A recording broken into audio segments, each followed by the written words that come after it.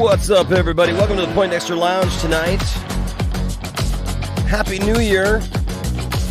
It's time to talk about movies. It's time to talk about the stuff that we love. What did we like this last year? What did we not like this last year? And what are you looking forward to in the year to come? So, hey, get that stuff ready.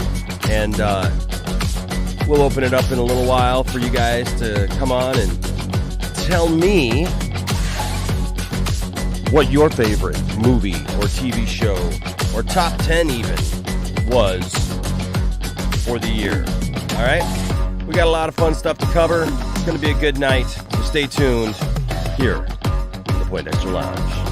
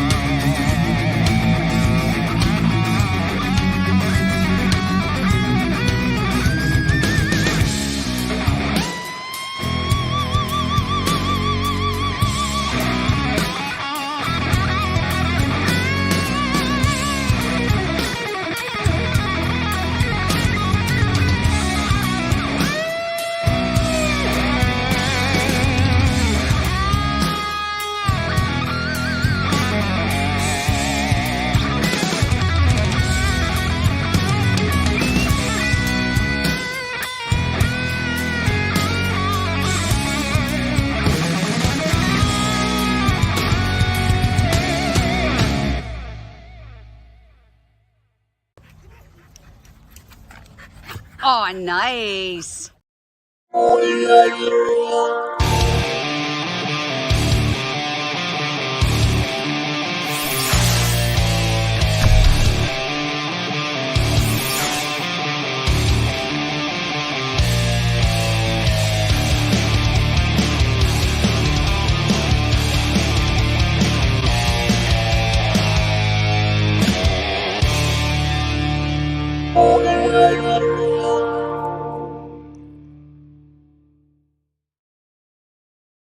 What's up, nerd family? Welcome once again to the Poindexter Lounge. My name is Enosh, aka Enosh Fett, and it's great to have you with me in the lounge tonight. Now, look, if this is your first time to the lounge, welcome. Hey, first of all, this is probably your first time to the lounge this year. So this is our first official live stream of the year. So, we did a little carryover last night.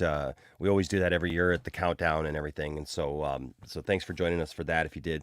But hey, just know that the Poindexter Lounge is a place for nerds. It's a place where you and me and all of us can get together and talk about the things that we love. Things like TV shows, movies, games, sci-fi, fantasy, comic books, superheroes, toys, and so much more. And if those things that get you excited, then hey, you have found the right place. And we got a lot of great stuff coming up for you this year. I've been telling you, I've been working on I'm working on this room, getting this room organized and stuff. And once we do that, we're going to have a lot more toy reviews. We're going to have a lot more. I got some scripted stuff actually that I'm working on, and some different shows and some different videos that will go along with when we do live streams and things like that. So a lot of great plans actually for the lounge here in 2023. And yeah, so I hope that you're around for it. So please hit that like and subscribe button.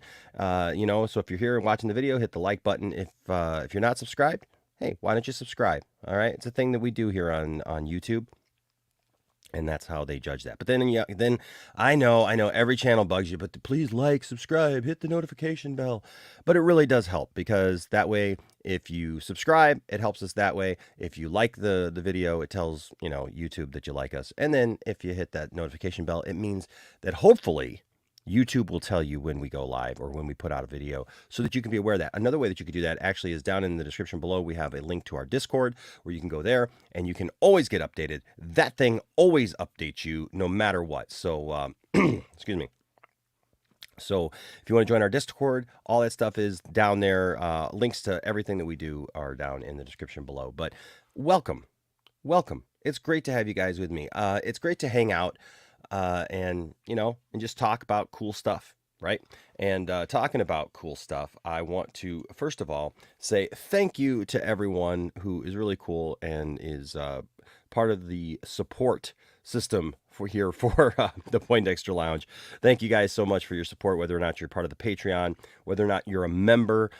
You guys are awesome, and we appreciate you guys, everyone who is a member and helps out in that way. And so thank you guys so much for your for just being a part of us, right? And of course, everyone who gives super chats during the show, you guys are awesome too, and we appreciate you guys. And you can get your voice heard that way. That's one way to do it. And then of course, we also have various ways down there that you could support the lounge. Also, we do have a store. If you want to check out some cool merch, we got some new stuff in there. So check that out and tell a friend. All right. And that's the best thing that you can do really to help the lounge, is tell somebody about the lounge. If you watch the Poindexter Lounge, tell people about the Poindexter Lounge. It's really that simple. So we would appreciate that. Also, our special thanks to bullysticksdirect.com. It's our good friends there at Bully Sticks Direct. You all know I have 3 dogs. They're wonderful dogs. They're Wookie, Harley Quinn, and of course, Marty McFly. And they are awesome. They all love Bully Sticks. They're all different size dogs. We have an Australian Shepherd, a Border Collie, and a what's called a Shishan, or a teddy bear. Is what Marty is. And they're just awesome dogs, and they all love Bully Sticks. And here's the thing. Bully Sticks, it's not just one type of treat. It's not just one kind of chew stick or chew thing or whatever. There are a variety of different types of products and things that you can check out there at bullysticks.com. They're just awesome. And like I always say, what's really great about this is you can earn rewards with every purchase. There's always free ground shipping in the USA. You can save 10% off your order if you use code Poindexter at at checkout. So hey, why not, right? And so, like I said, lots of different cool stuff there at bullysticksdirect.com. And I love this because there's an actual telephone number here, folks. Look, if you have an issue, if you have a question, you can actually call them. There's somebody there that you can actually call. You can do auto ship and save money that way. Even more money you can save. It's all natural. It's preservative free. No added hormones or antibiotics. And it's great quality. Lots of cool stuff here that you can peruse and look at. It helps alleviate boredom. I know my dogs love it because it keeps them busy. You know, they have something to chew on. It's better for them than just raw hides. Look, we all get all kinds of different things for our dogs, right? And my dogs did get some rawhide, for the for Christmas. Tiffany got them some rawhides for Christmas. But it's amazing because they will leave their rawhide or any other treat or anything else in a moment's notice for Bully Sticks treats. They're just great quality, and they love them. The taste and everything is awesome. So it alleviates boredom. It lessens anxiety. It's fun. It's healthy. It's safe. And like I said, there's always somebody there who can talk to you through stuff. If you have an order issue or if you have questions about it, they are there to help you. Plus, it's my friend Greg, and he's a really great guy. And I'm going to have him on the lounge sometime and just talk to him because he's a really, really good guy. And that's why I am.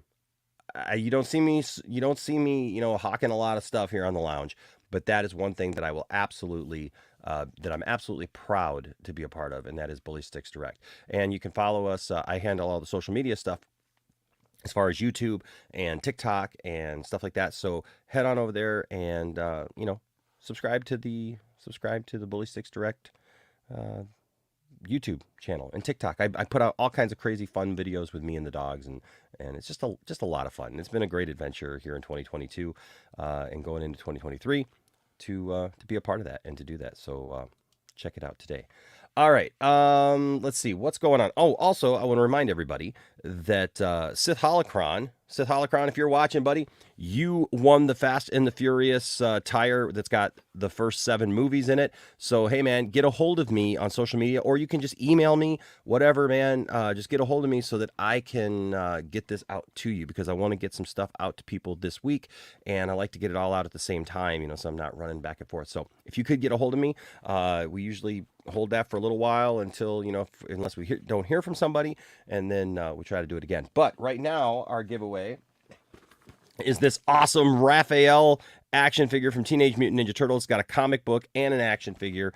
Look at this guy right here. He is awesome. It's an awesome figure right there. Poindexter Lounge coming through for you guys. If you're a Teenage Mutant Ninja Turtle fan, this is a cool thing to have. It looks like a cereal box, but it's not. And so you can get this right here. All you got to do is be a part of all the things that we do here. All right. And super chat or be a part of the patron or the membership, and you're automatically entered. You're automatically entered. All right. Let's see. I'm going to say hi to a couple people here in the chat, and then we're going to bring our guys in, and we are going to talk about tonight our top movies and TV shows of 2022 and what we're looking forward to in 2023. Okay. What's up, Anchorman? Good to see you, my friend. Excuse me. I got a little frog in my throat tonight, so I'm trying to deal with that while doing everything else.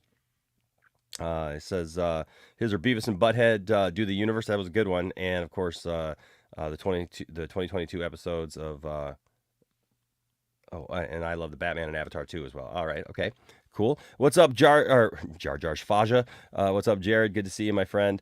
Yes, I went with your idea. I put it out tonight and said, hey, what should we talk about? And I was going to do one of these things. It's kind of cliche sometimes, but I think it is good to talk about the stuff that we love. So I ended up going with it. Thanks, man. What's up, Jason Eves? Good to see you. He's got his best and stuff in there. Anthony Beltre. Hey, man, I hope that you're doing well. You should have the link, bro. Why don't you jump in, man? Why don't you jump in? What's up, Aaron? Good to see you. Says, hey, Nash and everyone. I would go with the best TV show being Interview with a Vampire, and the best movie would have to be RRR. Nice. Zeno, what's going on? Yeah, right. 20 best shows of 2023. Well, we're going to talk about the shows coming up in 2023, what we're most excited about. What's up, Scotty? Says, The Northman is his favorite. I saw this. So this is Michelle, but it's not Michelle in the chat. It says, hey, good morning, all. And then it says, this is Michelle's husband. It says, my wife gave birth to our son this morning. We are still at the hospital. My wife and son are both doing good, and the doctors are going to keep them overnight the next few days to monitor my wife and son. So I wanted to update our lounge family tonight. Well, thank you so much. I'm so glad that you did that. Thank you so much for giving us that update. We love you guys and your kids, and the lounge has experienced growth just by that, and so we're very, very thankful. Some of you guys have reached out to me, and some of you guys have bought merchandise from shirts and stuff like that, but you bought the baby stuff for your babies, and that's really cool, and I really appreciate that, and that's just warms my heart. So I appreciate it. What's up, movie lover 1989? Good to see you. Let's see who else is here. Music Man is here. What's going on, Music Man? Good to see you. Ryan is here. What's up? Didn't pull it up. What's up, Ryan? Good to see you, buddy. Darth Scipio is here. Says hello, Enosh. My brother at Poindexter Lounge. Heck yeah. Dad, dude, Vince. What's going on, Vince? Bullet Train was in my top 5. Nice. What's up, Levon? Happy 2023 to you. What's up, Brendan? Good to see you. Happy New Year to you. Let's see, a couple more, and then we'll get started here. RJ's here. But RJ's here as well.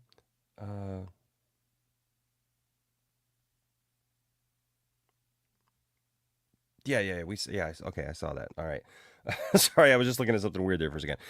What's up, Rational Skeptic? Says Enosh. So apparently Metropolis and Superman exist in the Reeves verse. The Riddler tie-in comic mentions it. Of course they do. I don't know about all that, but we'll see. Comics, it's been hard to judge that because they've done that before with things and try to do crossover stuff, but then it doesn't really end up panning out because it's a comic. We'll see. I'm sure RJ will have an opinion about that tonight, though. What's up, you do suck? Good to see you. Good to see you, Cherie. Happy New Year to you, Cherie. And Angie, what's going up, Angie? Good to see you, Angie. Let's see, Larry's here. Good to see you, Larry. And I think we are all caught up. All right. So, hey, right now, just go and invite somebody to the Poindexter Lounge. Tweet it out. Do something. Say, hey, I'm watching Poindexter Lounge right now. You should be too. All right. And that would help us out a lot. Okay. That being said, we got some people in here. We're going to talk about this stuff and have a good time. So sit back, relax, get your beverage of choice, and let's do this thing. All right. All right. So first of all, ladies and gentlemen, first guy that we're bringing in, of course, he's my fave. He's got to be my fave, but he is my fave, and I love this kid. And he's here to talk to us tonight about his favorite stuff of 2022 and what he's looking forward to in 2023. Ladies and gentlemen, welcome my son. Call him Little Sus. Ladies and gentlemen, Landon. What's going on, Landon? Hello. Look at you with your cool light in your bedroom and all your pops and stuff. They can't see the other side, but yeah, all your wall of stuff.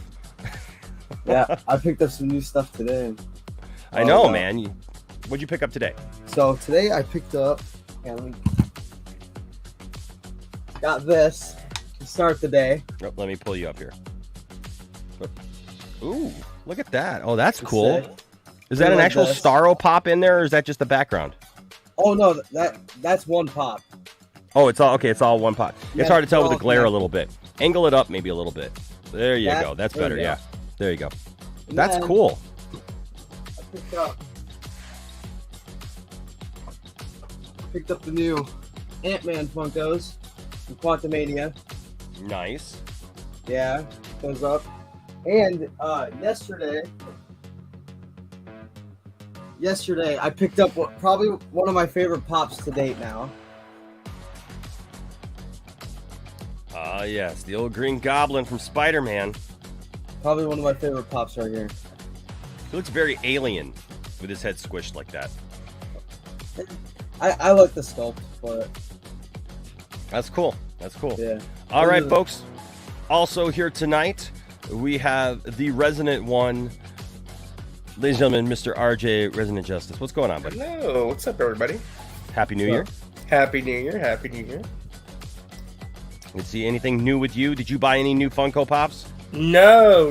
I was out of town the last couple of weeks for the holidays. I just got back yesterday, so I've just been sleeping, catching up on some sleep. All right. Also, ladies and gentlemen, he's crazy. We don't always agree. We have different takes on stuff, but you know what? He's a great guy. He's a real nice guy. He sent me a Christmas card this year. Gotta love a guy like that. Plus he goes to like Sesame Street play places and stuff, man, and like shows people cool, fun stuff. And so, gotta love a guy like that. Ladies and gentlemen, welcome to the show, Mr. Crazy Joe. What's going on, Crazy Joe? Hey, Look, you're wearing your Justice League shirt. Oh, yeah. Look at that. You're wearing your Justice League of America shirt, and Landon just got that Justice League of America pop thing. So that's cool. Yeah.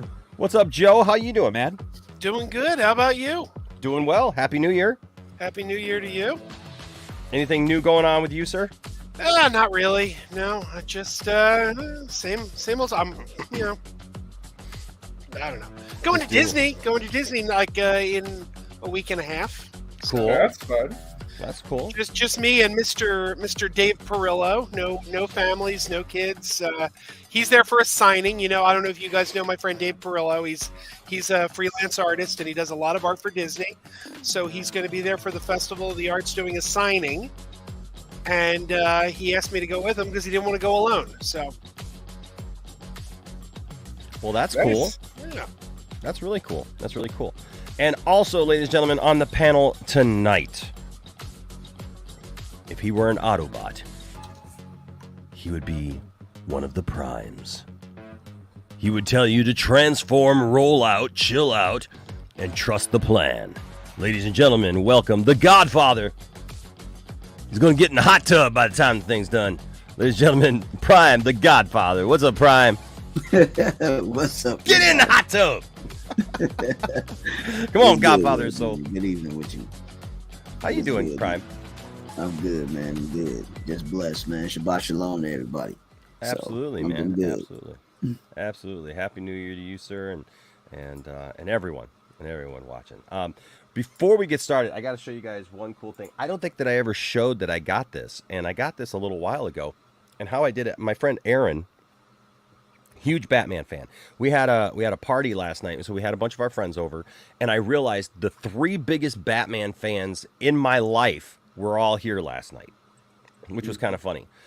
They're all people in my life who just absolutely love Batman, and they were all here, and so it was kind of funny. But my friend Aaron, a while back, he had been bugging me, because I'm a toy guy, and he's like, Enosh, I've been trying to find a Batwing, a 1989 Batwing, for like the longest time, and I can't seem to find one, and I really want one, and so like I found one for him, and I actually bought it for him. I gave it to him as an early Christmas present, and then of course, it was so cool that I said, well, dang it, I gotta have one of my own, so so I got the Nice. got the old 89 Mike, and I was thinking about this because they just released the pictures of the Batwing from the Flash movie. And I don't know about that Batwing. Yeah, it's a little questionable. It's a little questionable. It's a little sus, but what I love it, this has got the little darts, little suction cup darts and stuff that are in there, and this was a really cool toy, and I didn't have this growing up, but it's got these little pull switches back here that you load for the darts, and then it's got a little handle with a trigger there and stuff, and so then you just point it. Oops. Oh wait, hold on, that's not it. That's not how you do it. Wait, hold on a second. That's right. That's that. Where is that? I'm trying to remember what I'm supposed to do. Live on the air. Oh, that's right. It's got these other little triggers right underneath here.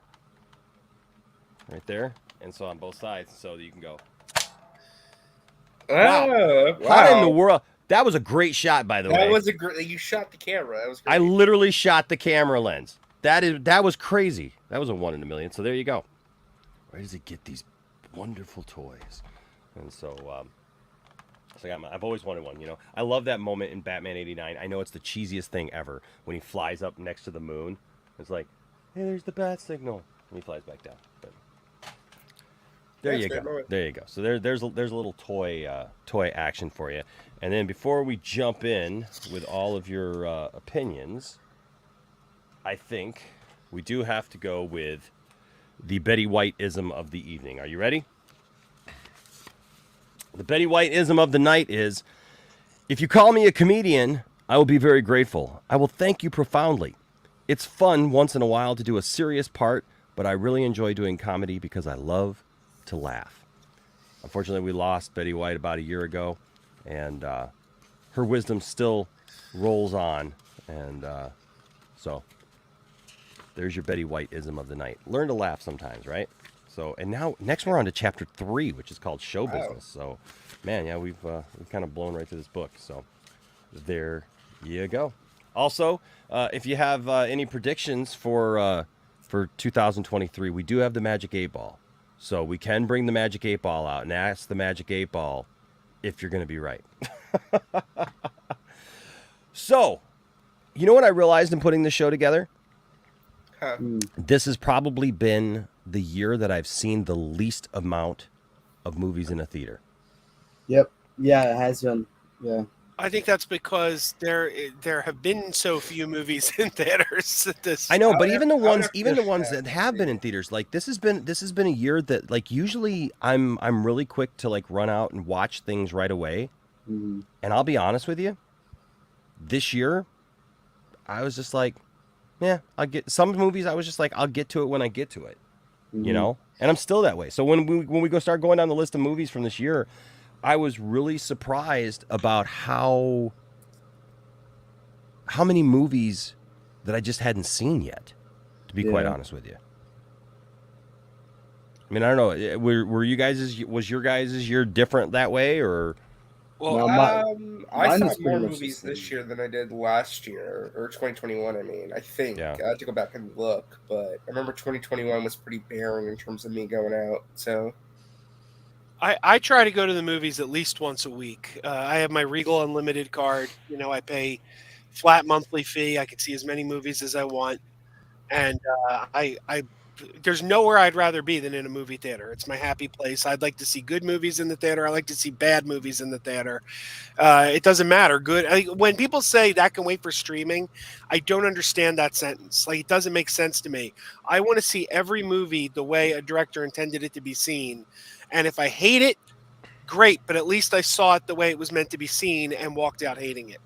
I don't understand I can wait for streaming for that. That doesn't compute to me. You know, Joe, I've been right there with you for the longest time, I'll be honest with you. This year, though, there were just things that just didn't interest me. Yeah. Honestly. Like, usually, dude, I'm like, dude, even when the theaters first back opened up and people were like, movies are dead, I'm never going to the theater again, I was the one arguing for the theater, right? And I love the movie theater, don't get me wrong. That's where I want to watch a movie, right? And the important movies, you know, the big movies that I did go see, yes, I did see them there. But there was something about this year that there were a couple of movies that I just went, yeah, I'm not going to invest the time and the money to go to the theater to see this. And that's weird for me. That's really weird for me. I mean, Landon can tell you. I mean, usually I'm the one championing, let's all go and, and show up at the theater. Yeah. And this year was just, because I agree with you, Joe. I want to see a movie in the best possible light. Now, I'm not an IMAX guy. Are you an IMAX guy? I usually don't need IMAX. I go every now and then. I went and saw Avatar 2 in IMAX because I did not like Avatar 1. Yeah. And Avatar 1 I saw on TV streaming like 5 years after it came out. And people kept telling me, well, you really couldn't appreciate it if you didn't see it in 3D. You needed to see it in 3D. Yeah. So I really wasn't interested in Avatar 2, but I said, you know what? I'm going to give this a fair shot. If everyone tells me the best way to see it's in 3D, and James Cameron's saying the best way to see it is in IMAX 3D, I'm going to see it in what the director says is the best format possible. I walked out. I still hated the movie, but at least I know that I like can a do cop out diligence. though? Isn't that like a cop out though? Because like James Cameron telling me the best way to see my movie is the most expensive possible way to see my movie. Yeah. He ain't True. lying though. I mean, I saw it in like premium 3D, and it was one of the most mind-blowing experiences I've had, like visually ever. So I mean, like, hey, it pays off if you spend the money and you see it in the best format you can. It pays off. You have a better time, I would say. See, I don't know, man, because I watched Avatar 1 in 3D twice, but I hate 3D movies. I hate I do too. 3D movies. See, I typically do too, and I'm somebody who wears glasses, so I hate 3D even more for that reason. Didn't bother me once. I sat there for 3 hours, and I was so engrossed and so captivated by what I was watching. I dug it. So My problem with 3D is it changes That's the way you watch a fantastic. movie, because when you're watching a movie, there's stuff happening in the background, like in the shot. You watch the shot, you watch a movie multiple times, you'll notice things you never noticed before in the background. But 3D trains your eye to go to the thing that is in the forefront. Like that's just natural. Your eyes are going to go to the thing in the forefront. So you're not really seeing the whole picture the way you would a normal movie because your eyes are drawn to the thing closest to you. Mm-hmm. I don't, but I do like it for gimmicks. Like I enjoy it as a gimmick. Like I saw Piranha 3D in 3D, and there was some really outrageous stuff in there that was just shock gags, and it's like this isn't high art. So I got a kick out of that, Yeah. I remember I made the mistake of seeing one of the Transformers movies in 3D in an IMAX. Sorry. And my God, there was so much going on because there's already so much going on in a Transformers movie. I mean, one of the Michael Bay movies, you know what I mean? Lovely. That's lovely. Yeah, but there's just, I mean, that's cool, man. If you like it, I think it's just visual nonsense, honestly. Yeah, it just to me, it just seems like visual, like barf. Yeah, visual vomit, man. It's just like there's just stuff everywhere. And like the first movie, I was okay with it. But like as it went along, I was just like, "Oh Lord!" Like I'm getting a headache just watching this thing. For man. me, it got to a point where it's just like I couldn't tell what the heck was going on anymore. It's just it's such visual vomits. It's like who's fighting who? What's going on? There's just so much going on. You can't really tell, especially in those big battle scenes. Like what Landon was joking when we did our trailer reaction for Rise of the Beast, right? Yeah, it's just a Transformers movie. It's just a big battle. It's just a big battle, and they either win or lose. Like they win. And sometimes Optimus Prime, just for no reason, goes flying off into space without a spaceship because they established that somehow. Yeah. Yeah, I don't know. You gotta watch the last one, then you'll get it. But they kind of messed it up in the last night. So the last night was so bad. Yeah, I've watched every Transformers movie. Prime. God. I'm a huge Transformers fan, and so I've watched every Transformers, hoping that it would get better. But by the time they got to the last night, I was just like, I was so thankful for Bumblebee. Mm-hmm. Like, and I don't think Bumblebee is a great movie. It's a pretty good movie, but it's a fun movie. Yeah. That movie had a lot of heart, and but man, when we went and saw, didn't we see last night at the drive-in, Landon? Oh yeah, I fell asleep. Yeah, I don't blame you. That movie felt like it was very long and drawn out for no reason. I bailed on those movies after the second one. Then Bumblebee. I said I'll go back when Michael Bay is gone. And true to my word, when Michael Bay was gone, I went back. But I didn't see 3 through 5. Really? Yeah, but I mean, they burned me twice. I'm like, Michael Bay. I don't like the guy. It's just all. See, with me, I got roped back in with Transformers because I'm like, oh, they're bringing in the Dinobots. I'll check that out. It's the Dinobots. Right. They have to do them justice. And it's like they're not in the movie till the very end, and they're horribly dumb. It's like, oh. It's the same thing though, like with when Solo came out. Because when Solo came out, I heard people saying, I hated the Last Jedi, so I'm not going to see Solo. Yeah. And I said, you didn't like a movie that was written and directed by Rian Johnson, so you're boycotting a movie that was written by Lawrence Kasdan and directed by Ron Howard. Different filmmakers make different movies. Absolutely. You're not going to get the same product from these guys that you got from the last guys. So I saw Transformers. I'm like, yeah, I don't like Michael Bay's take on Transformers. I gave it 2 tries. I didn't like it. But as soon as Michael Bay's gone, I'll give the next guys a shot. Absolutely. Well, the Rise of the Beast looks interesting, but Yeah, that's kind of the problem, isn't it? It's like every Transformers trailer looks. But at least this time it's not Michael Bay or any of the same writers. It's like a totally different creative team. So it's like, okay, maybe this time I'm like, all right, it's a restart, it's a refresh kind of thing, you know. It's the guy who did Creed 2. Hey, I say to each his own. I love them all. Every single one of them I love. Really? All of them. Yeah, except last night. Last night it got to grow on you. Because the only thing about last night that pissed me off was that, because Prime is my favorite character, but the way they projected him in that, it was. I understand he turns into Nemesis. It's in the books. Is in the continuity and stuff. I know how that goes. But when he left Earth, they made it seem like that he didn't know what the hell he was doing, and I'm like, that's not Prime. He don't act like that. He knows what's going on, especially when he got to Cybertron with Quintessa. That was the only thing I didn't like. They didn't write that part right. That's not Prime. A lot of Optimus's characterization in this movie is pretty off, in my opinion. I think they make him too much of a cold-blooded murderer. I don't know. I've never I don't know about that. I just think that they've got Prime grandstanding a lot in these movies. Where he has to give like the epic speeches and the moral, grandstanding all the time. Yeah. And that was the thing, was like when Prime left Earth, and I don't know how we got into a Transformers discussion, but I don't know. Hey, whatever. But when Prime left Earth in the one movie, it didn't make any sense to me. They've well established that even Transformers, they need transportation, right? They need ships to carry them through space and to do all those things. And Prime had never flown. All of a sudden, he's taken off like the space shuttle on his own and just going into space. And it was like, okay,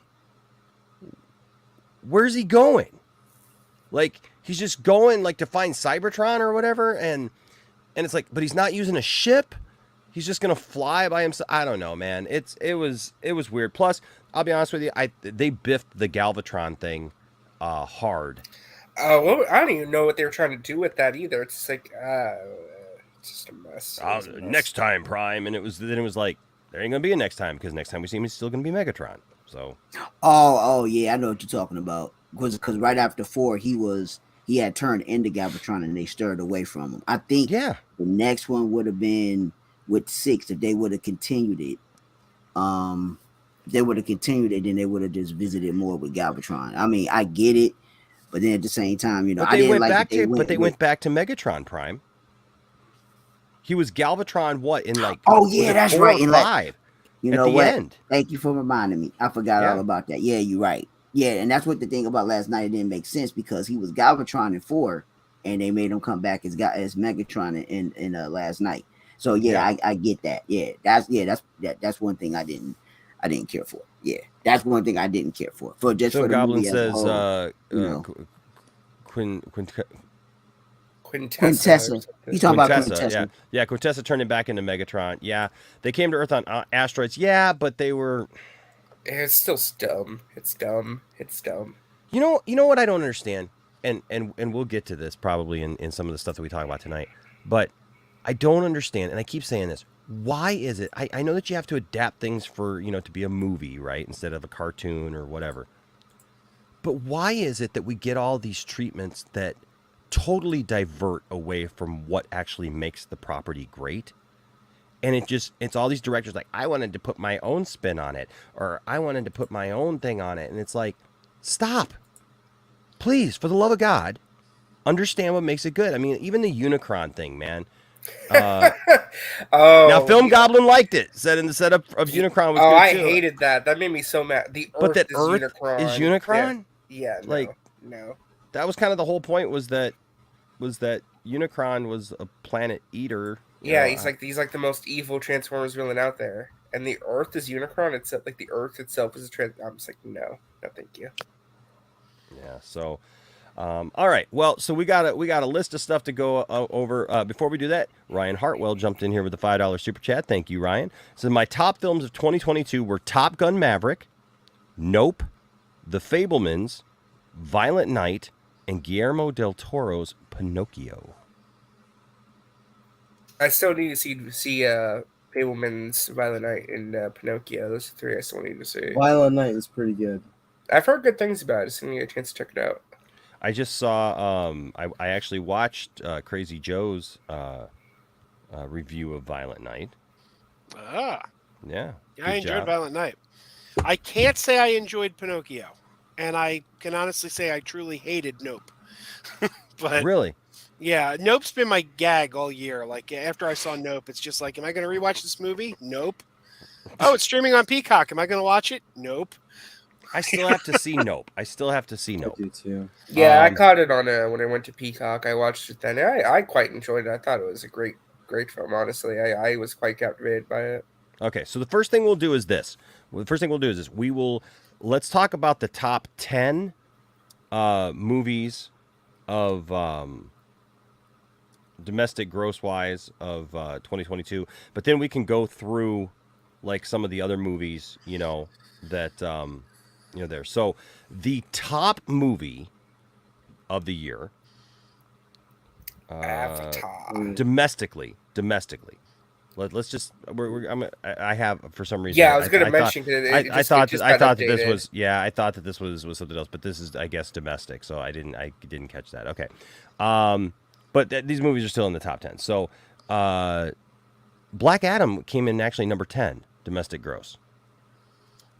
That's outdated because I think it just fell out of it. Did it just? Okay. Yeah, I think it did. I'm just going by this list that I have here. It's the list that I found. So, if you got a different list, that's fine.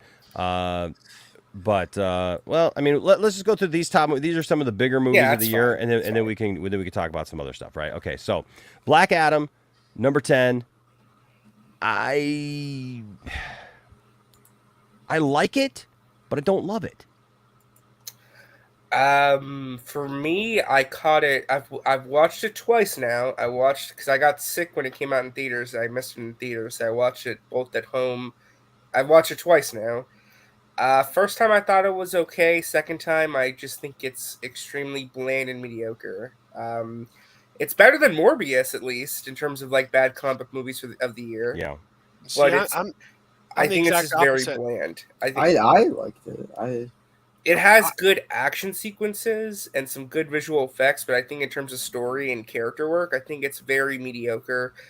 And I think that it would have been served better if we had gotten a better introduction to the JSA, because there's so much more interesting characters that we barely get enough time to really see and get fleshed out. That's. I mean, there's good potential in there. It's just not a very well put together package as a whole. Joe, what were you saying?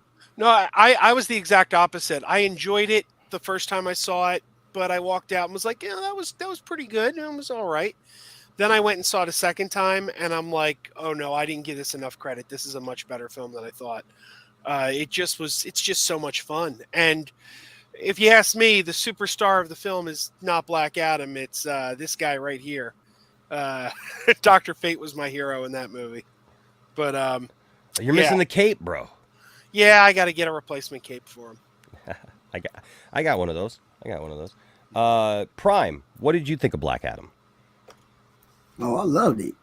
I ain't had no problem. I loved it. I didn't have a problem with it. You already know you already know how I am. The only thing I didn't like in Black Adam was the boy. That was it. He got on my nerves. Other than that, I loved it. Okay. Yeah, I mean, like I said, I thought it was okay. I really liked it. I thought it was a good popcorn film, and I enjoyed that. But other than that, man, it was like, I love the ending, obviously, but I didn't think it was great. I guess that was my thing. I didn't think it was great. I liked it. I was interested in it. There were a couple characters, like, I didn't really care for Atom Smasher, and I didn't care for Cyclone. I thought that they were just kind of throwaway characters in it. I think that they could have done Hawkman a little better. Like with all when he jumps out of the plane and he just has his armor. That's just like a little critique that it's like, so everyone just has like this nanotech that is just invented. Yeah, the nanotech thing I think gets old after a while. Yeah, well, I think it's supposed to be the ninth metal or whatever, but Yeah. even then, it's not really. It's like Yeah. It was shocking actually. It kind of Yeah. shocked me out of it because they had just showed the scene where his armor is in a case, yep.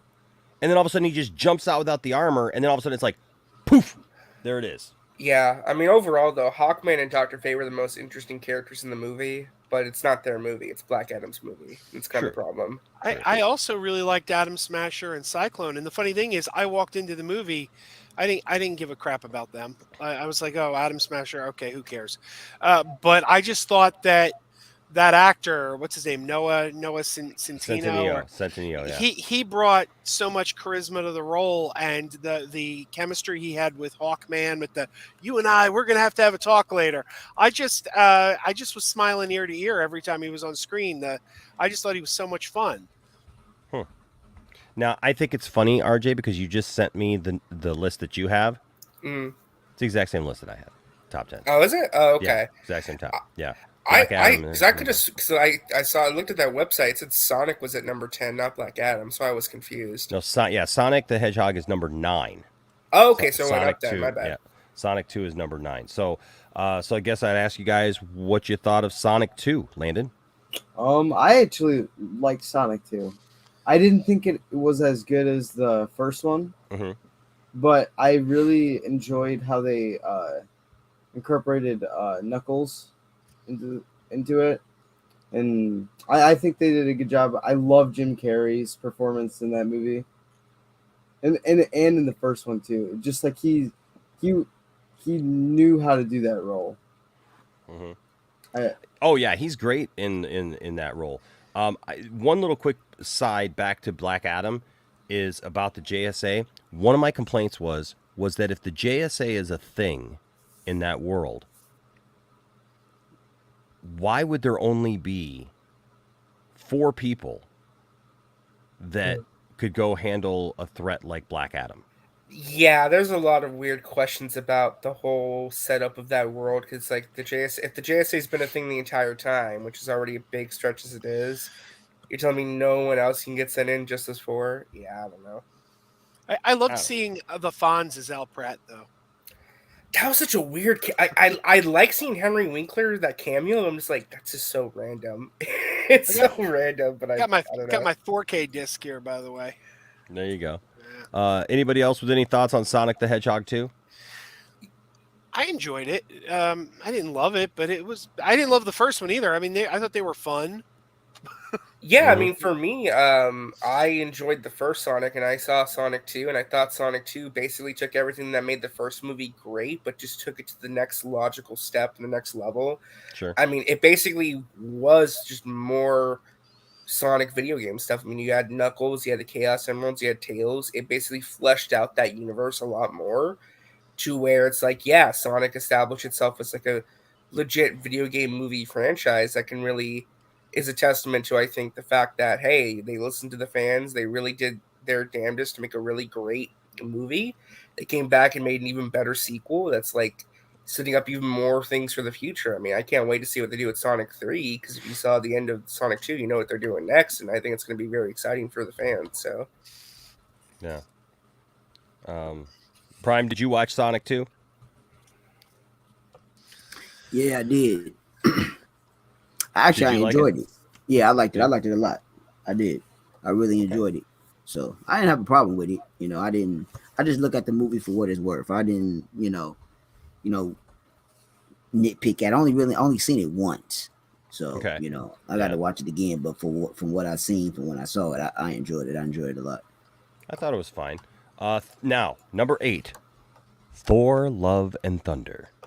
Boo! Trash. One of my top 5 films of the year. I knew it. I knew it, Joe.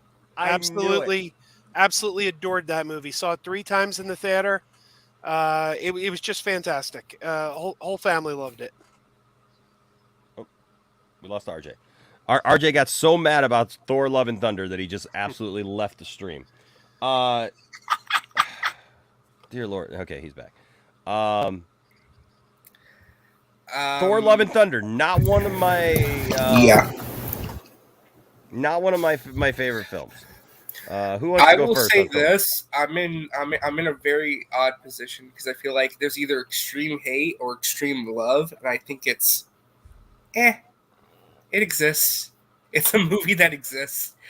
I mean, I really like Thor Ragnarok. I thought Love and Thunder was a significant step down from Ragnarok, in my opinion.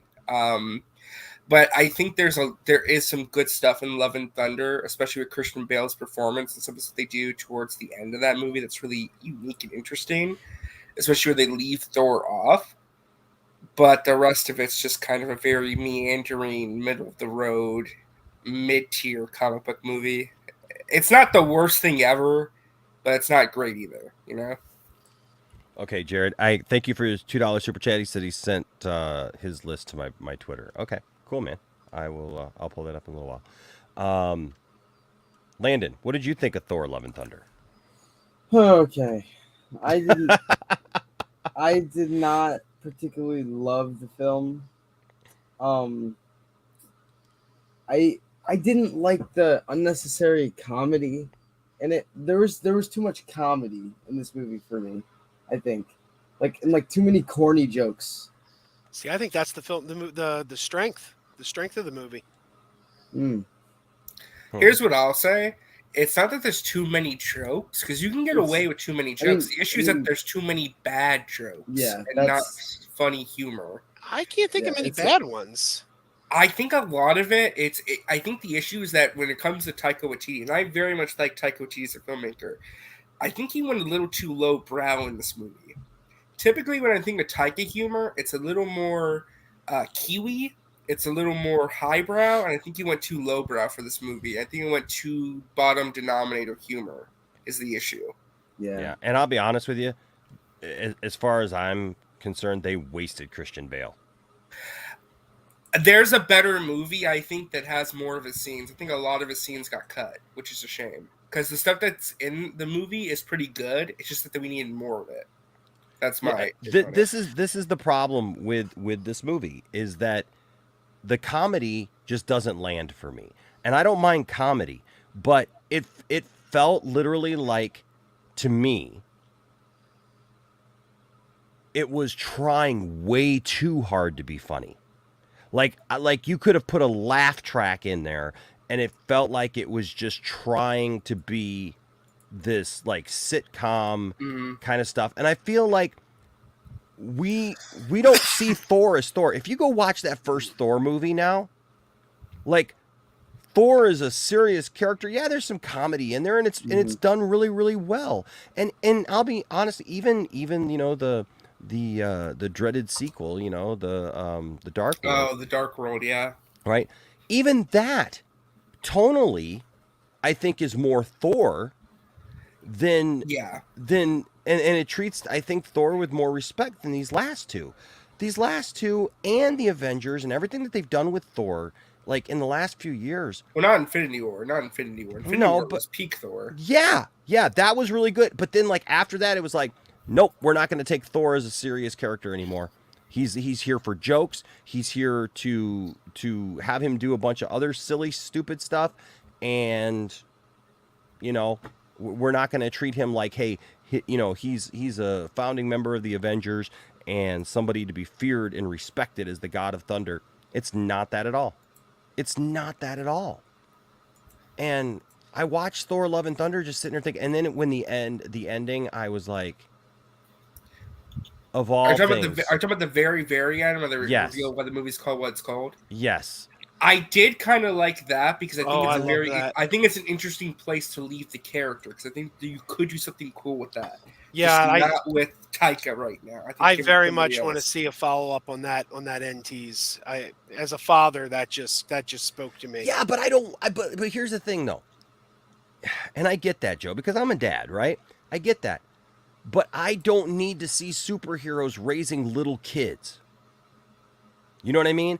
And like, I'm sorry, but like, it also did not come off as a challenge for Thor raising a little kid. it was all just little kid stuff like that he was dealing with. It wasn't like, and he's going out to battle with this little kid at his side, which is fine if the kid's got powers or whatever, but like, I don't know, man. It was just so convoluted at that point, and I'm sorry. Like, I would love to see a Superman movie. Superman Returns was horrible when it came to the kid stuff. I mean, they when they introduced Jason, I thought they did a horrible job introducing a kid into Superman's life. The comics, I think, have done a pretty good job. They were doing a pretty good job until they aged up Jonathan, to an adult, prematurely, and didn't let Clark and Lois actually raise him to be a full man. But that's good points and bad. Yeah, I know, right? Prime, like there's like stuff about it, but like as a dad, I'm right there with you, Joe. It's like, oh yeah, this is cool to see that. Yeah, and Music Man even brings up like Batman has raised a lot of kids. I like that's fine, but like Thor: Love and Thunder, it just felt like, oh yeah, and here's another thing. By the way, now he's got a kid. Like, okay. Yeah, I mean, the reason I thought it was interesting is because I think there's a better potential for a better sequel, which is kind of the problem with this movie. It should be good on its own. But I like the idea that he's having to take someone else's kid as kind of like, not like he basically saved Gore in a way or saved his soul, but at the end it's like he's taking on this responsibility he's not sure he's even ready for. And there's potential with that. It's just like, can you make a good story out of that? And I don't know. Ragnarok was okay. I'll be honest with you. I don't have the hate for Ragnarok. I love Ragnarok. I think it's a fantastic Ragnarok was good. I love Ragnarok too, but I like Thor: Love and Thunder better. What? Really? Really? I loved it so much. It just was. I would call it a joyous film. Like I laughed from start to finish. We had screaming goats in there. We had the scene with the gods with Zeus. Oh, you flicked too hard. I mean, like I walked out of that movie with the biggest grin on my face. Prime, your thoughts on Thor? Thor was trash. It was trash. It was absolute trash. Put it like this: that's probably the only thing I would say about this phase 4 with the MCU, because they just pretty much demasculated Thor. They pretty much didn't even really stick to the actual concept of the character. So they put some elements in there. I mean, I understand it's tokenized and all that stuff like that. I get it. They want to do some things with it to appease to the general casual audience. I get it. But at the same time, just as a story, it just did not work. And they pretty much downplayed the characters. I mean, it had some little moments that was cool, but just overall, the movie was just trash, man. That movie was not. Because like when I watched it with my girl, I'll say like the first 15 minutes, she said, turn this shit off. But I said, let's go ahead and finish watching. So, it's just a simple fact, so it's not for everybody, what I'm saying? Everybody is to each his own, but just for me, because I'm more of a serious person. So I like serious, grounded material. I don't like all that, that stuff. I don't care about that. But, but for what it's worth, you know what I mean? But it's trash for me, so. Ryan, that's the next one, man. Thor Fraggle Rock. I'd pay to see that. That would get my money. You would pay to see a Fraggle Rock Thor crossover. Oh my God, are you kidding? That would be awesome. I mean, does like Gobo pick up Mjolnir? I don't know. It'll be interesting. Gobo wouldn't be worthy. Wembley. Yeah. I like that. Okay. Next, I know that RJ is going to have a lot of thoughts on this one. The Batman. I can go last. I'll go last. Okay. Landon, what did you think of the Batman? I really liked the Batman. I think it was something cool, something fresh for Batman. I don't like Robert Pattinson more than Ben Affleck, but it was a great film, and that's all I gotta say. It's a great film. I liked his portrayal of Batman. Okay. Joe, what did you think of the Batman? Before I get into Batman, I just got to tell Larry Kwartowitz, Am I pronouncing your name right, Larry? Larry says we need a new Fraggle Rock. There Larry, is. we have one. It's Yep. streaming on Apple TV Plus. Fraggle Rock Back to the Rock.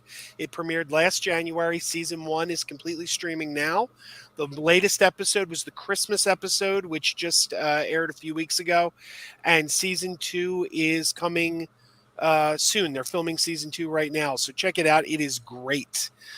But the Batman, it's a mixed bag for me.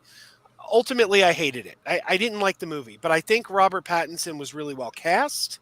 I loved Michael Giacchino's music. Michael Giacchino's music was spectacular, but I thought the movie was too long. I thought it was dull. I did not like the Riddler at all because he wasn't the Riddler. He was Hush. It was like they wanted to do a movie about Hush, but they wanted name recognition. So they were like, oh, let's just take Riddler and Hush and put them in a blender and make them the same character. The thing is that they were going for a different type of Riddler. Yeah. They weren't going for like the classic like Riddler that we like know. It was a different portrayal of the Riddler. Yeah, I didn't like it. I did not like it. But I mean, Colin Farrell's makeup was good. I mean, there was good stuff in it, but ultimately, I didn't like it. Yeah. Prime, what'd you think of the Batman? Yeah, you already know what I'm gonna say. It was absolutely phenomenal. Fantastic. See, this the thing is that even though he's in the second year of it, I like just the dynamic because he's beginning. Mm-hmm. He's more of a detective, and that's what I liked. And I know Matt Reeves is going to build on that universe. So I mean, I loved it. I absolutely loved it. I wish that they would have just, the only thing that I would say the only thing I don't like is just his suit. That's it. I don't like his suit. They probably going to update it and make it look better. What but did you they, like about they're the probably suit? just going to update it. That's probably what they're going to do. But other than that, I absolutely loved it. I mean, I love Colin Farrell as being Penguin, and I like the direction that's going to go. I loved I like Miss Kravitz. She plays Selena Kyle. I loved who else? Damn, what else was in that damn thing? I love the dude that played the Riddler. Actually, they mixed him with Calendar Man, which made sense because I like that. They actually mixed him up with Calendar Man. Because a lot of people really didn't know it. But other than that, it was fantastic. I put that as my number one movie of 2022. Well, you know what? I take that back. Yeah, I put that number one, and then an Avatar. Those would be my top two. Okay. Those would be my top two. But we'll what get did you to just that. ask We'll him, talk Landon? about that later. What did you ask him, Landon? I asked him what didn't you like about the suit? What I didn't like about the suit? Yeah. I just didn't like the design. I understand it's a beginning suit. I just didn't care for it. I don't know what Matt Reeves was really trying to go for, because it looks if you look at any of the designs, any designs that have been made, I get it, but then it looks cheap. It looked like it just didn't look right. But I hope that he actually fixes it. He fix it up. I ain't talking about the cowl and the actual chest plate. I'm talking about on the lower half. I'm talking about his boots. It's the way it should. It just doesn't look right. So I hope they improve it a little bit. They probably won't, because it's his own style. But other than that, I loved it. So I didn't have a problem. Other than that, I mostly agree. I had issues with the suit as well. Yeah. For me, yeah, the cowl was weird. I didn't like the cowl. It went back too far. It's like it went. Yeah. Yeah. And I have famously talked about the chase scene. I think the chase scene between him and Penguin is absolute garbage. I just cannot stand it. It looks great. It looks really cool to just have a Batmobile flying through a exploding truck where people are dying because, hey, cool, a guy is dead, at least one guy. But Batman got to jump through the fire, so cool. Like, I'm sorry. There's just that right there. I think what bugs me is maybe not even so much the movie. It's the people who insist and try to insist that this Batman is so much more just more Batman than the Affleck version. And look, I really love the Affleck version. Affleck has become my number one Batman. My number two Batman is Keaton. That's just the way it is. And they're very, very close. They're neck and neck because Keaton for all my life was my Batman. But this Batman, I don't believe him as Batman. I don't believe him as Bruce Wayne. He just seems like a guy in an outfit. It never felt like Batman to me. It never felt like a Batman movie to me. I appreciate the noir aspect of it. I like movies like that. I thought it was cool. I liked I liked it. I thought Alfred was a throwaway character in this movie. Like I said, that whole chase scene, as far as I'm concerned, Batman's guilty of vehicular manslaughter because he causes those accidents by chasing the Penguin instead of stepping back and letting it happen. When he knows where the Penguin is, he knows where he's going, he knows where he can find him, but instead of like doing that, he just makes it worse, going 100 miles per hour opposite traffic in the rain.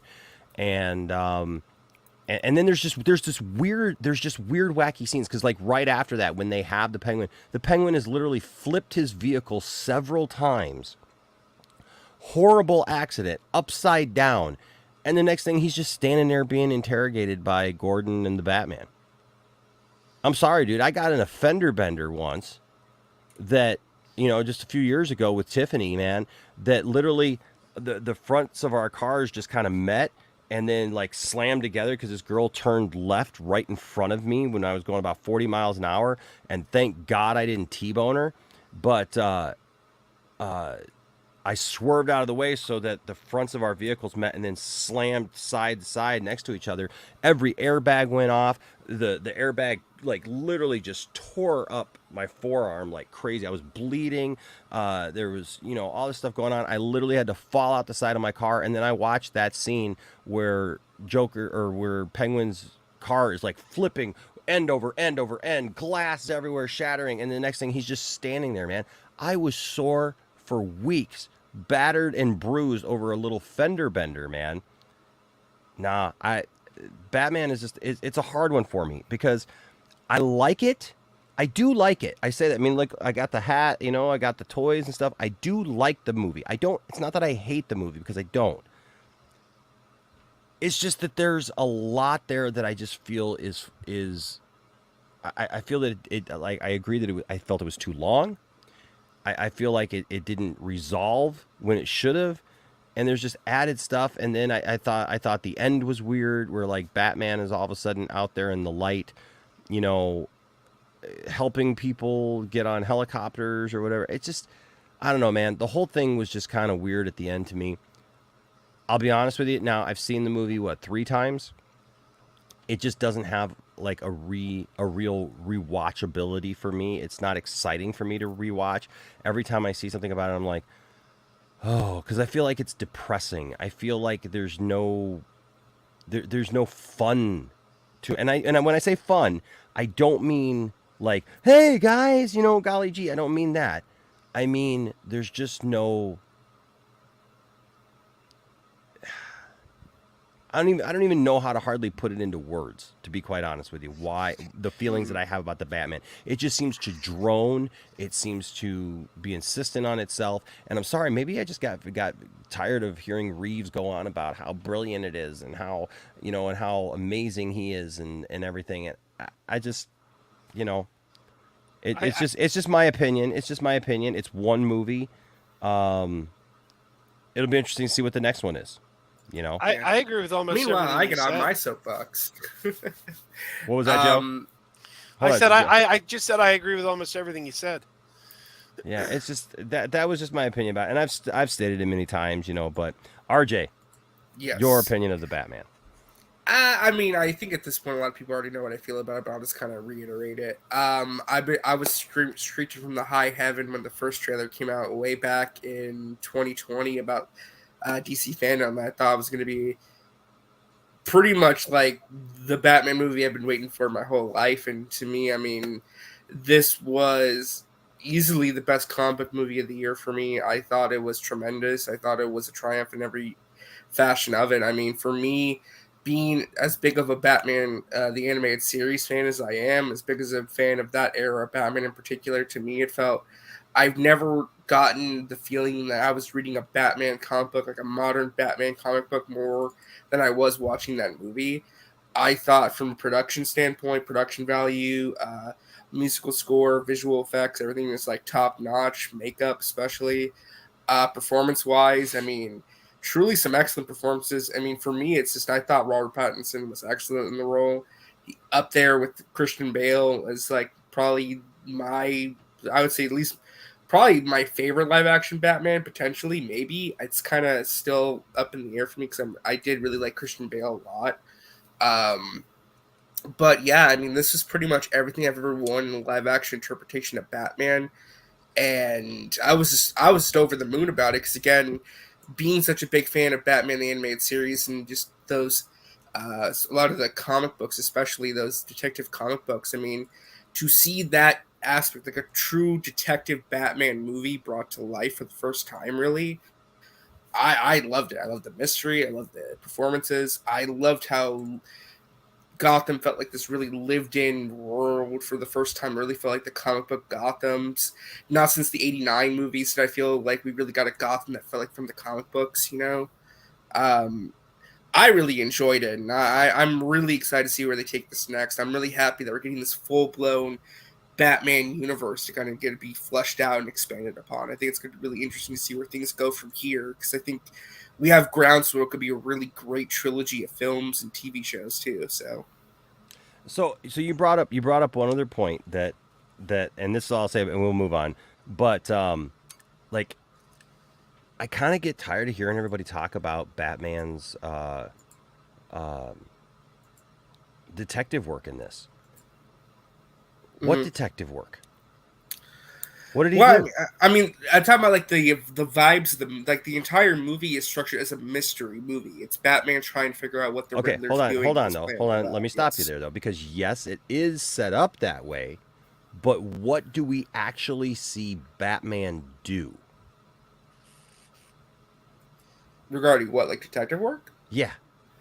I mean, there's a ton of scenes he infiltrates the Iceberg Lounge. We kind of see how he uses certain devices to kind of like monitor things. Like, okay, hold on. The analysis. That's what I'm talking about. Okay, stuff. I can appreciate that, right? And I figured that you'd say something like that. Every Batman movie, every incarnation of Batman uses gadgets to spy on people, to get information, and to infiltrate places.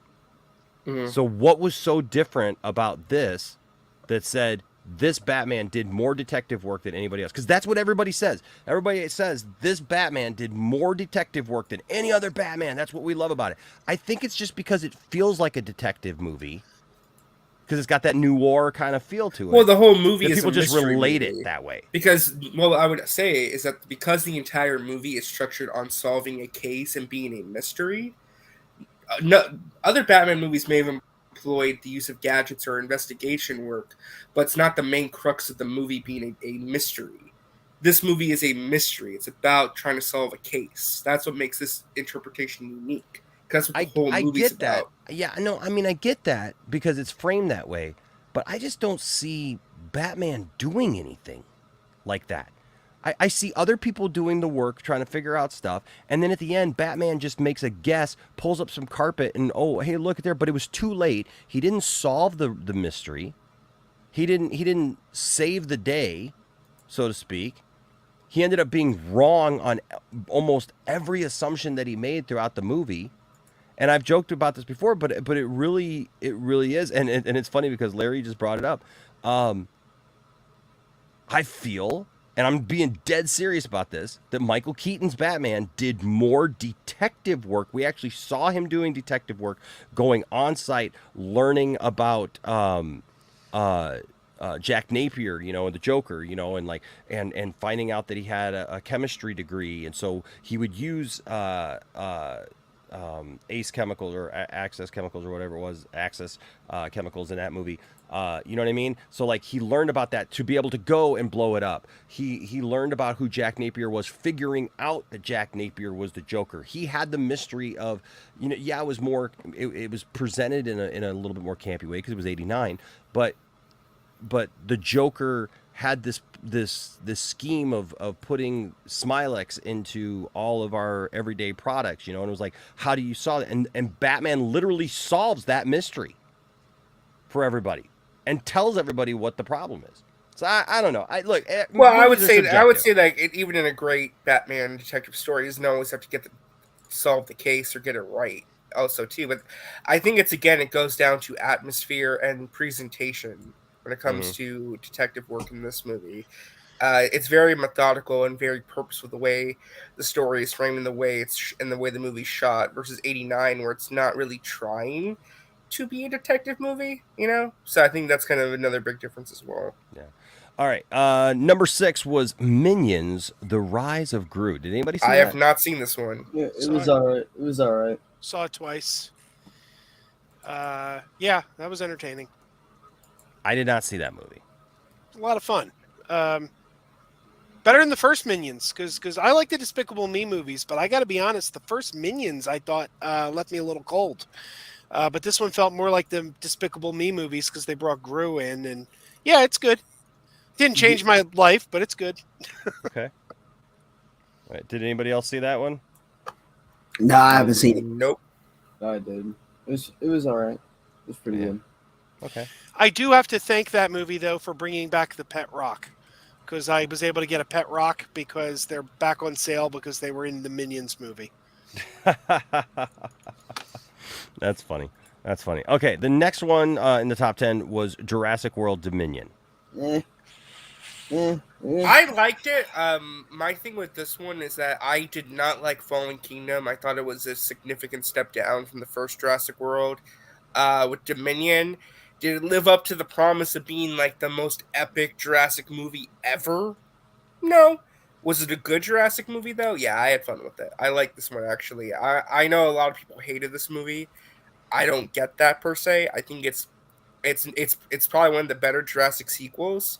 Is it a great movie? No, but I had a good time with it. I liked it. Anyone else with an opinion on that one? It's better than Fallen Kingdom. Which movie? Fallen Kingdom's bad. Jurassic World Dominion. Oh, it was cool. I mean, it had its good moments and its bad moments. It was a little bit cliche, but at the same time, I understand why it made a lot of money because they had the original cast with the new and the way they did it. But it was okay because it wasn't great, but it wasn't bad neither. But it was. I'll be honest with you. I was looking forward to Jurassic World Dominion because I liked the promise of finally, after all these movies, dinosaurs in the real world, having to deal with that, and that element, yeah, and it kind of doesn't go all the way with it like you hope it does. Yeah, no, I felt it. I hated the movie, and I loved Fallen Kingdom. Fallen Kingdom's actually my favorite Jurassic Park sequel. The original Jurassic Park's my favorite, but my favorite sequel is Fallen Kingdom because Fallen Kingdom was the first one to go somewhere different. Every other one was they go back to the island, and then we get this one where they're like, no, and Fallen Kingdom was a haunted house movie with dinosaurs. We're going to take the dinosaurs, put them in this enclosed space. They were in a house. And I was like, oh, this is wild. You guys made like a haunted house movie with dinosaurs. Then it ends with the promise of them getting out there everywhere. And then in the opening credits at Dominion, we're like, well, good news. We rounded most of them up and most of them are gone now. And I'm like, what? I wanted to throw a pie at the screen. Yeah, I'll be honest with you. I fell asleep watching it. And that was also one of those movies. I really wanted to see that movie in the theater. Never got to see that movie in the theater. I don't know if that affected my my enjoyment of it. Because I think it's one of those movies I feel like plays better on the big screen than at home. Because there's some movies that do feel that way a little bit. So I don't know. Yeah. So I mean, maybe I don't know, but Jurassic World Dominion, it's not my favorite. I thought it was going to be really great with the crossover and everything else, but it just didn't work for me. Now, number 4 I pretty much I think I know how we're all going to feel about this, but number 4 was Doctor Strange in the Multiverse of Madness. It was good. It was a great movie. I really liked Doctor Strange in the Multiverse of Madness. It, I it's really de- enjoyed it's that definitely movie. it's definitely one of Marvel's stronger things in Phase 4. I think. thought so too. Yeah. Yeah, Like, I really liked it too. But in fact, I was neck and neck with that and Thor. I couldn't decide which one I liked more until the third time I saw Thor. But yeah, I really liked it. Yeah, I thought it was done really well. I thought that the characters that they brought in were good. Now, I could have definitely done without all the lead up to it, where all the speculation, where everybody's like thinking that they were going to throw everything in the kitchen sink into Multiverse of Madness. but it was cool of what we got. It wasn't too much and it wasn't too little either. Yeah, it was. I thought it was perfect. I thought it was perfect. As far, I mean, not a perfect movie. Yeah. But I thought the balance of Everything was you know, good. the characters that they did bring in, being able to see Professor X, being able What to see one thing I hope they don't do is like not like I hope they don't like let what Scarlet Witch did go. You know, like yeah. I hope they're not like, oh well, you messed up, it's fine. Now you're still an Avenger. You know, like Huh. she should be cut from like the Avengers. I think I don't think she should be part of the Avengers because she I think it's gonna literally. be a while before we see her again, though, to be honest. Yeah. I don't know. Now, see, I have the exact opposite feeling, Landon. I feel like I really like Scarlet Witch, and I want to see Scarlet Witch more. Well, I mean, it's not like we don't want to see her, but I think it would be better because it would make more sense. Because I don't know, I wouldn't really want to see her come back as like being uh a good character again. Like she wasn't like a bad character, but she was like she didn't care about anything that she was doing, and so I don't think she should be in the Avengers or part of like the good team. You know. Here's something funny. Angie brings up, "Mom wasn't bad, but it wasn't great." So Multiverse of Madness, but it's kind of funny that that's the acronym, given the fact that it's about a mom. About a mom, All yeah. right. Anybody else have any thoughts about that? Prime, you got any thoughts on Multiverse of Madness? Yeah. I mean, the anticipation that I had for it when it had came out, it was good. I mean, I'd say it was okay. I'll put it like that. It was a decent film. I thought it was my expectations for it was a little bit high because I wasn't really anticipating it. But then I was like, you know what? You know, it is what it is, you know, but it wasn't a bad movie. It's not on my top list, Yeah, but you yeah. know, it's not a bad movie. It's just that it's not up there on my top list. Yeah, so Yeah, for I me, I kind of got a hot take when it comes to this one. I need to rewatch it because I've not rewatched it since I saw it in the theater. It's not a bad movie. This was the weirdest experience I've had because I know it's a decent movie, and I think it's very well made in terms of like Sam Raimi. It feels like Sam Raimi's greatest hits in terms of cinematography and camera work and just the way it's structured. But I can't pinpoint why. But the first time I saw it, I just felt extremely underwhelmed. And I Hmm. don't know why. I don't know if it's because my expectations were too high because it was Sam Raimi and because of all the build up for this movie, or what it was. And I need to rewatch it because maybe my opinion will change. Mm-hmm. But the first time I saw it in the theater, I just felt underwhelmed. And I Hmm. hated walking away feeling that way because I don't think it was the movie's fault, if that makes sense. And I don't. Hmm. It's one of those things I have to like go back and rewatch because there's good stuff in it. I just think that there's some things I'm just like, this could have been done better. This could have been done better. Is it that I feel that way, or is it because I'm expecting something else? You know, I don't know. It's just that weird headspace, I guess. Hmm. Okay. All right. I mean that. Yeah. I really loved it. I thought it was a really good, really great entry. Yeah, like I said, Into it's not a bad movie. I want to make that clear. I'm not saying I hated it. I'm just saying like I need to rewatch it because I think it's a decently good movie. I think for the most part it's good. It's just some things I felt were very underwhelming in terms of like if this was the build up of WandaVision and Spider-Man and all this stuff, I felt like it didn't feel like the greatest of payoffs, but I don't think it was meant to. I don't know. It's kind of weird. Yeah. I think it's important that we remember the most important lesson that we should take away from Multiverse of Madness, and that's that Pizza Papa always gets paid. Right. Okay, so a couple that have switched actually since the information that you sent me, RJ. My list was I guess more updated. Oh, okay. Eventually, and that is number 3 is Black Panther. Haven't seen it. Really? You've not seen Black Panther? Have not seen Black Panther. Yeah, I haven't seen Black Panther either. Wow. Okay. I wish I hadn't seen Black Panther. Joe. So, of course, I've seen it.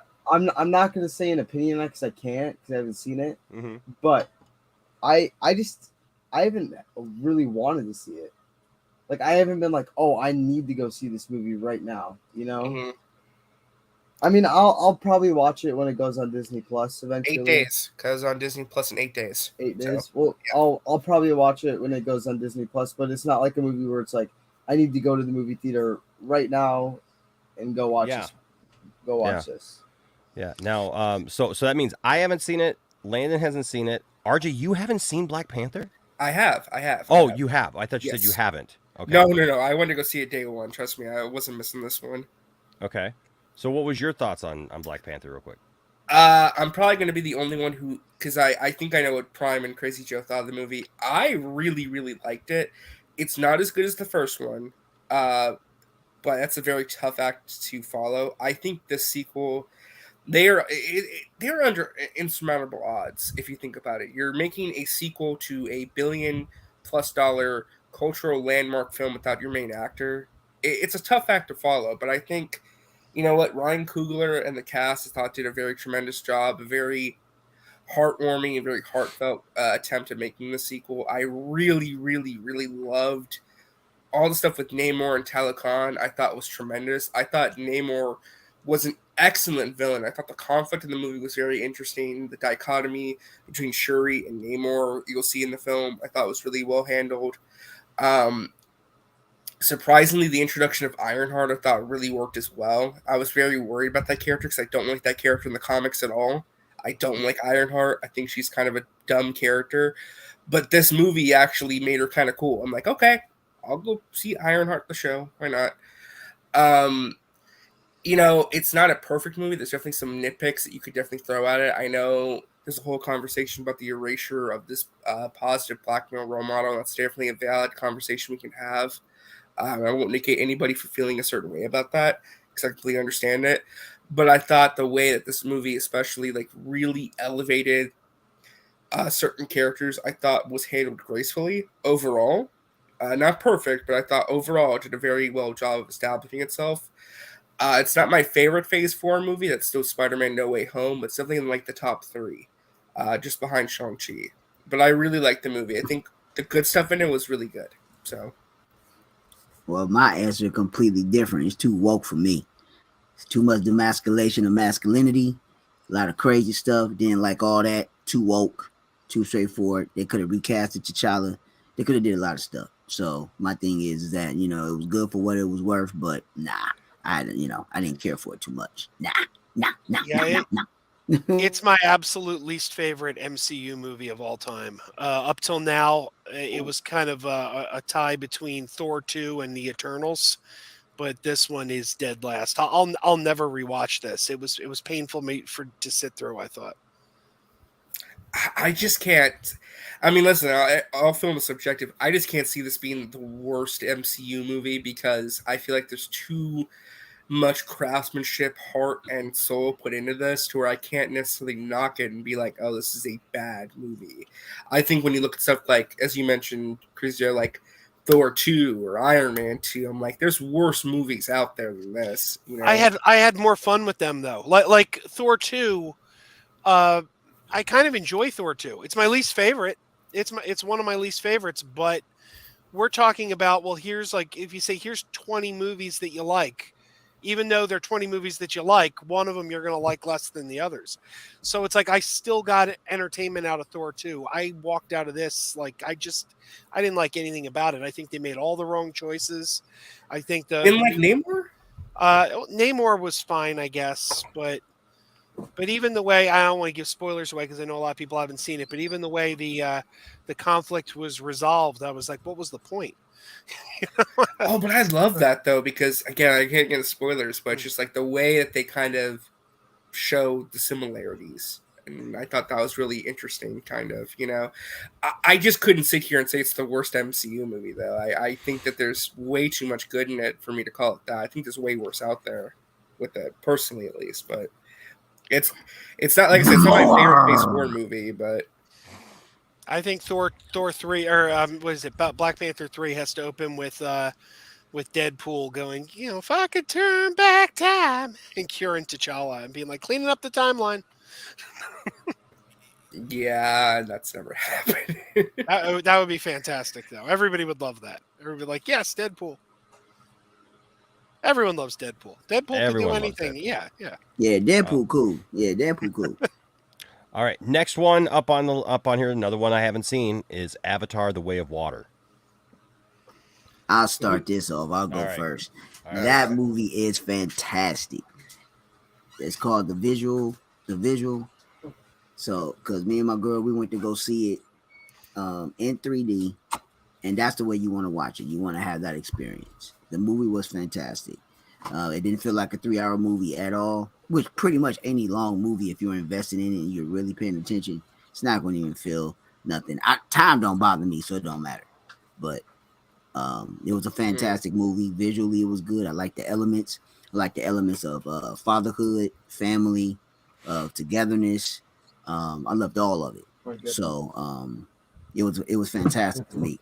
You know what I'm saying? It's not for everybody. If you're a person that's not really going to pay attention to dialogue and elements and putting stuff together, it's not for you.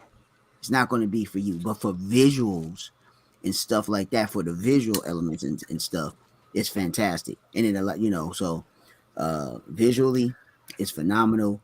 Story wise, it's great. You know, and like, you know, so that's just for me. You know, it's up there. It's up there I mean, to bounce off of that, for me, I never got the hype with Avatar. Like, I saw it when it first came out when I was like little, right? I was like 10 or 11 years old, and I liked the first movie. I thought it was a good movie. I rewatched it. It's still a good movie, but I'm like, it's a good movie. That's all it is. It's like, I don't need like 20 billion sequels. I don't need all this and that. So when I sat to go watch Avatar: The Way of Water, I saw it in premium 3D, and it clicked in my brain. It was fascinating because I watched it in high frame rate too, which I know some people don't like that, but I loved it. It clicked in my brain because I'm just like, I get it now. It was a very surreal experience for me because it was very odd. It's just like, I get what James Cameron's doing now, and I understand why this exists. And the thing is just like, the sequel, in my opinion, is so much better than the first movie. It's kind of insane. Because I think what made me love the sequel even more, not because the visuals are the visuals. They're mind-blowing. It's the best 3D you're going to see all year, last 10 years. Visually, it's probably the most impressive movie I've ever seen in like a very long time, of course. I mean, everyone's going to talk about the technology. But what hooked me with this is that, as Prime mentioned, it is a story about fatherhood. It's a story about family, and the characters in this are so much better than the first movie. It's not even funny because they are just so much more interesting. I'm like, okay, I have something to gravitate to. Like the villain in this movie, Quaritch. It's not really a spoiler, but it's, you know he's in the movie. He's a much more interesting character now because of what he's got going on. The kids, the Sully family kids, are much more interesting than the characters in the first movie because it's like they got stuff going on. They got these conflicting personalities. You have their adoptive daughter Kiri and what she's all about. It's like, okay, we have a good setup and a good set of characters that I actually care about and want to be emotionally invested in. And I think that's what I took away from this. It's like, as somebody who thought the first movie was okay, I got with this sequel what he's doing now, and now I'm like, okay, you convinced me to get on board. I'm getting on board. You know, that was my reaction to this. I was very, very surprised and happy with this movie because not only did I really enjoy it, But now I'm invested and want to see where the Avatar story goes. And that was my biggest takeaway. I'm like, I went from somebody who was like, I could take or leave it to, okay, I'm invested. I want to see where this goes now. So. Now, obviously, I haven't seen it. Mighty Rax here says it's basically a beat-for-beat remake of the first. I don't agree with that. It is. I feel like it's. You could argue there's some similar motifs about the environment, but that's about it, really. I mean, it's a very different movie. I feel like movie. it's a cartoon, and I don't like being preached to in a movie. Okay, I don't like being told that the movie is more serious. I don't like being told that the movie's important. I didn't get the vibe with that with this one. Like, that's what I hate about the first one. The first one is a little preachy with the environment stuff, which I understand because I understand what's going for. The sequel has a little bit of that, of course, because it's the main theme of the series, the franchise. But this one, I feel like, takes it more to a spiritual level, to where it's not as beating you over the head with it. I feel like it's more subtle. Okay. So, anybody else have any thoughts on Avatar? I hated it. I hated the first one too. My wife was, this is one of the rare occasions where we actually got to go to a movie together because we don't get to do that too often, with our schedules. And she really enjoyed it. And she said in the car coming home, I totally get why you didn't like this because it's not, she said, it's not your kind of movie. Mm-hmm. She said, you like science fiction. And even though this movie is classified as science fiction, this isn't really a science fiction movie. This is a fantasy movie. She said this has more in common with Lord of the Rings than Star Trek. And you don't like fantasy. She said, you've always hated fantasy. You don't like Lord of the Rings. I don't. She said, you don't like Game of Thrones. I don't. Give me aliens, give me robots, give me superheroes. As soon as dragons and wizards show up, you start to lose me. Okay. And she said, this is a sci-fi movie, but it has the feel of a fantasy movie in terms of the world building and the it's sci-fi fantasy, absolutely. Yeah, so she said this is not your kind of movie. You've never liked this kind of movie, so you never were going to like this kind of movie. And I said, fair enough. And so there you go. There you go. And then what's number one still so far? For another day or two before Avatar takes over, but yeah, is Top Gun Maverick. Now I will go first on this one because I only saw Top Gun for the first time in 2018. Finally, it had been one of those movies my entire life that I had just never gotten around to seeing. It was just not important. Like everybody told me how great it was and whatnot, and I was just like, okay, yeah, I'll get to it. It was just one of those movies that was always on that list of like stuff that you should have seen but you never did see. And I saw it and I really liked it. I really liked the first one. I think Top Gun Maverick is a good movie. It was a fun movie. I enjoyed myself. I'm so glad that I saw Top Gun in the theater, though. I'm so glad that I'm happy you did, because if you missed out on that, I was going to feel really bad. Because it is one of those perfect theater movies. It really is. Yeah, the stunts and the things that they did with airplanes and stuff like that, man, was awesome. Was really, really great. And I'm not a Tom Cruise fan. I'm really not. I see Tom Cruise as the same character in everything that he plays. But that's okay because he does such a good job at it. When it comes to his best roles, which is this and Mission Impossible, I don't know. There's sometimes that he can kiss them all, if you know what I mean. He can just kiss it because it's not that great. Constantine, how you doing? My name is not Constantine. I am a completely different character, Joe. I don't know who you are. Kiss them all. Pucker up. Too sweet. You are no Matt Vogel. I'm not trying to be. That's the whole thing. It's not Constantine. We created a whole different thing with that, man. I was doing that for Larry because Larry said that yes. Larry said that his that without the Batman we would have never got. I can't remember what we named this guy. But we gave him a completely different name, and when we talked about the Batman, he's saying something in the mole. Yeah, that's for Larry. You're welcome, Larry. Anybody else have any thoughts on Top Gun? Yeah, I'll go. Oh Real yeah, quick. me. Oh Oh, yeah. go ahead. I'm sorry. No, I was No, gonna go say ahead. Go really. ahead, Prime. Go ahead, Prime.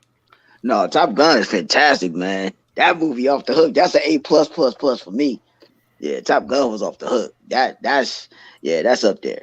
Yeah, forgot about Maverick. That movie is tight. I haven't seen it 5 times. It's off the hook. I love it. Every bit of it. I love it. That was a well done movie. Go ahead, RJ.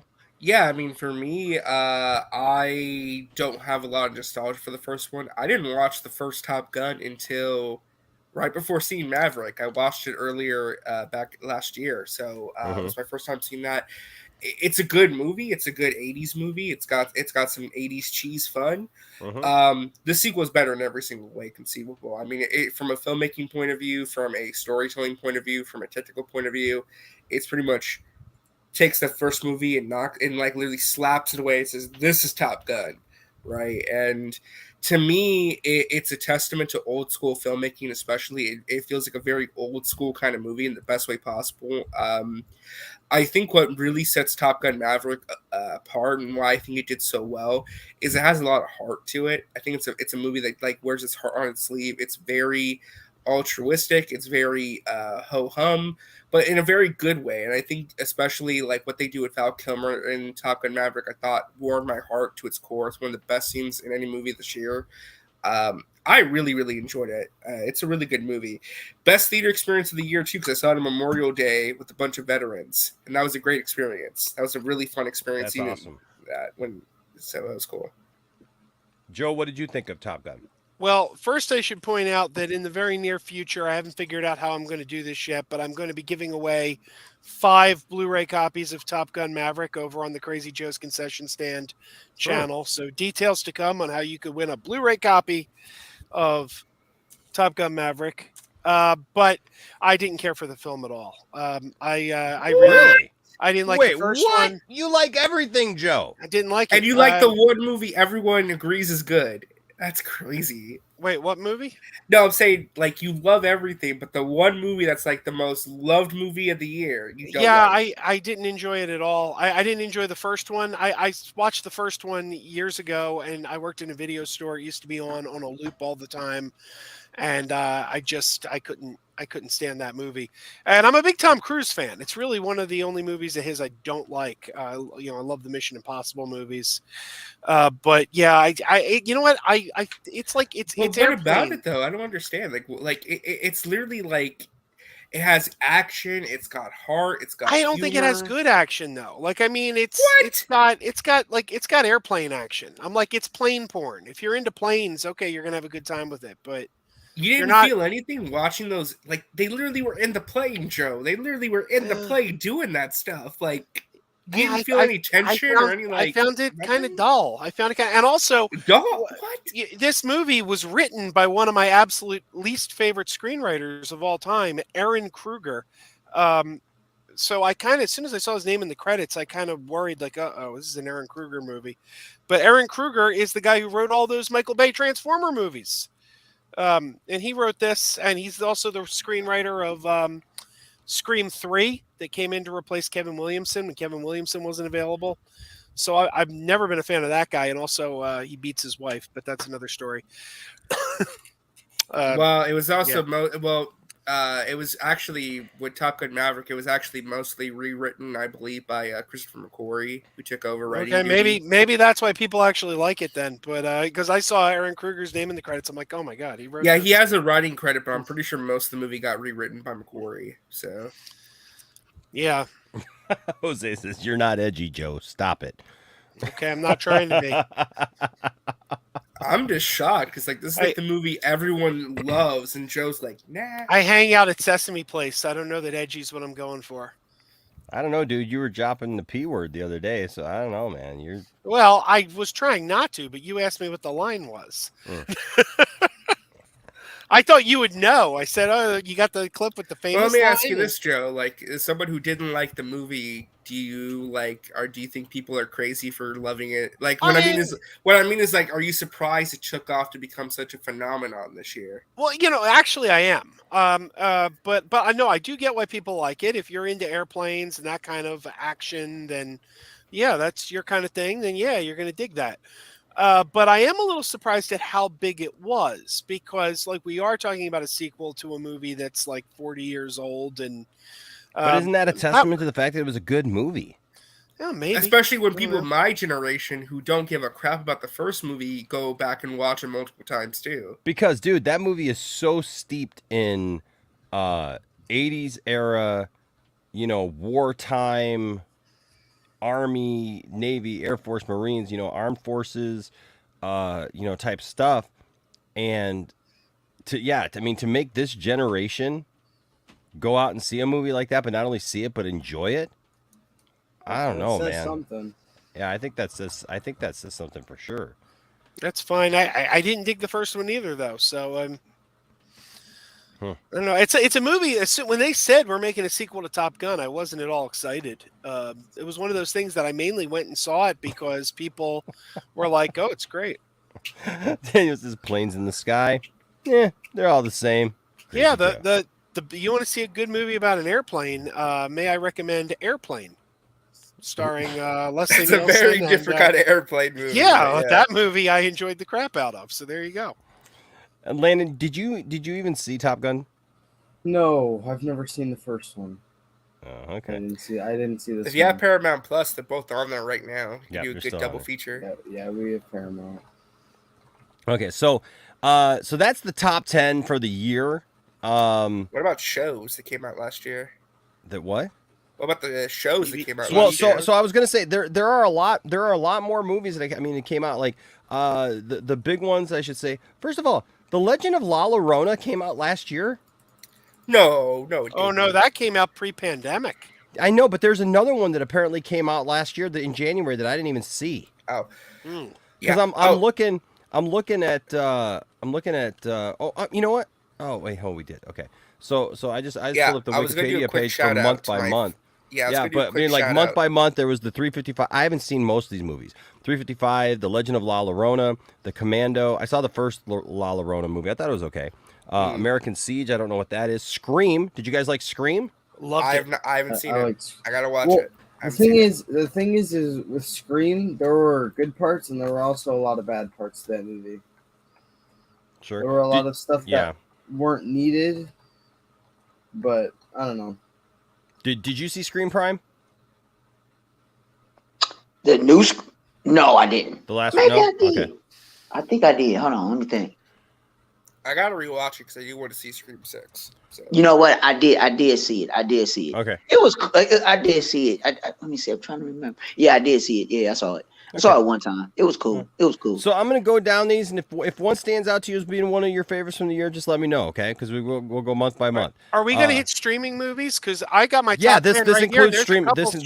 This Includes streaming movies. Okay. Joe. So Hotel Transylvania, Transformia, Shattered, The Royal Treatment. That was on Netflix. Redeeming Love, The King's Daughter, The Tiger Rising, Hellblazers, The Fallout, Home Team, Ice Age Adventures of Buck Wild. Yeah, I have no idea what half the stuff is. Clean, Sundown, Jackass Forever. Okay, so that was all January. Then came February, Jackass Forever. I've got a soft spot in my heart for Jackass movies. I don't know why. That movie was hard to watch. That movie in a good way or a bad way? Well, not like in like a. It wasn't like a bad film, but like it was just hard to watch because of some of the stuff they were doing in that movie. Oh God! Hard to watch. Hard to watch. Moonfall is probably the worst movie of the year. Moonfall was dreadful. Still haven't seen Moonfall. It's really bad. Don't even bother. Really? Okay. It depends on the person's perspective. It was 50-50 for me. Okay. The concept was there, but you could see how it was cliche. A lot of stuff just didn't add up with it, but the concept was cool. like the part, that he had to come, had to go out to space with him. And, I like the concept of the way I ain't gonna tell you, Enosh, but if you watch it for yourself, it's a typical J.J. Abrams movie. So you gotta, so you gotta watch it. J.J. Abrams. You mean Roland Emmerich? That was Roland Emmerich. Oh, Roland Emmerich. Yeah, Roland Emmerich. That's what I mean. My bad. I'm sorry. Yeah. Okay. Yeah, he did both the screenplay and directed it. So yeah, you could tell. Yeah, I did not. Yeah, you could tell. Yes, you could tell. Yeah, that's what I did not mean. enjoy it. Yeah. Okay. Also, Last Looks, The Long Night, Kimmy, Shut In, Death on the Nile. Death on the Nile was good. Death on the Nile was entertaining. I haven't watched it. Okay, I haven't either. Marry Me, Blacklight. Honestly, I'm real. Marry Me wasn't a bad movie. You saw Marry Me. It surprised me. I'm not gonna lie. It did surprise me. Really? That movie was not bad. It's got Jennifer Lopez, Owen Wilson, and Owen Wilson. Wow. It was a good Sarah Silverman. It was a good movie. Okay. Blacklight. I Want You Back. Tall Girl 2. I didn't know there was a Tall Girl 1. The Sky Is Everywhere. That it is. The In Between. Fistful of Vengeance. Uncharted. I did watch that one. I didn't like Uncharted. Yeah. For me, I'm a massive fan of the video games. I love the series. It's one of the best video games out there for me. I thought the movie was all right. Was it the best movie they could have made of Uncharted? Absolutely not. There's definitely a better movie you could have made. But for what it is, I had a good time with it. It was okay. Okay. But I haven't seen Uncharted. It's on Netflix. It's on Netflix. Yeah, yeah, I know. We almost watched it the other night, but honestly, the trailer lost me when they're hanging off the back of the airplane. That's Uncharted, though. That's Uncharted. It's very. But that's just so dumb. No, but Enosh, that's kind of the like seriously. I wanted to see Tom Cruise doing it because that's a thing. That's be a Tom Cruise thing. Like nobody is able. There's no way that works. You wouldn't be able to let go of something and just fall back and grab something and stay on. I know, but it's over the top, and that's what makes it fun. It's okay. Over the top. All right. Well, okay. Dog. Didn't see that one. Texas Chainsaw Massacre. I'm not sure. No, I meant to see it, but I didn't see it. I heard horrible things. I heard it wasn't that great. The Cursed, A Fairy Tale After All. I had to get some water. I gotta say, Texas Chainsaw Massacre was pretty good. I really enjoyed that. Okay. Serrano, Studio 666. I saw Studio 666 in the movies. I thought that was good for about a half hour, and then it outstayed its welcome. Okay. A Medea Homecoming. Did see it. I did watch that movie. I love that. Okay, Landon, what did you think of A Medea Homecoming?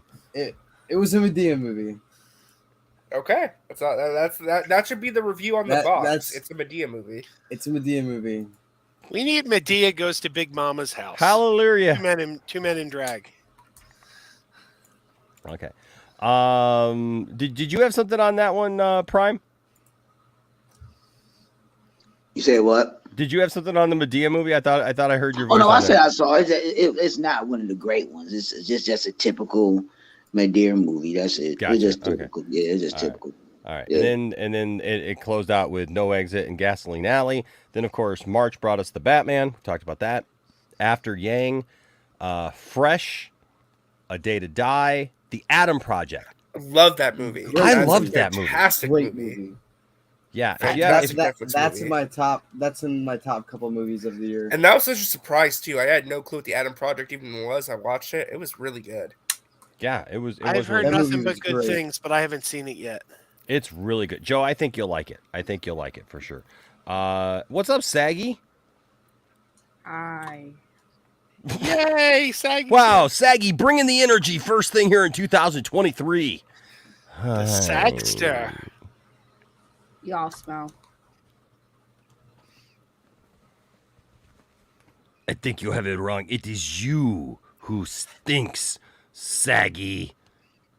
Don't make me get my puppet out. It's all that sagging, It's all that skin on skin. If we're playing with puppets, I'll get the bin.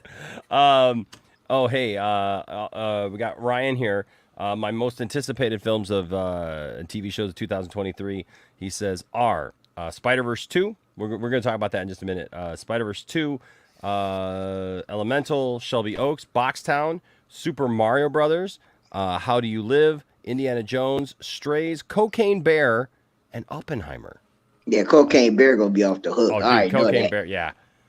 Cocaine Bear is going to run away with so much. There's people who are just going to go see Cocaine Bear just to go see Cocaine Bear at this point. I mean, like, I mainly came on to say hello and happy New Year to everyone. I'm tired, but I was like, I want to say hello to everybody. I don't want to. Oh, thanks for stopping by. what was your favorite movie of 2022, Saggy? That's a good question. Did she even watch any movies released last year? I don't think she even likes movies. I think she liked that short film that Andy Signor put out. Oh, Come on. It was short. It definitely was short. It was definitely a short film. I swear, I can't go anywhere without it being now. First it was Ezra Miller, now it's Andy Signor. That's what you're known for. Just embrace it. I guess so. I mean, here's what you don't know. Saggy then received another short film from me that was sent directly to her. So I don't want to know. Is that not another everyone's short film? I don't want to know. No. Is that another short film? Yes. A little stubby. Was. I can't. Okay. What I did actually watch a lot of movies, but it wasn't like mainstream movies. I watched a lot of movies that are on Netflix that probably a lot of people didn't watch. Like I watched what was it? The Last Sun. Okay. That was actually pretty good. I like that one. It kind of had like a Witcher vibe and feel, and I loved it. I thought it was really, really good. And I actually watched Dragonheart 2. It's not like Dragonheart 2, but it's like a sequel-ish kind of movie. It wasn't that great, but it was watchable. I've been like trying to stay away from all the mainstream movie stuff because it's just so much. But I mean, what do we got on that list? Did I see any of those movies? That we're just going down this. So Larry here with the $5 super chat says, have you guys seen Hardcore Henry with Sharita Copley? It's like FPS POV, yeah, the whole time, and it's completely insane. I think Landon would love it. So we have it. it's funny. We've never opened it. When because they got it when we were too young to watch it because we were little kids, and my dad got it and he goes, when you guys get older, we can watch this movie, and we just never watched it. It's still sealed. We have to open it. It's funny you bring that up, Larry. Yeah, because it's like we have it right there in the other room, and we just haven't watched it, even though the kids got older. Because the kids really wanted to see it because it was the first person, kind of thing. But yeah, we're just going down this. Did anybody see Turning Red? I did. Yeah, I quite enjoyed it. I thought it was pretty good. Should have been in theaters. It was all right. I liked it a lot, actually. I quite enjoyed it. Tyson's Run, Rescued by Ruby, The Outfit, Deep Water, A New Cheaper by the Dozen. I didn't even know that came out. That movie sucked. Yeah. I heard it's pretty bad. Really? Sucked. Windfall. Not good. Yeah, Windfall, X, Uma. X is excellent. I've heard Really? good things about X. And X, I don't know. You haven't seen X? No. Enosh? No. X was a movie that shocked everybody because it came out and it ended with a teaser for a prequel that was Pearl, already finished and coming out a couple months later. Pearl, the prequel to X, has already come out and is on video. So, Really? they're both excellent. Yes, they were shot. They were both shot back to back, as far as I understand. And there's a third one too, because Pearl ends with a teaser for a sequel to X called Maxine. So there's going to be a third one. Wow. Okay, so we got Alice, Master, Measure of Revenge, The Lost City. Lost City was fun. Okay. Everything, Everywhere, All at Once. Now, I've heard a lot about this movie. Yes, I have not seen the movie. Real quick, I want to give a shout out to that film. Everything, Everywhere, All at Once is my favorite movie released last year. It is. Really? It is my favorite movie. I saw it in the theater. I saw it opening weekend with my dad. It is one of the most enthralling, funny, heartfelt movies I've seen. It is a multiverse action comedy. It is fantastic. It is a great, great, great movie with Michelle Yeoh and Ki Hu Kwan, Short Round, who made his acting return for this movie. It is fantastic. If you've not seen it, I recommend everyone go out and watch it. Buy it on Blu-ray, watch it on streaming. It is so freaking good. It deserves all the love it's gotten. It's It's on my top 10, but it's not my number one. But it's on my top 10.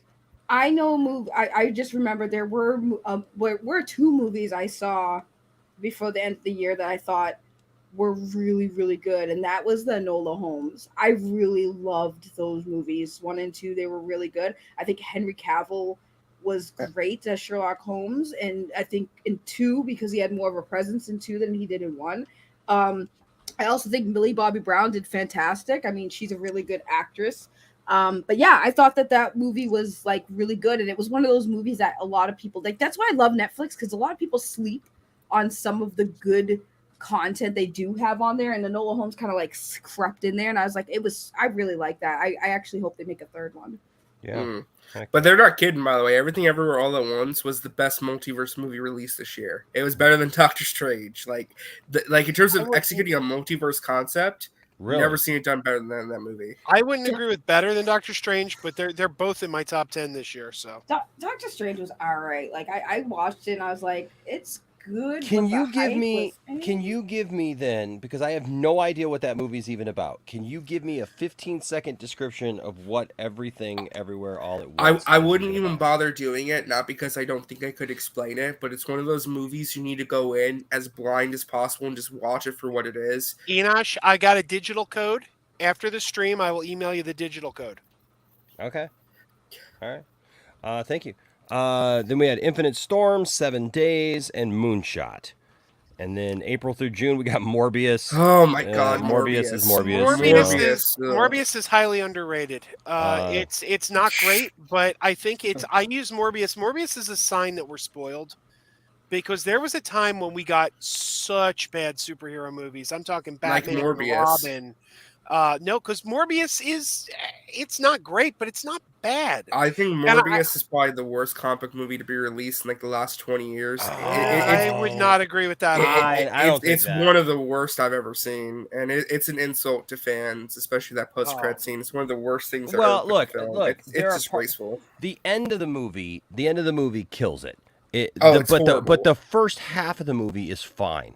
It's like two different movies though, because it starts out fine. It's actually going someplace. I actually really enjoyed it, which I didn't think I was going to enjoy the movie at all, even going in, because I thought it was stupid to even do a Morbius movie, to be honest with you. But the last half is what is just dumb, and then it's just over. It's just there's no. The post-credit scene is one of the worst I've ever seen in my entire. Like, it is the worst post-credit scene ever produced in a major motion picture. It is so insultingly bad. I wouldn't agree with that. I would rather watch Superman 4 than Batman and Robin. Oh, me too. Absolutely. Yeah. Ryan says yes. It famously bombed twice. They re-released it because of memes, and it bombed again. Yeah, they really tried. They really wanted it to be something, but yeah, okay. So then there was The Bubble. I've heard bad things about The Bubble. Yeah, I haven't watched it, but I've heard some bad things as well. The Contractor, Better Nate Than Ever, Apollo 10 and a half, A Space Age Childhood. I never even heard. It's got Jack Black in it, Zachary Levi, everybody's favorite. Sonic the Hedgehog 2, Ambulance. Another Michael Bay movie I've heard mixed things about, but I have to check it out for myself. All the Old Knives, Metal Lords, Father Stew. I kind of wanted to see that one with Mark Wahlberg. That movie looked really good. Yeah, I haven't seen it, but that's an interesting one because apparently it was rated R, and it got re-released about a month ago in a PG-13 cut because they thought, oh well, kids should be able to see this too. I haven't seen it though. I know they were advertising it in my church. In the back of my church, there was a poster to go see it. Really? Okay. Fantastic Beasts: The Secrets of Dumbledore. I hated that. I need to watch it. I like the Fantastic Beasts movies for what they are. I think that it's I don't know. That whole series is just very. It's not great conceptually. I'll put it that way. Dan Fogler makes those movies. I agree. Dan Fogler is the best part. Jared says The Bubble was funny. So there you go. Then we got Duel. I haven't seen Duel yet, but I want to. I really like Karen Gillan. Okay. Choose or Die. Titanic 666. It's an asylum movie, so that should tell you. The Bad Guys. The Bad Guys is great. Good. Bad Guys I have seen part of The Bad Guys, and I liked what I saw.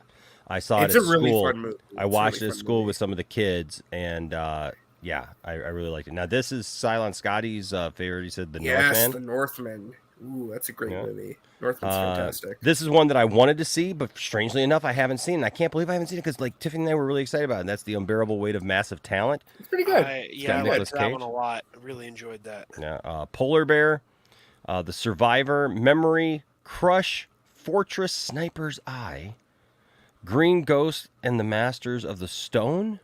Okay. And Corrective Measures. And then we had Doctor Strange in the Multiverse of Madness, Along for the Ride, Marmaduke. I didn't know there was a Marmaduke. Escape the Field, Operation Mincemeat. It's a lot of movies this year, bro. Right. A lot. Senior year. Tiffany and I almost watched this. It's a Rebel Wilson movie about a girl who is cheer captain, and she goes into a coma, and she wakes up in her 30s. And I'll be honest with you, we almost watched this one several times this weekend, but instead we watched like a bunch of other stuff. We watched that new one with Adam Driver, White Noise. Mm-hmm. I actually really liked White Noise. But yeah, we almost we kind of want to get around to senior year because it looks like it might be funny. Firestarter, I heard this one sucked. I've heard really bad things about Firestarter. So Sneakerella. It's pretty bad. It's a Disney Channel. On the count of 3, Private Property, Family Camp, Montana Story, Vendetta, Downton Abbey, Chippendale Rescue Rangers. Rescue Rangers was one of the year's best. One of the year's best. Absolutely, I agree. That was a great film. That was another great crossover film. Should have gone to theaters. Another one that should have gone to theaters. Yep. Men, Disney Plus original though. So. Men, Good Morning, The Valet, Emergency, Top Gun Maverick. We talked about the Bob's Burgers movie. I still have not seen the Bob's Burgers movie, and I love Bob's Burgers. You should watch I don't know it. how I haven't seen the movie. Just I haven't gotten around to it yet. To be honest with you. And then let's see what else we got. Zero Contact and Achiria. I think. South Park, The Streaming Wars. So they got everything in there. Yeah. I love that. Hollywood Stargirl, Crimes of the Future, Benediction. If one of these popped out to you and you saw it, let me know. Interceptor, Fire Island, Watcher, not the series, a movie that was called Watcher. Dash Cam, White Elephant, Hustle. Saw Hustle in the theater. Hustle wasn't my favorite, but it wasn't a bad movie. Hustle was it's a Netflix movie, but it was playing in some select theaters. I did get to see that in the movies, and I enjoyed it. And a friend of mine was an extra in it, so I got very excited. I'm like, "There's Froy!" So that was cool. Jurassic World Dominion we talked about. Jennifer Lopez, Halftime. Father of the Bride. Apparently they did a new one of those. Lightyear. I really enjoyed Lightyear. Yeah, really good. Seen it. Lightyear, gosh. I don't mean to kick a dead horse while it's down. I was really excited for Lightyear. It's okay, but it could have been so much better. And I think it kind of speaks to like how lukewarm the reception and box office was. It should have been a better movie and should have done better. It's a shame. It failed because of Pixar. Disney's damaged the Pixar brand by releasing 3, technically 4, because Onward was only in theaters for 1 weekend before theaters got shut down. But that's because that released right when the pandemic and the lockdown started. Right. But I think most people saw Onward for free on Disney Plus because it was made available like within a week. And then 3 consecutive Pixar movies. They've basically conditioned the public to think, well, Pixar's something you get on TV for free. And I think, even though it's not a Pixar movie, I think it's the same reason Strange World bombed so hard too. I think they damaged I think brand. it's because they're just not great movies, to be honest. I'll be honest with you. I actually enjoyed Lightyear. Yeah, it could have been. It's okay, but I just think it could have been more. You know, I don't know. I don't know, man. I actually enjoyed it too a lot. Yeah, I just enjoyed it. I thought it was fun. Welcome, by the way, Film Goblin. Thank you. And William. But yeah, I liked Lightyear. Also, there was Spiderhead, Jerry and Marge Go Large. That looks fun. I haven't seen it yet, though. Yeah, it's got Bryan Cranston in it, apparently, and Annette Bening. Yeah. Rainn Wilson. Dang. Then there's Cha Cha Real Smooth. Okay. Okay.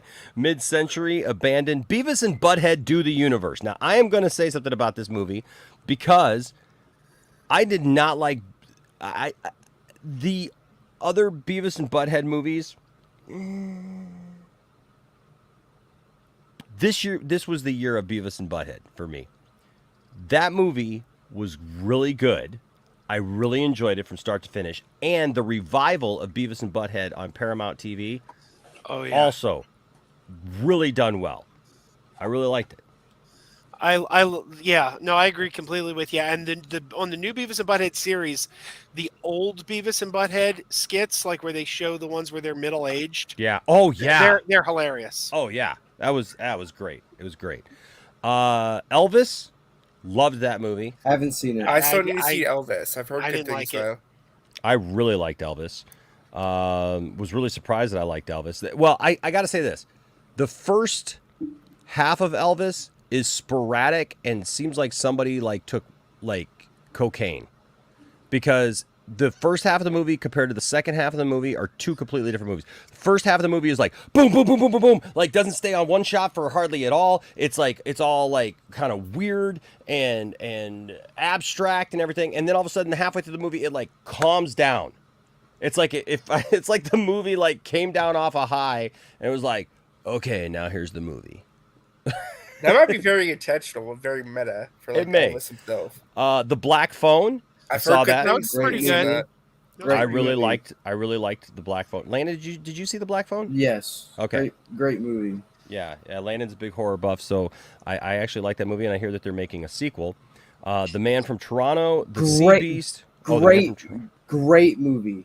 Great movie. The Man from Toronto? Great movie. Really? Kevin Hart and Woody Harrelson. Or is that Harrelson? Yeah, Harrelson. Great movie. Wow. Great movie. Okay. I'm going to have to check that one out then. The Sea Beast. Marcel the Shell with Shoes On. This is one. Marcel the Shell with Shoes On is a movie. I haven't seen it, but my God, people love this movie. It has been getting Oscar buzz. People are saying it should be nominated for Best Animated Film.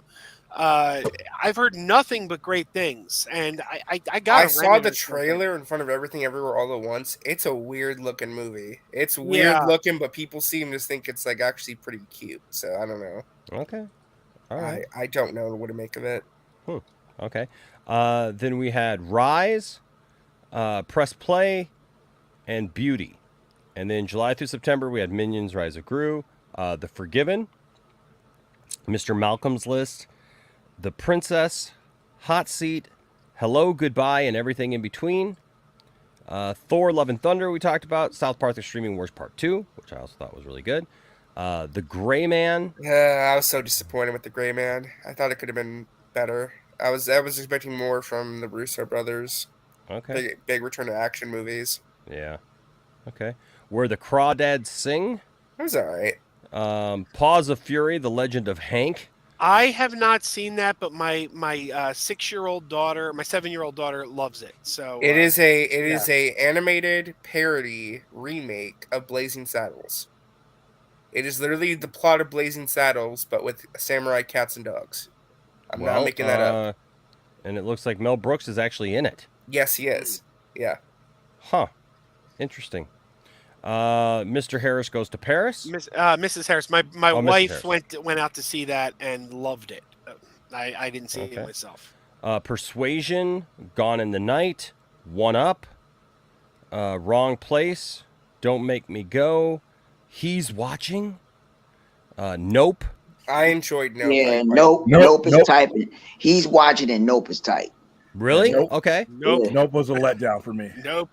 Yeah. Nope. I thought it was okay. Now, tell me, because I've heard everybody say, I've heard all the people who say that they didn't like Nope, but Nope looked really interesting to me when I saw the trailer and everything. So, Prime, tell me what you liked about Nope. Well, Nope is it's a different story. So I'll just give you a synopsis of it. It's pretty much it's a black family. They own a ranch, but the father, he's one of the best ranches in Hollywood, where he provides the horses and all that stuff. But But come to find out, there is an alien entity that is around just in the area because they're in Texas. They pretty much in this big ass open area. You know, They're actually in California. They're in California. It's California. Yeah, okay. California. I thought it was Texas. Actually, I thought it looked like it was Texas. Okay, Yeah. but yeah. So it's California. So, in this big open area, and it's just this entity. But I'm not gonna tell you it all. It's just that I would tell you that the story is very interesting pertaining to the alien because it's right. It's very entertaining and intriguing. If you don't really pay attention, you're not going to catch on to it. If you're not. Yeah, you know, I just want to jump in and say real quick. For me, what I liked about Nope, it's a very simple and very basic story. Yeah, it's very simple. Like there's not a lot of story with the movie, but what I like about it is that there's much like other Jordan Peele stuff. It's about like the layers of what the meaning and what he's trying to say about society and sensationalism and the obsession with fame and kind of stuff and that sort of thing. I thought was interesting. I thought that. It's a very abstract movie in some ways, but I really like the way it's captured. I thought was really interesting. So he can't stick to landing. This is the second movie in a row where I was enthralled through most of the movie, and then it starts to unravel. The biggest thing about Nope is the character development. It's a character-driven movie. The story I didn't think was that great, and the ending and the explanation. And there are certain aspects in Nope that were absolutely worthless to the story. And there's just too much of it, like I said, and then the pacing wasn't that good. And that's the second movie in a row where I sat in the theater really loving most of it. Us pissed me off towards the end. I get you on that one. He's a great storyteller. These last two movies, he can't stick the landing, and I'm wondering if that's going to be a trend with him. I think it's because he tries to do too much. You know what? I'm gonna be honest. I think that has something to do with the studio changing his stuff, though. It has to be something with the studio. Maybe. It could be the studio. It could be. I like the ending to Nope personally because I thought it did an interesting job of like really. It's a bombastic ending, but it's very simplistic at the same time what the goal of the movie is. And I thought like it was very cowboy inspired too, which I kind of dug. So I gotta say, I did not care for Jordan Peele's Twilight Zone either. So I don't know. I totally forgot that was a thing. So. Yeah, okay. It's on streaming. Yeah, next we got Anything's Possible, Alone Together, DC League of Super Pets. Now, I'm going to take the lead on that. I went and saw that movie. Yes, I loved it. And I really liked it. I'm sorry for all those people out there who just wanted to hate it just to hate it. I did not think that I was going to like this movie at all. I'll be honest with you. I was right there with a lot of people going, this is stupid. Why are we getting a Super Pets movie? Why are we dealing with this stuff? And then I went to go see it, and I enjoyed it so much. I was shocked. And I thought it was very heartfelt. I loved the characters. You know, like I saw people complaining because, oh, Superman is this way, and you know, Batman is like, they're all cheeky. It's like, it's a kid's movie, and yes, it's fine for Superman and this, and you know, all of the DC heroes. It's okay to have them in roles like that because it is for kids. Like, it's not meant to be Zack Snyder's Justice League. I couldn't understand why people meant to be the Batman. I couldn't understand why people were ragging on it before it came out because I'm like, why can't we have fun? Like, how come people don't know how to have fun? It's like because any DC project that comes out that is not the expectations of what they should be putting out is going to get ragged, unfortunately. It doesn't matter what it is. But I don't agree. I don't agree though that this movie should be heralded as like something. Well, they didn't do what they should do because it's literally a kid's movie. Oh, I didn't say it was fair that's what. No, I know. I'm just saying. Happened. That was the problem that I had with people talking about this movie. It was like, you guys are acting like this is supposed to be like the continuation of the DCEU or something, and it's like, it's not. It's just. But you know what? People weren't like this when Lego Batman came out. When Lego Batman came out, everyone embraced it and thought it was funny and enjoyed it. You know what it probably was, though, Joe? It was a sequel or a spinoff of a Lego movie that everyone loved. I guess. It's like, I'll be honest with you, though. Hot take. I'm not a big fan of the Batman Lego movie. Really? What? That's Oh not my a hot God, take. I love that movie. I am not. really enjoy that movie. I'm I just being honest with you. love I am not a big fan of the Lego Batman movie. I thought that there was just like so much stuff that they just tried to cram in that movie, and they didn't even make half of it didn't make sense to me. I'll be honest with you. And, I'm with and I you. felt like they I'm with you. muddied a bunch of it up, and yeah, so it's not my Lego it's not Batman, no joke, is probably one of the best Batman movies ever made. That is a joke. That is a That joke. is a joke. That I'll is a take that joke. again. That we- movie understands the character of Batman better than a lot of live action movies ever did. No, it doesn't. No, I- it doesn't. Absolutely, it does. I have Oh a my I have God. a Harvard for Police T-shirt, and nobody ever gets it. I'm like, it's from the Batman Lego movie. Good. That tells you that tells you something right there. It tells you RJ's Yeah. take on stuff. No, Okay. I mean, seriously, like Okay. I could literally write a thesis about it, man. I'm telling you. Oh my All right. goodness. Well, that'd be a waste of time. Just messing with you. All right, we got 13 Lives, Vengeance, Sharp Stick, Not Okay, Paradise Highway, Resurrection, A Love Song, Honor Society, and then we got Allegoria, and now Bullet Train. I've seen a lot of people talking about Bullet Train. I liked not seen that. I like. I miss Bullet Train in theaters. I watched it recently on Netflix. Oh, it's a great movie. I'm mad I didn't see it in theaters. I should have seen it in theaters, but I really enjoyed it. Bullet Train was fun. I'll be honest with you, Jose. I did not like Us either. I like 75% of Us. That last 25%, I can't get it out of my mind. That was such a letdown. It was weird. We got Luck. I really liked Luck. I'd say Okay. that's one of the best animated films of the year. Really? Okay. Yeah, it's a lot of fun. Okay. And Simon then there was Pegg's in it. What are you good? Yeah, and then there was a movie that I really enjoyed and was surprised that I enjoyed, which was Prey. I'm probably the only one who didn't like it. One of the best movies of the year. Should've And been it in theater. sucks. Well, they weren't going to spend the money to No, put it in Prey was theaters. off the hook. If you talk about Prey was off the hook. That was tight. I disagree. You can blame the I'm a whole big Predator 2018 fan. movie, the 2018 movie with the whole comedy and that worst, one of the worst science fiction movies ever made. I That's disagree. why- I really like that one too. Okay, you're out of your mind, but that's He is why, Crazy Joe. That's why they didn't put Prey in theaters. They just Because weren't the gonna take that 2018 risk. movie failed Yes. so bad. Yes. Yeah. Landon, you saw Prey. You watched Prey at school, right? Yeah. What did you think of Prey?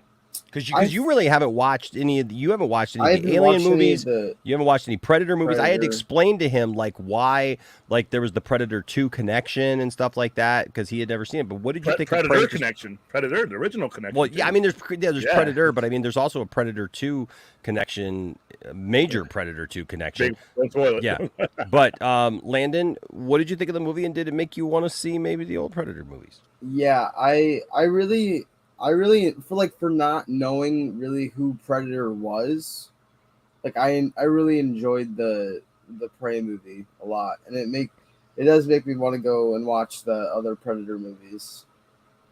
Yeah, you gotta watch Predator 1. You need to watch Predator 2. Yep. You can skip the Everything else. the second. You can watch Alien vs Predator. Alien vs Predator, the first one is tight. The second one is trash. Requiem is garbage, but Predators with Adrian Brody in it, I actually think is an underrated Predator. movie. Predators is fantastic. Oh yeah, and I forgot about Predators. It's cool. You know, not watch but all the other ones, 2018. yeah, but the I Prey, love that but 2018 film. yeah, Wow. but Prey, 2018 Prey- made my head hurt. yeah, but Prey is good because we've been asking for years, like what is actually going to connect with part 2. You know, so Yeah. that's one movie. That's one of my favorite movies too. Is Predator 2. Predator 2 is underrated like a mug, man. Yes, it was. Predator 2 is like underrated as hell. Yeah, it is. Bill Paxton. Oh man, that movie was excellent. Summer of 1990. I disagree. Yeah, man. I didn't like the Predator design. I didn't like very much any of the characters. It was just kind of a bland movie to me, to be honest. Really? Wow. Okay. Well, yeah, 'cause I only like- you know what's amazing about discussions like this is how like you can put 7 people on a panel together. Some people will enjoy the same things, some people won't, and then some people will have absolutely like polar opposite opinions about something. That's just awesome. There's nothing wrong with that. So There's you nothing were wrong talking with about you're a big Predator fan, Film Goblin. So like, Well, yeah, because I just don't like how this movie, it's just one girl who can take down a predator, when in the original, you had a whole squad of commandos that couldn't even take down one predator. But one guy, no fucking sense. one guy did. One guy did take down that predator. Dutch took down the predator. Barely, but this girl was able to take him down with ease. But only because she learned by watching how everyone else failed to take out this one thing, and she learned and adapted throughout the whole movie, and adapted her strategy. She Even learned still, from other people it's failing. not believable to me. I think with Prey also you have to bring into effect that people completely underestimate the toughness of the people who lived in this country and abroad, the people who came here, and then also the natives of the Americas. Comanches, too. Yeah, I'm sorry, but I think people highly underrate the toughness that it took to live in these open spaces, to be a part of these Native American communities, and to have to hunt, to have to with the weapons that they had, and the things that they had, and the skills that they had, the hunting, the tracking, the physical fortitude that you had to have to just live back in those days. You know what I mean? And to stay alive. I'm sorry, but I know that we live in a world now where we think we're so civilized and we think we're all together. But the reality is, man, is that people nowadays trying to train themselves, some of the toughest people could never survive in those conditions. In those times, no, I don't think so. Not in this day and age. No, man, we got too many amenities nowadays. Yeah, there's just too much stuff that, I'm sorry, that's why even when I see doomsday preppers, right, and they're like, oh, I'm prepping for this and stuff like that, the reality is, look, I'm sorry, no, you're not. Even the people who think that they're the most ready for something to go south, if anything, man, we just lived through 2020, right, a couple of years ago. I'm sorry, man, but that taught us something. I'm sorry, all those preppers and everybody who thinks that they were all tough, man.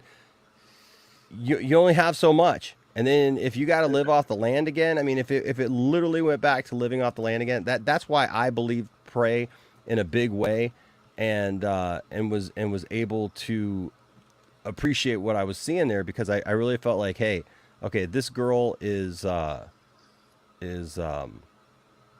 And not just her brother. Listen, Yeah. if you watch Predator, the original 1987 movie, the only person that had the initial respect for what they were up against was Billy, and he was a Native American. They're thinking along the same lines as the Predator.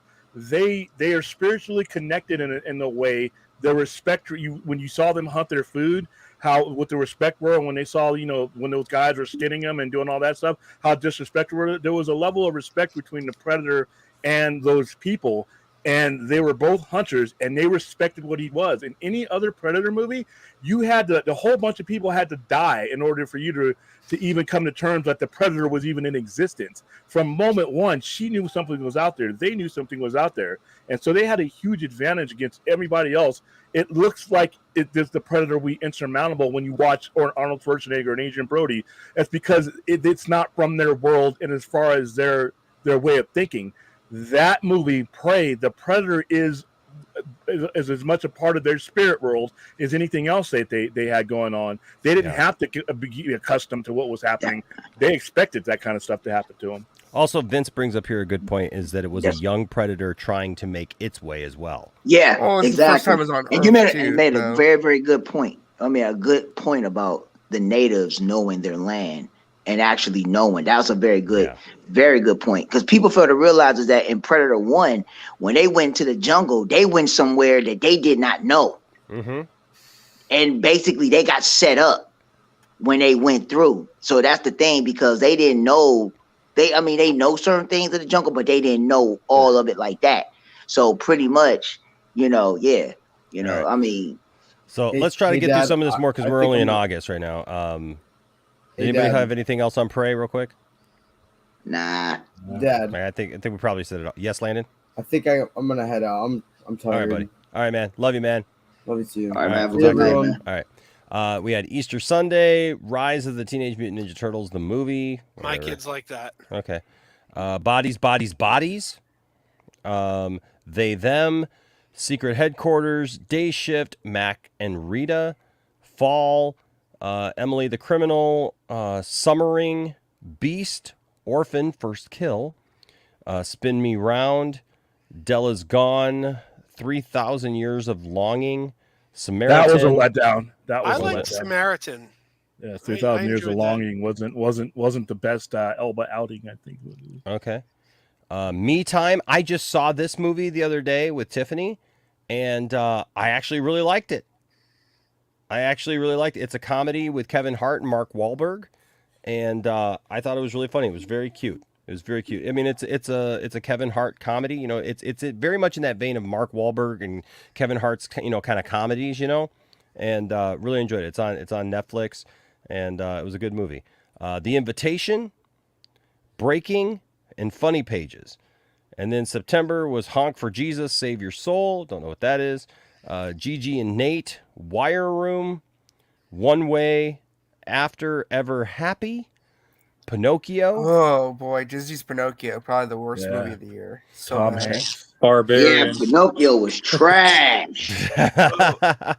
Barbarian was garbage. I've heard. Yeah, I've heard good things about Barbarian. So It becomes I- garbage once Justin Long comes into the Yeah, picture. no, I agree No, completely. Barbarian Yes. was tight. That was a good movie. Now, Barbarian was tight. That was tight. I think it had a great first half, but as soon as Justin Long gets there, the tone changes dramatically. And it Yep, gets really weird. Exactly. It gets stupid. It gets dumb at the turn of like that. Bam. Yeah. It's a great movie until you realize, wait a minute, I'm going down this very familiar road with these very familiar tropes, and it became predictable. Once you get halfway through the movie, you can pretty much write the rest of the movie, and I'm like, Plus, things just didn't and it make was any nasty. sense at all. And it was gross too. So okay.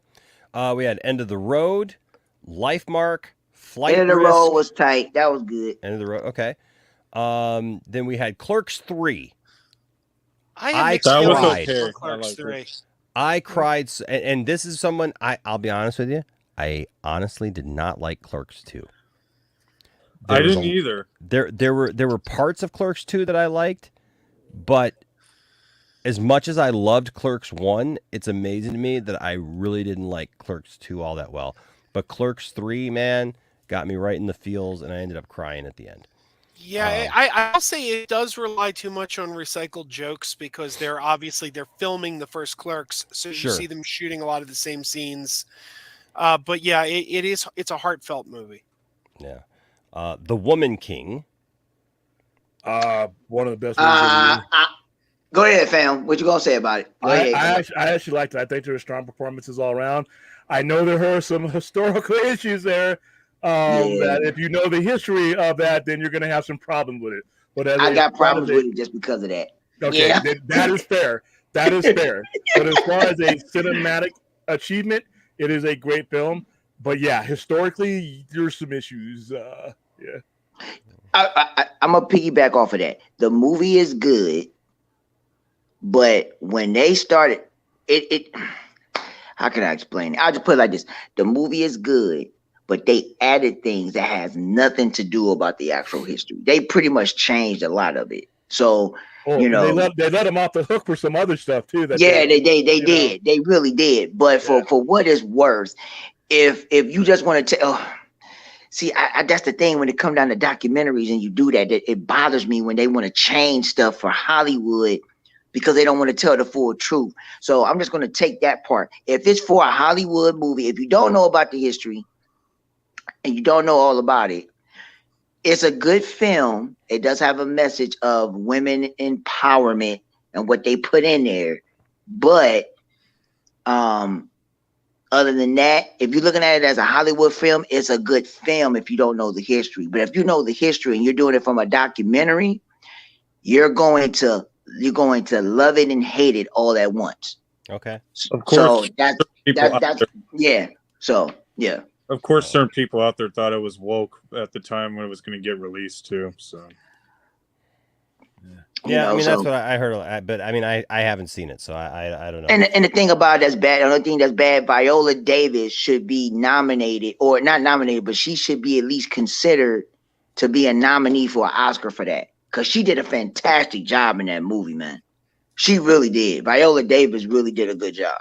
So I can't knock her for that, you know, and I've only supported it because of Viola Davis.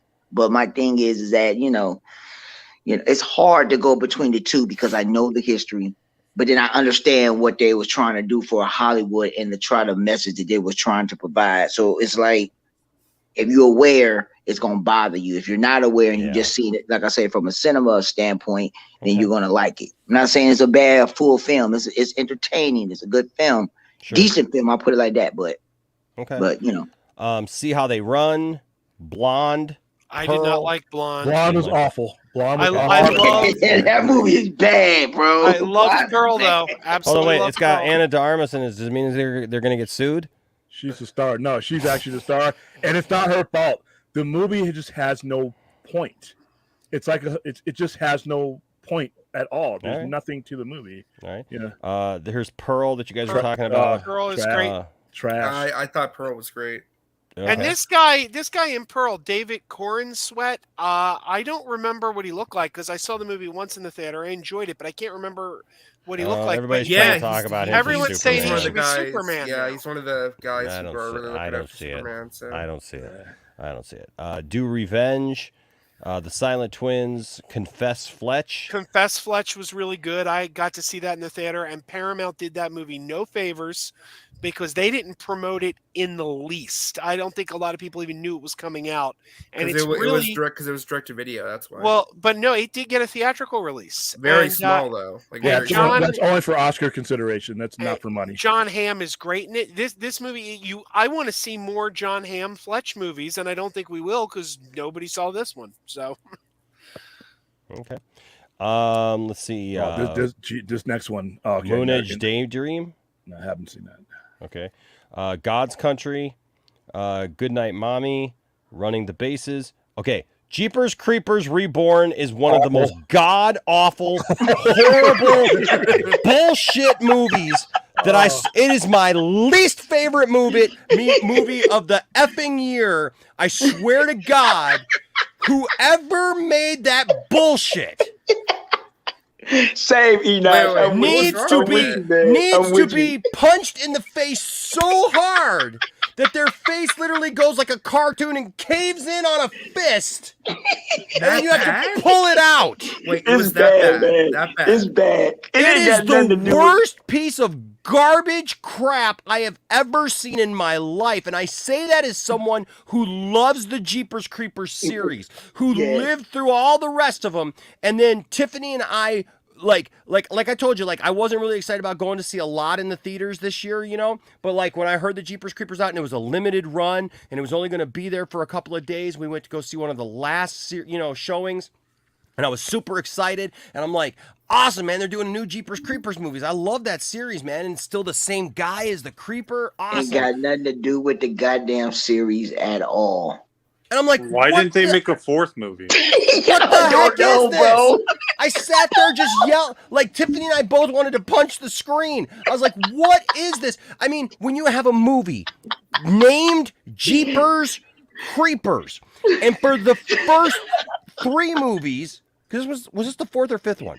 It's the 4th one. The 4th one, right? Okay, so for the first 3 movies, the whole freaking point, the whole first movie is based around the fact they call it Jeepers Creepers because the dude literally takes Justin Long's eyes and they play Jeepers Creepers. Where'd you get those peepers? It's the whole freaking point. And in this one, they so biffed it that they didn't even license the freaking song. They rewrote another BS song and made it and re-recorded it to make it sound like it was from the 20s or 30s, and it was like Jeepers baby, and it's like, shut up, what the heck is that? You're not even using the Jeepers Creepers song? No. The CGI was so bad I could make a better movie in iMovie. I swear to God, I could literally make a better movie than Jeepers Creepers on my phone completely. I mean, the iMovie on my phone has green screen, and it would be better. It's bad when they can't even be bothered to show people driving in a car in real life, like, because right after that we watched the first one again because my kids had never seen the first one, and so we watched the first one. And it's like the opening scene with Justin Long and his sister, what's her name, driving down the street, and it's like, and you see them in the car, and they're actually in a car because how hard is it to strap a camera to the front of a car and just film people driving the car? No, can't do that, right? No, it's green screen. You literally have people driving their car like. Well, can I ask, why didn't they finish that story, the original one? I don't know. We don't know, man. It's so painful. I couldn't even tell you. Now all of a sudden there's a cult of like people with robes and stuff, and they're gonna sacrifice a baby to the creeper, which makes no sense because the creeper literally eats people. Because that's the whole point. Is every 23 years he gets to eat for 23 days and he regenerates. But now he needs a freaking baby. What the heck is going on here? It doesn't make any sense whatsoever. The sets look like literally we just put up like 3 walls. It looks like we put up 3 walls, a back wall. It was and 2 that side bad, walls, yo. and it looks it's worse than a sitcom. And it's oh my god, it was so bad. And the CGI, and literally one point, I think I said it the other day on the show, like they're supposed to be on top of this building, and like there's slanted roofs and everything, and you can tell that they're standing on a flat surface on green screen because there's supposed to be all these crows coming at them, and they're just like. That was really bad. And to answer the question, the people who made the original Jeepers Creepers had nothing to do with this one. The original people actually sued this company that made this awful directable movie.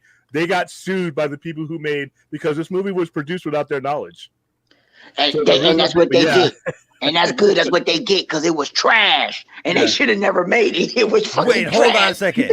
No, because Tiffany and I joked on the way out, and we said, I swear to God, that the movie needs to like somebody needs to sue over this movie. So you're telling me for Myriad serious? Productions sued this production company for producing this without their knowledge. The movie made like $5 million. I don't know what the budget was, but it was I remember hearing about this because we had promoted it like a long time ago, the Jeepers Creepers 3, but it was this we didn't. Well, get not to mention there was no marketing for this shit. No, there was no money for this. How do you just make a movie that you don't have the rights to? Motherfuckers be doing that shit all the time, man. That shit crazy. That's some balls. Well, I forgot what ended up happening with the lawsuit, but they were allowed to make and produce this movie, so they didn't. The first people who made the movie made the suit, but I think they lost that suit because the movie came out.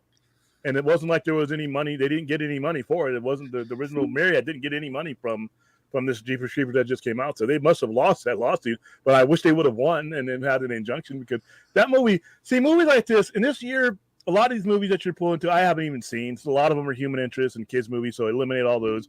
But the horror that came out really pissed me off. The ones I did see, everybody told me go see X. I saw X. Thought X was trash. Oh, you got to see Pearl. I didn't even see X. I haven't even seen it yet. Go see Pearl. If you didn't like that, I went to go see Pearl. I thought Pearl was garbage. And then the movies that were like made by people who movies I do like just were like disappointing. It's like they were rushed. Everything was rushed to get it out. It's like, oh, we're making a good movie. Oh, I ran out of time. Yeah. And a lot of people did. I just thought, and Barbarian's another one. These are movies that I'm like, wow, this is my type of movie. And then I watch them, and I'm like, what the? Yeah. So Jeepers Creepers Reborn. Oh my god, it's just awful. Don't Worry, Darling. I did not like that. My most controversial movies of the year because everything but the movie. The movie about making Don't Worry, Darling is going to be better than Don't Worry, Darling. I gotta watch it still. I didn't even watch it yet, man. I haven't seen it yet either, but I mean, I like Florence. It's just like The Matrix in a way. It's not great. It's not great. Okay. Catherine Called Birdie, Section 8, the Jody's Corner story, Lou, On the Come Up, A Jasmine's Blues. That was tight. Now that was tight. Okay. All right. The Munsters. The Munsters is one of the worst things I've ever seen. I don't know how that got made. Smile. Okay. That's tight. Now Smile is good. That's good. Here's another one. Oh, excellent. Once it got 3/4 of the way, though, you could predict exactly what was going to happen. Well, here's the problem with Smile. I felt like I saw it before because It had a lot of those basic tropes in it. Not saying that that's bad. You can do that. I'm not saying you can't go back to the well. But when it gets to the point where I'm like, oh shit, here I go again. And then it's like, damn. I think I have more disappointment when the movie is really good for the most part, and then you start running down that road. You start seeing those same ugly ass houses, and you're like, oh shit, are we in this neighborhood again? Smile was another one. Yeah, it reminded me too much of It Follows, and I really liked It Follows, but I'm like, It Follows is a better movie. And I already saw It Follows. Yeah. So Jared here sent this to me. His best movies of 2022. Number 1, The Batman. Number 2, Jackass Forever. Number 3, Avatar. Number 4, The Atom Project. Number 5, Black Adam. Number 6, Doctor Strange. Number 7, Thor. Number 8, Guillermo. But can you put up the list again? Oh, did I not put it up? Oh, I'm sorry. I thought I put it up. Sorry. Here it is. No, it's a StreamYard. Got you. Yeah, sorry. I know I hate this thing about StreamYard doing this. Okay. Number 8, Guillermo's Pinocchio. Number 9, Sonic 2. Number 10, Turning Red. And honorable mentions were Werewolf by Night, Guardians Holiday Special, and Black Phone. So there's The Batman was number 2 for me, and I loved the Batman, but Top Gun Maverick for me. Maybe it's because I've been waiting. Maybe there you go. That'll be Trope, a thing, but, the movie. but Top Gun Maverick, I think, is going to get nominated for Best Picture. Top Gun gonna get a lot of nominations. It's gonna get a lot. Yeah, it's gonna get a lot. The Batman, for reasons that like I said, I thought the overall movie was the truest interpretation of Batman that I've seen in my lifetime on screen, as far as solo Batman goes. I said too. I would have left out the animated stuff though, because to me, it's the Batman is solving that soft 90s nonsense that Batman's had to overcome for the last 25 years. If you think Batman the animated series is soft, then it's soft. It's soft. Not soft. Okay. We got to get through this. Okay. Yeah. Bros. Big boy pants on, buddy. Yeah. I didn't even see that. Don't want to see it. It's about, y'all already know what it is. It's about gays. I'm good. What's wrong with that? It's about. What's wrong with I ain't that? gonna get it. I ain't gonna get all into that. Ain't nobody want to see that mess. You said that like Chappelle. You sounded like Chappelle. You gotta be careful with the way you're phrasing this. So you've basically confirmed what. I think though what I don't want to speak. Yeah, for you Prime, gotta be very careful. But I do know. Look, I've liked Billy Eichner's TV show. Me and the kids and Tiffany, we used to watch Billy on the Street, and I thought that show was funny. I think with this, it was interesting because nobody seemed to want to go see Bros. No, nobody. Gays. If you wanted to put that movie out, you could have put it on streaming service. Everybody in between, and that was the thing was Billy Eichner then got mad at everybody. But the reality was that the gay community didn't show up for that movie either. And that's basically all I'll say about that is that, look, just because you make a movie, even if you're part of a genre or you're part of a community group or whatever, just it's for me, you know what it's like? It's like when people make Christian movies. I have yet to really find a Christian movie that I really enjoy. Right? And so that's the thing, is that just because it's a Christian movie doesn't mean anything. It doesn't mean anything to me. Like, if anything, I'm going to judge it harsher because if it's good, it's good. If it's bad, it's bad. And I'm going to call it good or bad no matter what it is. And I think that his own community spoke to him and said, look, it's just a bad movie. Right? And so it is what it is. It is what it is. But here, let's go back to the list. Hocus Pocus 2. Didn't see it. Nope, didn't see that. The greatest beer run ever. I saw that in the theater. It was a Regal mystery movie. Went in, didn't know what I was seeing. It was the greatest beer run ever, and it was pretty good. And shockingly, it's a true story, which is pretty crazy because it's a nuts story. Oh, stop it. I didn't even say it. Jeez.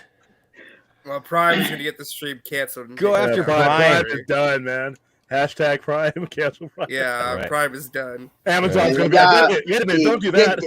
This the thing that people fail to realize. I don't care about people's feelings, and I don't care what people think. I keep it 100. I don't care because I'm gonna state the facts. You trying to try to come up with a rebuttal? I'm gonna tell you something with common sense, and I'm gonna leave it at that. Next so that's movie. for the people that Next don't movie. know. Me. Go ahead, It's a good Elon. movie The from Good Matt House. Darbo. The Good House. Luckiest Girl Alive. God's Creatures. Dead for a Dollar. My Best Friend's Exorcism. Hot Take. The Depp Heard Trial. Okay. And then we had Mr. Harrigan's Phone. Terrifier 2. Oh my God. Oh man. Listen, excellent movie for what it is. But you got to cleanse your mind. You got to watch something else immediately after that. To watch yeah. Terrifier. I heard it was tight though. I watched It was Terrifier so- 1 for Thanksgiving this year. So It's a holiday movie. yeah, me and the family, we were like, hey, what are we going to watch tonight? And it was like, hey, I heard Terrifier's really good. And then we watched it, and I was like, okay. Bloody Disgusting needs to make more movies, though. There you go. That's all I got to tell you. Lyle Crocodile. I kind of want to see that one. I haven't seen it. That's really good. That's really good. We took my daughter to see that, and the whole family really enjoyed it. Really entertaining. Okay, cool. Then we've got Amsterdam, Tar, Hellraiser. Did anybody see Hellraiser was good. Yeah, Hellraiser was solid.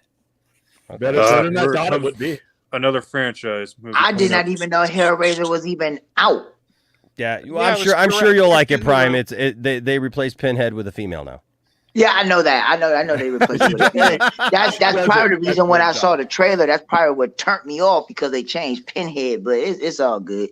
She does an excellent job, and even Doug Bradley praised that. She does an excellent. It's a different movie. It's not a copy of the originals. So It's not okay. We'll have to check it out. Okay. You know what I'm saying? Me and my girl will check it out.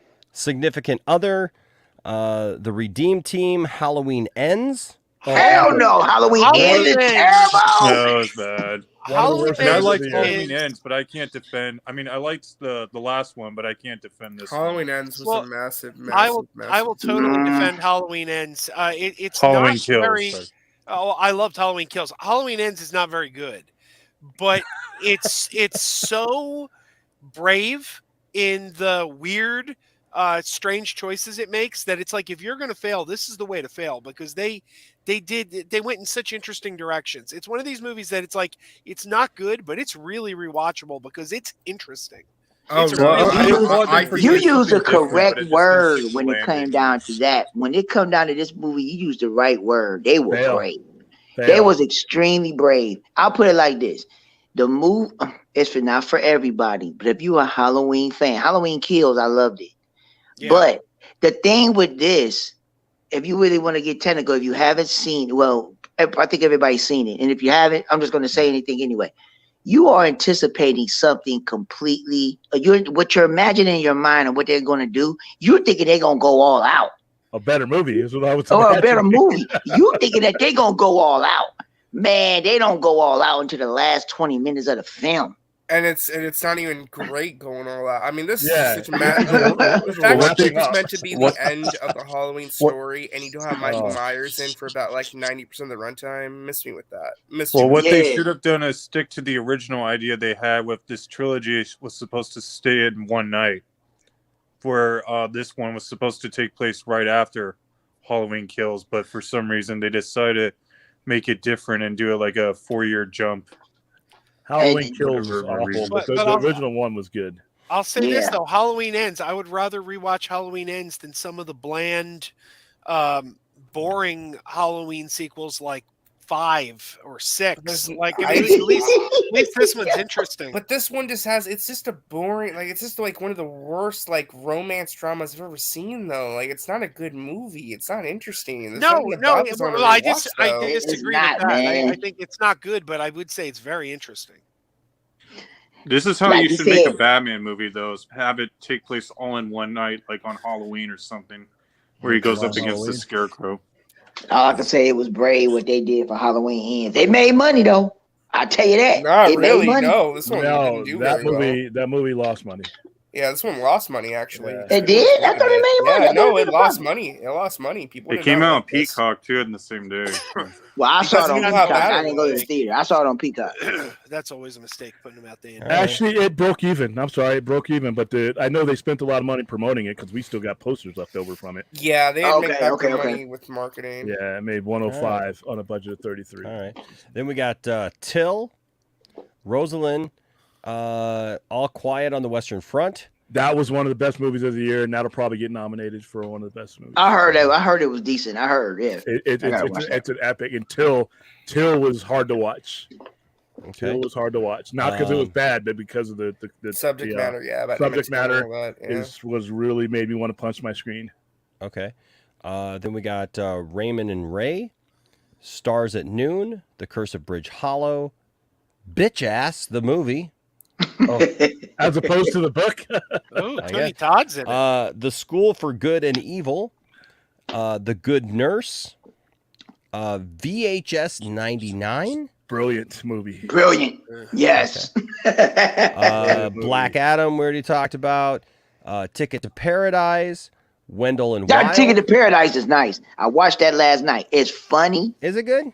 Yeah, it's good. It's funny. It has a lot of it's. I put my review up on whatchamacallit, but it's not. It's a nice movie. Sit down with your family. It's a nice film. George Clooney and Julia Roberts, they do a fantastic job. But it's funny. It has it has family elements, and it does have some touching moments to it. But it's a family film. But it's a comedy. It's a family film. Yeah, It looked fun. yeah. Pass. The Banshees of Inisherin. That's really good. It's Okay. a very sad movie, but yes. Yeah. My Policeman, After Sun, Detective Knight, Rogue, The Return of Tanya Tucker featuring Brandy Carlisle, Armageddon Time, Call Jane, Causeway, Pray for the Devil, Run Sweetheart Run, The Wonder, The Independent, Nola Holmes 2. I was actually watching that today. Okay.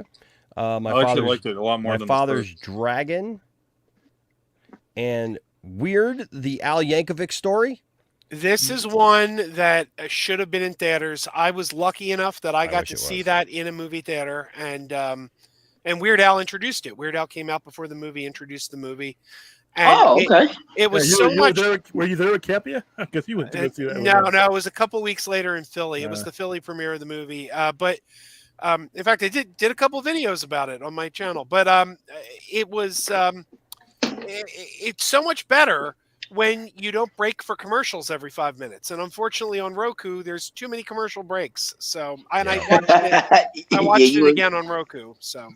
Yeah, that was the whole point of making it, so Roku wanted revenue from Yeah, from but ads. I really liked this movie. I still, as a Weird Al fan who appreciates Al as a musician and his band, I would still love to see a serious take on Weird Al's life.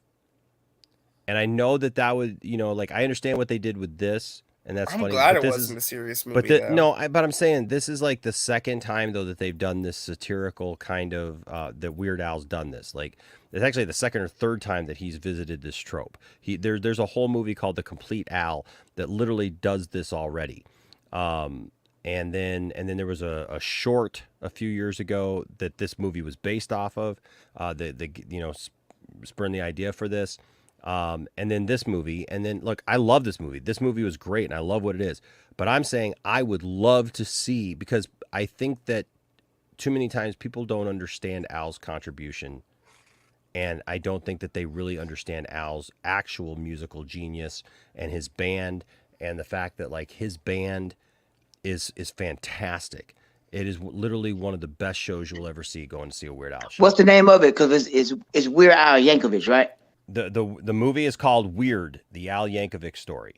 Okay, okay. I gotta check it out. Yeah, Then. you and get it right on Roku. There's a lot of things that, like I said, some of his loss that when he lost his parents.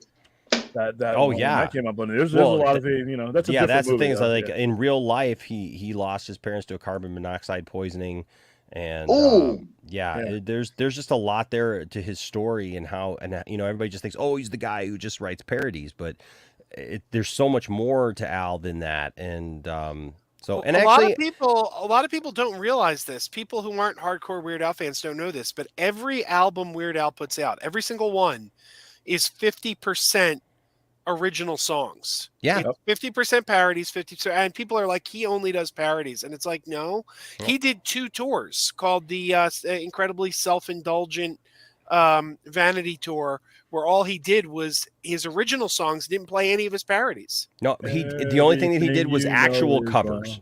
They actually did actual covers on that tour, like no parodies, but the actual covers of songs. And so, I've seen Weird Al several times now. Mine and Tiffany's first date was going to see Weird Al because I figured if I take her to see Weird Al and she likes it, that's a keeper right there. So, yeah, great movie, lots of fun, that movie. The Estate, The Minute You Wake Up Dead, On the Line, Dear Zoe, Something in the Dirt, Good Night Opie, Pinocchio, we already talked about. Was great. Yeah. Guillermo del Toro's, yeah. Not the Disney one. We're talking about the Guillermo del Toro. Oh, Guillermo del Toro. Okay, yeah, so you guys like that one. Okay. Beautiful animation, but I hated the story. Did you go past Elvis yet? Yeah, we were way past Elvis. Oh, y'all went past that? Okay, yeah, okay. Because Elvis was tight. I liked Elvis. Falling for Christmas, Black Panther, Wakanda Forever. We talked about that one. The Fablemans. We talked about that one. Fablemans is on my top 10 of the year. Okay. Spirited. I still have not seen this. This Spirited is Will Ferrell, Ryan Reynolds take on Scrooge. Also on my top 10 of the year. I love this movie so much. Okay. Is that black enough for you? That's not a question. That's an actual movie. I know. Yep. Paradise City, Poker Face, A Christmas Story Christmas, Christmas with You, She Said. She Said was good. Okay. Oh, by the way, She Said, it's the story, about the reporters who brought down Harvey Weinstein. And some of the fun people on the internet complained that it was woke. Wow. These people don't have very good brains. Yeah. The Menu. I need to see The Menu. I've heard very good things about this one, The Menu. Menu's up there. Menu's one of the ones that should be in the top 10 as far as nominations goes. Disenchanted. We just watched Disenchanted tonight. Quite good. Not as good as the original, though. Okay. Slumberland. I've seen Slumberland. I thought Slumberland was really fun. That's got Jason Momoa in it, and I actually really liked it.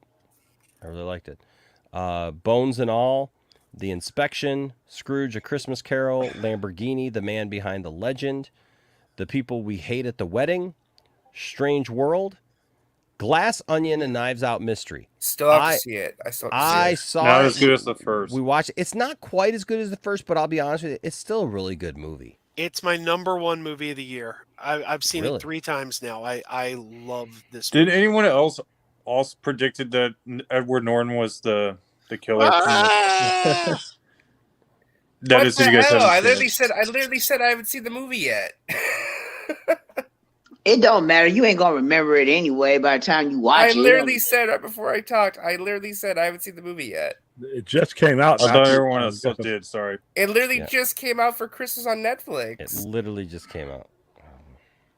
Wow, Film Gob. Didn't it come out on the 16th? I thought it did. Still too soon. It's been 2 weeks. 2 weeks, man. It's like 2 weeks, bro. Come on. I think we just lost half of it. Yeah, you just lost. God damn, man. Point extra loud. R.I.P. Sorry. All right. Devotion. My bad. Sorry. No, historical accuracy. Devotion is great. And he's great in it. So yeah, Devotion's up there. Okay. The Swimmers. A Christmas Mystery. Holiday Harmony. The Noel Diary, and White Noise. Is that the one with Adam Driver? Yep, I saw it. We saw it yesterday, and I really What is that really about? Liked it. Dude, it is so weird. It starts off as one movie, and it totally ends as something completely different and crazy and wild, and like you're like, what the heck is this? And it's like a metaphor. I mean, dude, I would tell you what it started off as, but it like Adam Driver is a professor, and it's set in the 70s, and him and his wife are kind of like these hippie kind of throwback people, and then all of a sudden a gas tanker, an oil tanker, crashes with a train, and there's like a toxic cloud that goes over the city, and they all have to evacuate, and that's just the start of it. That's just what's in the trailer. But I swear to God, by the time you get to the end of the movie, you're like, what? What the heck is this? Like, what is going on? And there's stuff that you have to literally read into and figure out, because it's kind of crazy. But then we rounded out with A Hollywood Christmas, Violent Night. A lot of people saw that. I haven't seen it yet. That movie was great. Okay. Emancipation. Spoiler That's alert. right. Boy, we could have used spoiler alert about like 3 minutes ago. Yeah, Emancipation. That's going to get him another. Is tight. That's a movie that Prime's not going to enjoy. Any person of color is really hard to watch, by the way. And Emancipation? I loved it. No, I'm talking about spoiler alert. No, he delivers another Academy Award winning play. He could win again this year and not even be there to get his award. That's how good he is in that movie. You talking about Will Smith? Will Smith, yeah, he is. Emancipation. Yeah, it's a good movie. Arguably his best performance. Okay, all right. Then we got Diary of a Wimpy Kid. Roderick Rules. Wait, hold on.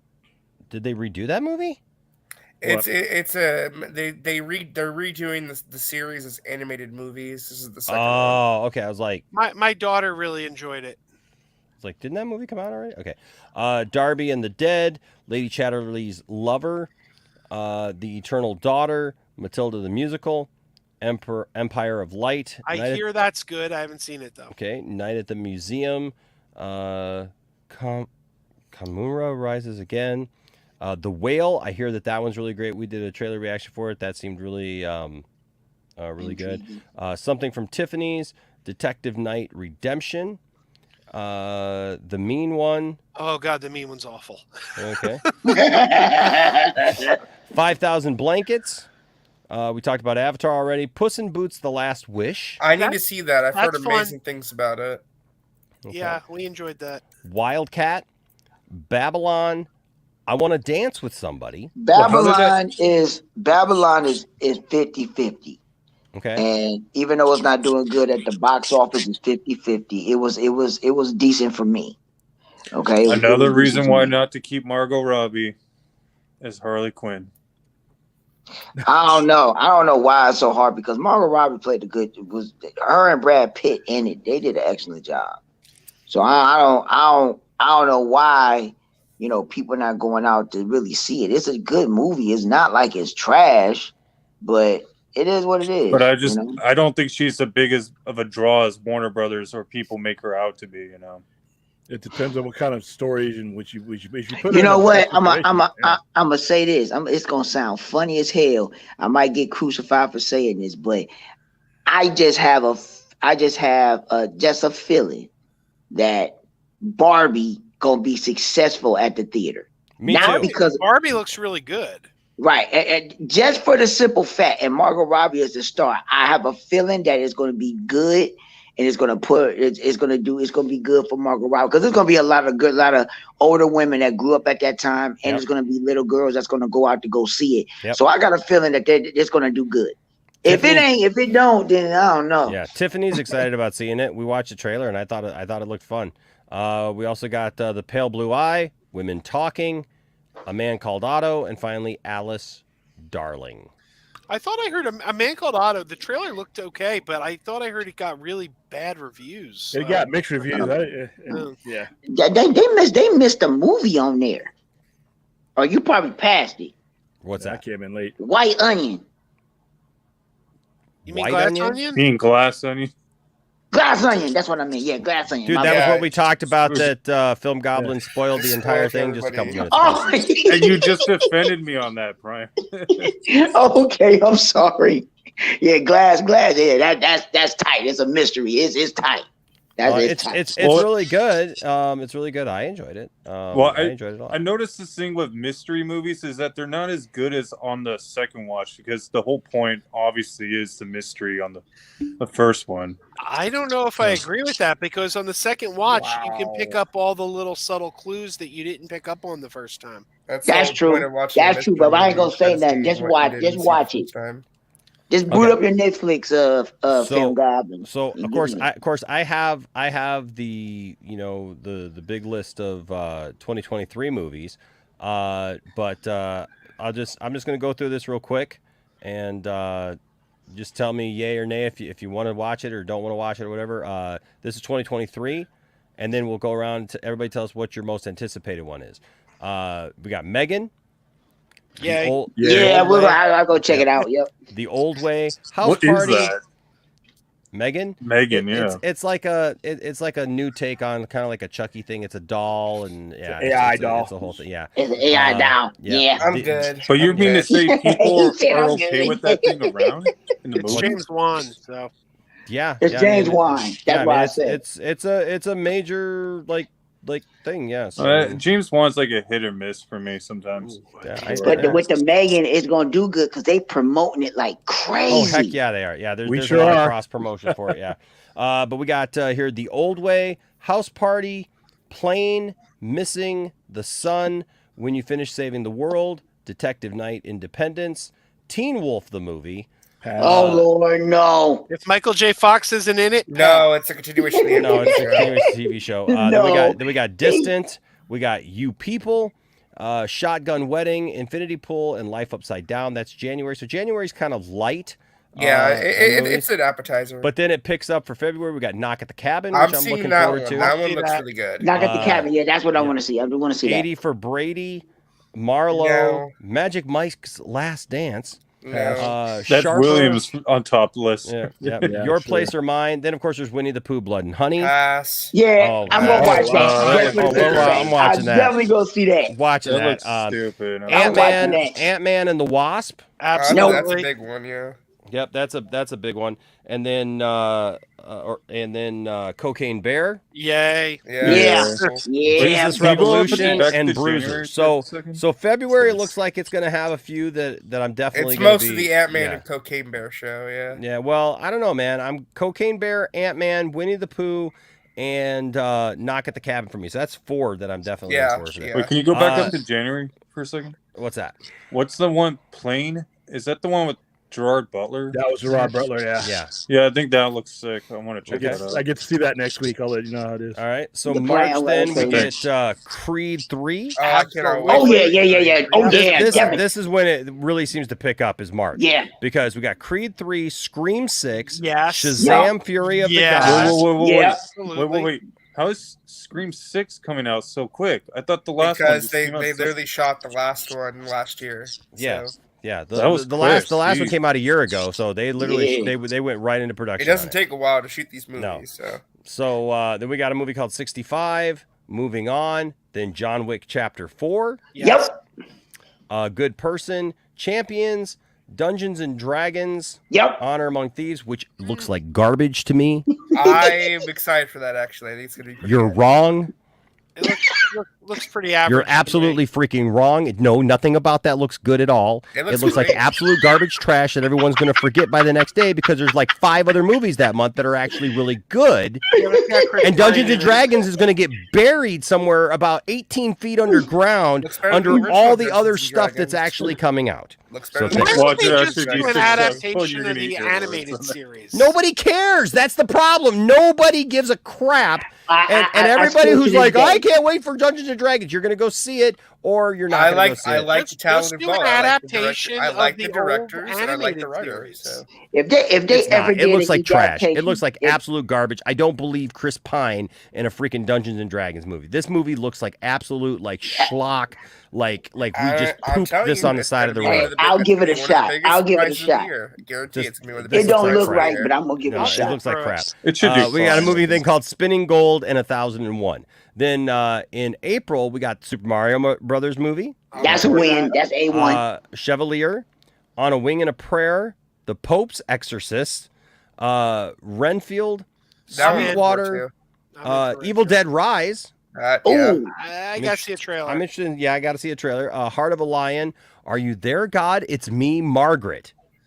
Finally, they're adapting that book, huh? Paint. Then, of course, we got Guardians of the Galaxy 3. Yeah, it's gonna be a big one. Absolutely. Book Club 2, the next chapter. Never heard of the first one. Nope. Love Again. Fast X. Fast 10. Fast oh yeah, 10. that's a given. Yep. Everybody The Little wanna see it. Mermaid. Yes, I'll see that. About My Father. So Then who directed June. Fast? June is the crazy month. June is the crazy month. June is Louis all You killer forgot out. Shazam. Did you say Shazam too? Yeah, Shazam. Yeah, that comes out in February, dude. February. Okay. March. Yeah. March. Or March. March. I'm sorry. Yeah, March. March. I'm sorry. Yeah. Okay. June is Then- the crazy month. Then we got June, which is Spider-Man Across the Spider-Verse. Yes. Yeah. Oh, God. Transformers: Rise of the Beast. Yes. Strays, which I don't know what that is, but it's got Jamie Flash. Foxx. The Flash, obviously. Not seeing that. Elemental, Asteroid City, The Blackening, No Hard Feelings, Untitled Adele Lim film, Indiana Jones and the Dial of Destiny. And I will go see it just for the simple fact. Did you see the Flash poster? It's gonna be by the way? woke. Yeah, I like I said earlier, I have no plans on seeing Flash. You see my It's the movie- comment it's said the movie like I'm skipping, anyone who's so. a Flash fan should be embarrassed by that poster. It's just Which It just poster? You looks talking about so the bad. picture that was came out today? It's circulating. It's not great, but it's Yeah, I mean, I've got it right here. Hold on a second. I'll show you. I was surprised that this thing is actually real, to be quite honest with you. I can't It's- believe it. It's People not a made good that to be start for embarrassed. this month. Yeah. I'm not really sure. I mean, I still have yet to really find a high res version of it. But I have the high To res go to version. mine, Well, I guess this changed is it. high res, but yeah, it's still. I like it. Where did that come from? I like it a lot. That is that's a promotional thing that apparently Not leaked out. So Not put out by anybody legit that I know of. Well, I'll tell you this: those images are real, though. they are real. Yeah. Those are real images. Those I are don't actual think- images of everybody from the movie. Yeah, Apparently- but that's a composite. I've never seen this, and we've been getting stuff for Shazam and getting ready. It's Not Shazam. not Shazam, but all the movies coming out this year. Are you able to zoom into it? Yeah, I've never seen that before. Yeah, that Flash with This the, wouldn't even- the Keaton yeah. batsuit looks atrocious. I'm sorry. This I would- think it looks fantastic. This isn't real. I don't That think can see Batsuit right- looks so much better than No. anything was in the Batgirl stuff, but I'm not talking about the Batgirl stuff until tomorrow. So there you go. Because I got my Yeah. opinions about. I know. Listen, I know other people are excited for the Flash movie. I'm not here to crap on it. I just have no interest. I'm not seeing it. Yeah. So. But Well- don't base it on that poster Sure. because I don't think that. No, I'm not poster's basing real. the poster. I made Alright. that decision a while All right. ago. I wasn't gonna see it, so. Then July is a pretty light month so far. Where did Prime go? What's that? Where did Prime go? I think we lost him. He said he had to Yeah. go. Okay. I'm right behind All him. I right. gotta So we go got back. Insidious, Fear of the Dark. I'll go see that. Yep, me too. Mission Impossible, Dead Reckoning Part Oh, 1. I'll Absolutely. put up the list back up again. Did I not put it up? Oh, sorry. Hold on a second. I had it, but then it just didn't go up. Okay. Then let's see, Oppenheimer, Pass. Barbie. I'm seeing Yes. Oppenheimer for sure. Then we got the Marvels. Absolutely. Yeah. I'm gonna pass on that one. I'll see it on Disney Plus. Then August we got Teenage Mutant Ninja Turtles: Mutant Mayhem. I'm excited for Yeah. that. That should be fantastic.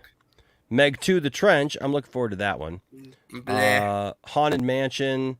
Tiffany will be like all about that because she loves the Haunted Mansion. Last Voyage of the Demeter. Gran Turismo. Okay. Challengers. Blue Beetle. Yes. That's a yes for me. Yeah, I'm seeing Untitled Blue Beetle. Please Don't Destroy film. They Listen. Then in September we got The Equalizer 3, The Nun forward to 2, that. which I'm there for The Yeah. Nun 2. A Haunting in Venice, The Expendables 4, Good Lord, how? Oh did he yeah, make I'll it go right? see that. Next Goal Wins. Then in October we got Craven the Hunter, Yes. Crap the Hunter, Absolutely. True Love, Untitled The Exorcist film, Paw Patrol the Mighty Movie, The Pass. Underdogs, Saw 10, Yeah, I'm in too deep. I'll see that. Yeah, I'm no. I Dune don't know if I Part can do 2, it.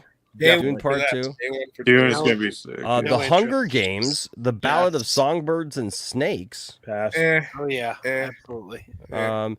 Well, that one's got Viola Davis, Peter Dinklage. It's got a decent cast. I just don't know. I don't know. I need to see a that's- trailer. That's interesting. Trolls 3, Yeah, the girls are Wish. gonna want to see that.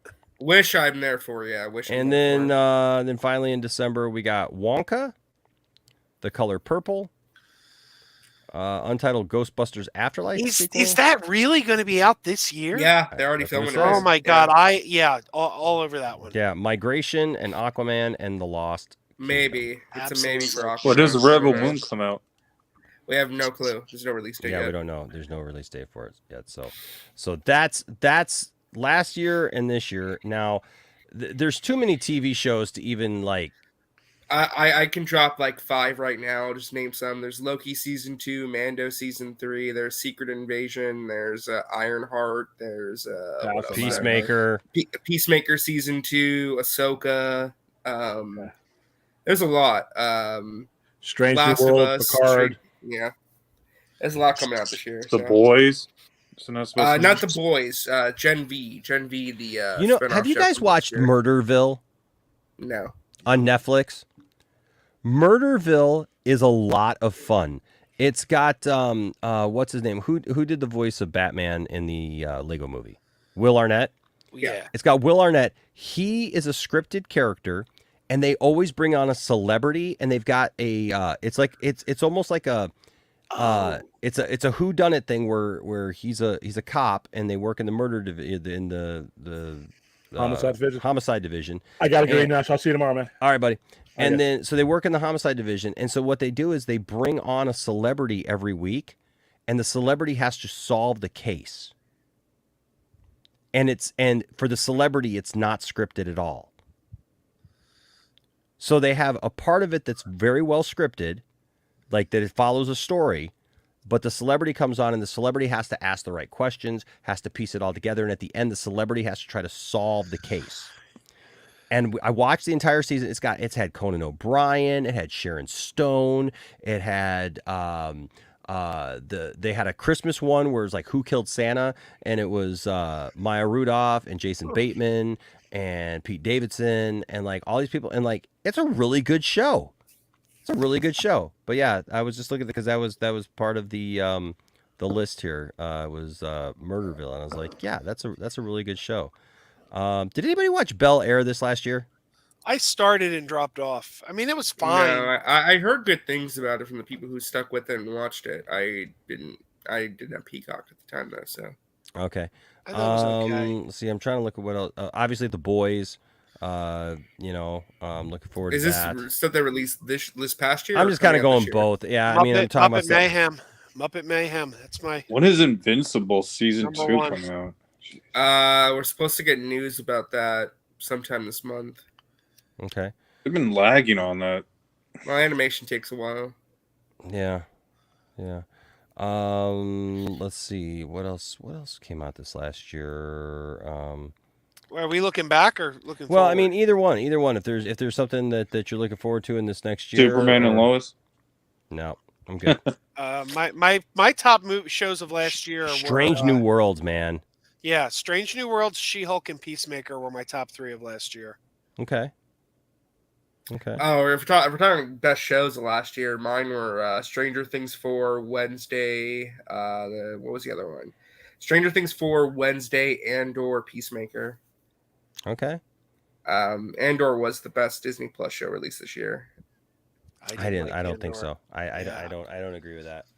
Best Star Wars show this year, easily. No, it wasn't. No. I thought Boba Fett and Obi-Wan. I'd go with I would Boba Fett was Kenobi. I highly disagree that Andor is the best. Andor took 5 episodes to actually like get interesting, and I like the end. I like the back end of it, but it was it wasn't Star Wars. It was another part of the Star Wars world, but it wasn't Star Wars.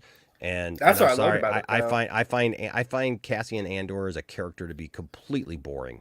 Boring nothing. is right. The things that I loved about the Andor show wasn't even Cassian. It was everything but Cassian.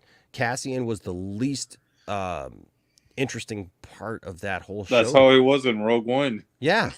Like I didn't care about him in Rogue One either, to be honest with you. He was my least favorite character in Rogue One. So That's why I was surprised he got his own show, because he was really my least favorite character. But I mean, look, everybody likes something different. Gosh, man, I just see a lot of people going, "This is what Star Wars should be." It's like, heck no, It's no. what it needed, I think, this year. I think it needed a show like this to come out. That's what. What can they do, really? Levon, I'm not about that. I'm not about that. No, that's not. I don't care about that. Like when I saw that whole thing about Star Wars theory and the bricks and the screws and stuff, and him being upset because there was stuff like that. That's dumb. Well, he used that as a reason to explain why I didn't feel like Star Wars. Whatever. That's not it. That's not it. That's not it. That's not it for me. Look, I loved seeing the Mon Mothma stuff, the financing of the rebellion, all that stuff. I liked all that stuff. But it just didn't. It didn't feel like Star Wars. It just wasn't a Star Wars level. But it had nothing to do with the fact that there's screws and bricks or whatever. I mean, we had this with Boba Fett too. When Boba Fett was on, there were people complaining that the costumes had zippers. It's like, who gives a shit? Man. Yeah, I know that's stupid. I loved She-Hulk. She-Hulk. She-Hulk. I really liked She-Hulk. Wow. She-Hulk was great, I thought. I actually liked Miss Marvel.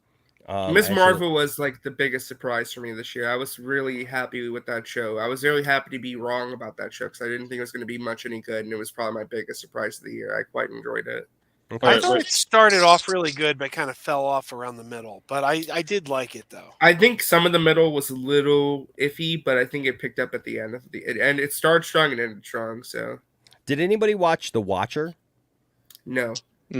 The Watcher. Let me tell you something. I'm about ready to do an actual just recorded video, like of a review of The Watcher, because The Watcher was so good, so good. I enjoyed every bit of The Watcher, and it's an easy thing, but except for the very end. The end just kind of bothered me a little bit, but it is what it is. Because I didn't understand some of the choices that some people were making there. Fourth 1,000 here with a $5 super chat. Thank you, sir. Says, is it official yet? Star Wars has fell from grace so hard it's now just a television property like Andromeda. I think it is. Yeah. Well, no. I mean, comparing something to Star Trek is never a fall from grace. Listen, Star Wars. Listen, look. Here's the thing. They're telling a specific story through television right now, and they had to do that because there was no there was no box office for a while. There's nothing wrong with that. It's not. They need to get their movies figured out though, because they have to get the movies figured out. But that's the thing, is I think they can't win, and this is the BS that I can't stand about Star Wars fans. Okay, so let me get this straight. So if they put out a bunch of movies, then they're putting out too many movies. I don't want all these movies. Then it's like, okay, well, they rushed everything and gave us two. The sequel trilogy sucked because they rushed it and they didn't have a plan. Okay, so we're going to dial it back, and we're really going to plan out the next few movies. And in the meantime, we're going to really strengthen a whole segment of Star Wars fandom and lore and fill in a story over a complete amount of time and do it in a way where we can do several shows a year where you're getting much more than just a movie. Because now if you're getting 8, 9, 10 episodes of a series, you're getting much more than you would have just going to see a 2.5 hour movie. And we're going to fill in that backstory while we're planning out the next segment. It's dead. You're not putting out movies fast enough. Star Wars is going to be just fine. Fine. I hope so. This is bullshit. But no, here's the issue with the movies, though, man. And this is just me being straight up honest. I would agree with that notion, but here's the problem. They've announced so many movies and projects that are in development that are falling through. Rogue Squadron, all this other crap that's getting canceled. They don't even seem to know what they want to do. And based on what we're hearing, they're scared to even try and make another movie. They don't even know what they want to do yet. Now they're giving David Lindelof. I think they're scared. That Ryan Johnson trilogy. I'm just saying, like they are struggling so hard to even get one movie to come out because Star Wars fans are stupid. I've said it once. I've said it a million times. And fans are what's destroying Star Wars right now. It's not Disney. We have gotten more good quality Star Wars under Disney and Kathleen Kennedy than we ever got under George Lucas. That's a fact. I disagree with that, but I will say this. I do out of all the sequel movies, I did like The Last Jedi the best. So Oh I yeah, am actually open to see that Ryan Johnson trilogy.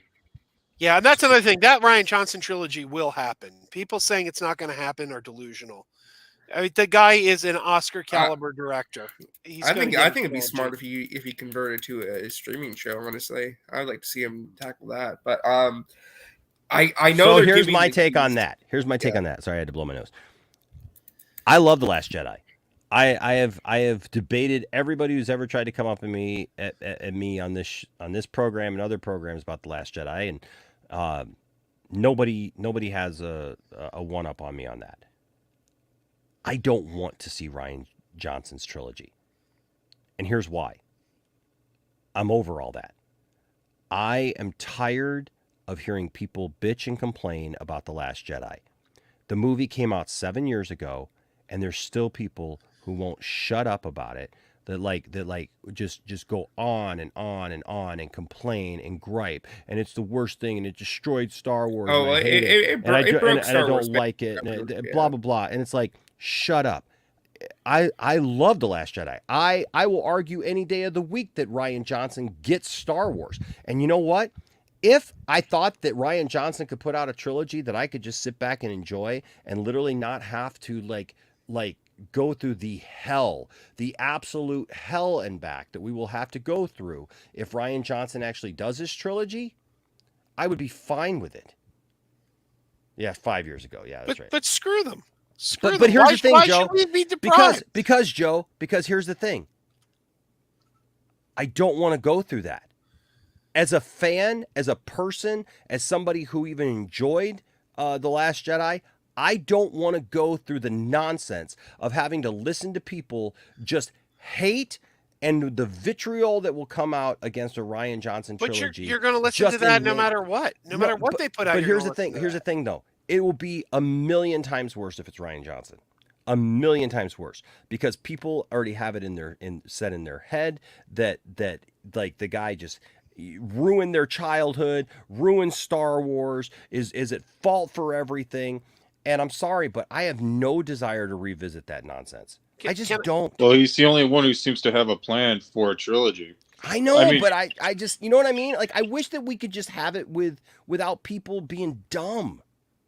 Can I tell you? Well, that's human nature. You know, there's nothing we can do about it. No, you know what that is? No, you know what that is? That is current times. Because no, not everybody was always like this. Things were not always like this. Where literally the very mention or thought of something just stirred up such vitriol and nonsense from people and hatred and bitching and moaning. Well, just look at DC. It's the same thing with them too. I know. And that's crazy. The thing. Look, everything that I love, dude, everything that I love ends up getting in that category. And that's why I'm tired. And same thing with Lord of the Rings. I like the Rings of Power series, but I guess a lot of people didn't. For some reason. Can I tell you what my the absolute stupidest complaint about Last Jedi is? I saw your not the Last Jedi. I saw your video. What do you call it? The Last Jedi. Look, film is subjective. Some people aren't going to like a movie. Some people are going to like a movie. If you tell me a movie that you didn't like it, well, you can't be wrong there because it's subjective. It hits you different than it hit me. But here's something I will throw down the gauntlet and say you were wrong. I have heard people say about The Last Jedi that Ryan Johnson ended the story. He left them nowhere to go. There was nowhere left to go. He ended it. If you say that, you are dead wrong because that's complete bullshit. The villains weren't defeated. The bad guys were on the run. They were hiding in a cave. It's not like they won and you know, yay, we're victorious. The First Order has been defeated. No, the First Order was still out there. We watched Kylo Ren rise to power. He became the main villain. He killed Snoke, and it was his rise to power. How in the world did he end it? He didn't. It was wide open. I agree, because even though I didn't like The Last Jedi, but I do think that it was JJ who ended it pretty much Star Wars than Ryan Johnson, because I didn't like The Force Awakens when it came out more than The Last Jedi, because I felt like I already could tell things were not going to go well after The Force Awakens, because there was just so many contradictions, things that just didn't make sense with Force Awakens, to the point where it's like, how are they going to make sense of all this moving forward? And I just feel like Rian Johnson was just basically kind of stuck in between a rock and a hard place to just do what was best for his movie, you know? And then the movie completely doesn't matter anymore because Rise of Skywalker came out and said, never mind. And then it just crapped the bed. So, That's why I think Rian Johnson should just make another movie to ignore the Rise of Skywalker. But Rise of Skywalker, I still will take it over any of the prequels. I did I would. That I disagree with. Yeah, I really hate Rise of Skywalker. I don't agree with that comment in general. What, my comment? No, Joe's.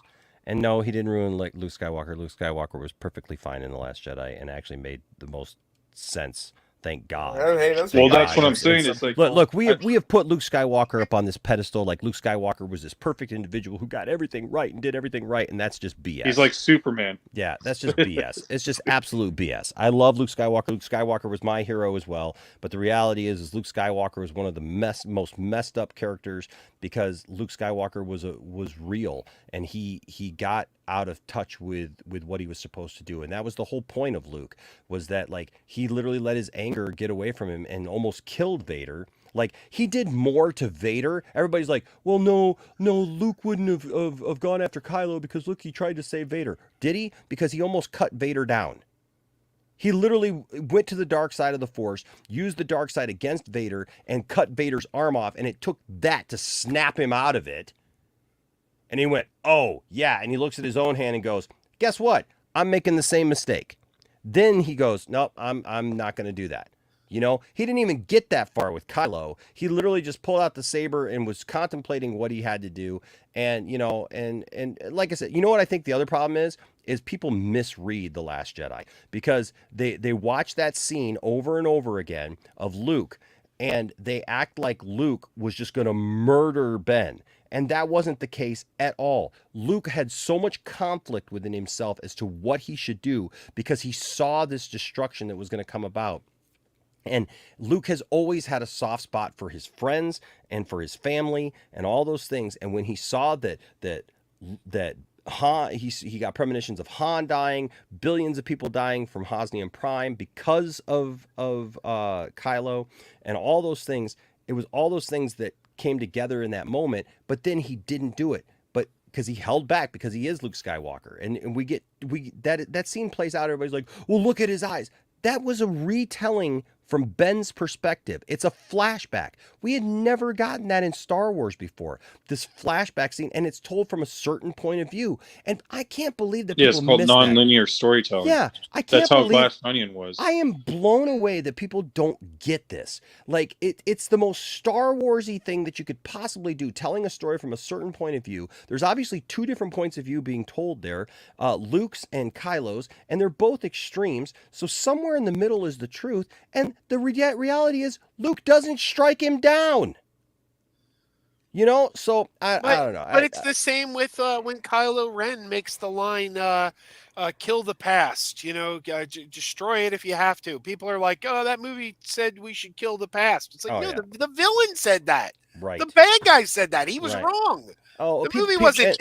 And they're like, they're attacking the fans. No, they're not. It just. Well, that's what I'm saying is too. It's like if people want to blame someone for ruining Luke Skywalker, it blamed JJ, not Ryan. You know? Yeah, that's the other thing. People always say, "Oh, Rian Johnson threw out every plot point JJ handed them." No, he took him to the next step. I mean, it was JJ Abrams who said that Luke went off and hid. Okay, exactly. It's just. Did you guys fourth 1,000 with a $2 super chat says Cleopatra 2525 is greater than Star Wars. I have no clue what that is. I'll say this about episode 3. I like episode 3 a lot. I think people completely over accentuate episode 3. I think episode 3 is great. It's great, but there are a lot of issues with it that I swear to God, if it were done in the sequel trilogy, people would be bitching and complaining and moaning, and it's all backwards thinking. It's all, hey, we can look back on this thing that happened, and now we look back on it pleasantly, because the reality is that at the time that the prequels came out, Star Wars fans hated the prequels. Yep. They literally, like, all this vitriol that we get because of the sequels. It was worse during the prequels. People went after George Lucas. They hated George Lucas. They literally said that George Lucas R-worded their childhood. Yeah. Which is ironic because those people ruined Jake Lloyd's childhood. Right. Oh, yeah. Right. Yeah. You had fans going after Jake Lloyd, after Ahmed Best, and others. Like, I'm sorry, but if you weren't there living it as an adult to see what happened, kids, I get it. I'm glad I was a kid when I was in elementary school when the prequels came out, and I'm glad I didn't witness that until years later when I'm like, what? How do people hate the prequels? Like, I thought people liked them, you know? No. And here's the thing. Here's the thing. Killed himself. Here's the thing. Star Wars Episode 1 is a hard watch. There's some good stuff in it, but it's a hard watch. And then Episode 2, I used to hate Episode 2 until about 2015. Still hate Episode 2. I don't. I actually love Episode 2 now. I love Episode 2 now. And then Episode 3, there's just a bunch of stuff. There's some really great stuff that's in Episode 3. And then there's just like stuff that it's like, I'm sorry, when they're swinging over Mustafar on wires and everything, it's like, this is so over the top and stupid. Oh, it's over the top, but I could excuse it. That's where I have a problem with it. It's like it takes it away from like the heartfelt battle between Obi-Wan and Anakin for me, when they're swinging around and doing a bunch of dumb stuff instead of just like hashing it out. You know what I mean? Like hacking it out, man, with a couple of lightsabers, you know? So that's where I'm at with that. I got this super chat from 4th1000, but I am going to talk about this first. Dartskipio, you know I love you, man. But you just saying that I'm wrong does not make me wrong. I still have yet to have anybody debate me or anybody push back on my points and say anything other than that's what I just say, you know, George should have just made nonsense his and the little catchphrases, you know, calling him Ruin Johnson and you know, this and that. Like okay, that's all cute and that's all nice, and I get it that you might be mad, but I'm just telling you, I will go to the grave telling you that The Last Jedi is the most Star Wars movie of all the sequels, definitely, but The Last Jedi is so much better than any of the prequels to me. And it is literally my second or third favorite Star Wars movie. Yeah, I agree. It's my favorite. The Last Jedi, when you pair The Last Jedi with The Empire Strikes Back and Return of the Jedi, and you watch the documentary that actually comes with the Blu-ray set called The Director and the Jedi, you see exactly what they were going for, exactly what Rian Johnson was trying to do. And he's the only director in any of this that instead of like JJ going, well, you know, I wanted to do this and I wanted to put this idea in there and I was thinking this could happen and blah, blah, blah. And instead of everybody doing that, Rian Johnson is the only freaking person that goes, well, you know, the reason why we wrote this line was because in Empire Strikes Back, Yoda says this to Luke. And so this is a callback to that scene. And then, oh, well, Luke says this in Jedi, or Luke says this in Empire. And so that's why we did this here. It's literally an answer to it. And so I'm not going to debate this for the rest of my life because I just know what I know. And I know what I feel. Like, if you don't like the movie, you don't like it. Like Joe said, it's all subjective, right? I mean, I've had people yell and scream at me about Last Jedi on this very program. I had a guy who was a friend that was a friend for quite a while, yell and scream at me and tell me, no. So is that you really don't ever kill family? And I'm like, I'm sorry, but you know what? If you're in battle and like your family is part of an evil empire, you would. So like, is that really choices. reason why they haven't put out a film? Is because they're scared, or is it because of literally what's going on is basically they greenlit so many movies with all these people, Taika Waititi, Patty Jenkins, yada yada. They've tried getting so many movies off the ground. None of them have stuck the landing or gone anywhere. And I think it's because it's Kathleen Kennedy. isn't it? A lot of it is on her. I would agree. I think her handling of the film division right now isn't the greatest. I think there's a lot of issues Well, that's going what on. I think. I People are wouldn't hoping blame she her. leaves after Indiana Jones 5. But I still love you, Darth Scipio. I would blame I still love you, bro. Chapek. I would it's not blame Chapek, dude. I Some of these disagree. things are going on for a lot longer. No, Like some of no, these no, no. some of these movies that got greenlit were during the Iger era as well. That never Yeah, came they out got and fell apart. yeah, but they didn't come out after Chapek took over because look, the Rise of Skywalker came out in 2019, and then Chapek took over at the 2020 at the very beginning of the pandemic. And if you look at the number of movies Disney released this year, they only released like 4 or 5 movies all year. But that was the implementation of Iger, though. That's something that he wanted. He wanted them to do less movies and just do the tentpoles. Well, too, it's also that they've been focusing too much on Disney Plus. That's the thing too. Like Hocus Pocus 2, that should have gone to theaters. I didn't see the movie, but there's such a cult fan base for Hocus Pocus. Yeah. You didn't put that in theaters, that would have performed. Well, it's a good People thing they love that. didn't, though, because Hocus Pocus 2 is the biggest Disney Plus movie of the year, and it made Yeah, them a but that lot doesn't- of money. It doesn't. No, you don't make money off a streaming movie. Yes, you do. No, you get pe- don't. Oh, well, you absolutely according to do. What are you David talking Zaslav, about? you don't. But Well, Yeah, David because- Zaslav isn't really smart when it comes to that because you Well, absolutely do everybody I make think has money a off of different that. opinion on how you make money at a streaming movie, and I think there are different ways to make revenue. I think it depends upon what your return on investment is, because to put a movie in the theater it takes a whole lot more money than to put it on streaming. And so if you can get a buyback rate or you're putting out, I mean, look, it's great to have subscribers, right? But if you're not putting out material, you're not going to keep those subscribers, right? It's the biggest problem that actually I have with HBO Max. HBO Max will put out stuff that I want to see, and then I will go long periods where it's like, there's nothing new on HBO Max. Oh, not only is there nothing Yeah, and new you on could And they'll James take stuff Zaslav away for that. Yeah, that I would watch. Yeah, So- Zaslav's single-handedly destroying HBO Max. So that's one of the problems that I have with HBO Max, is because that's the thing is like I'll go these long periods of time without like with HBO Max not being a relevant thing for me, right? And so the thing is, like with Disney has to put out really good content.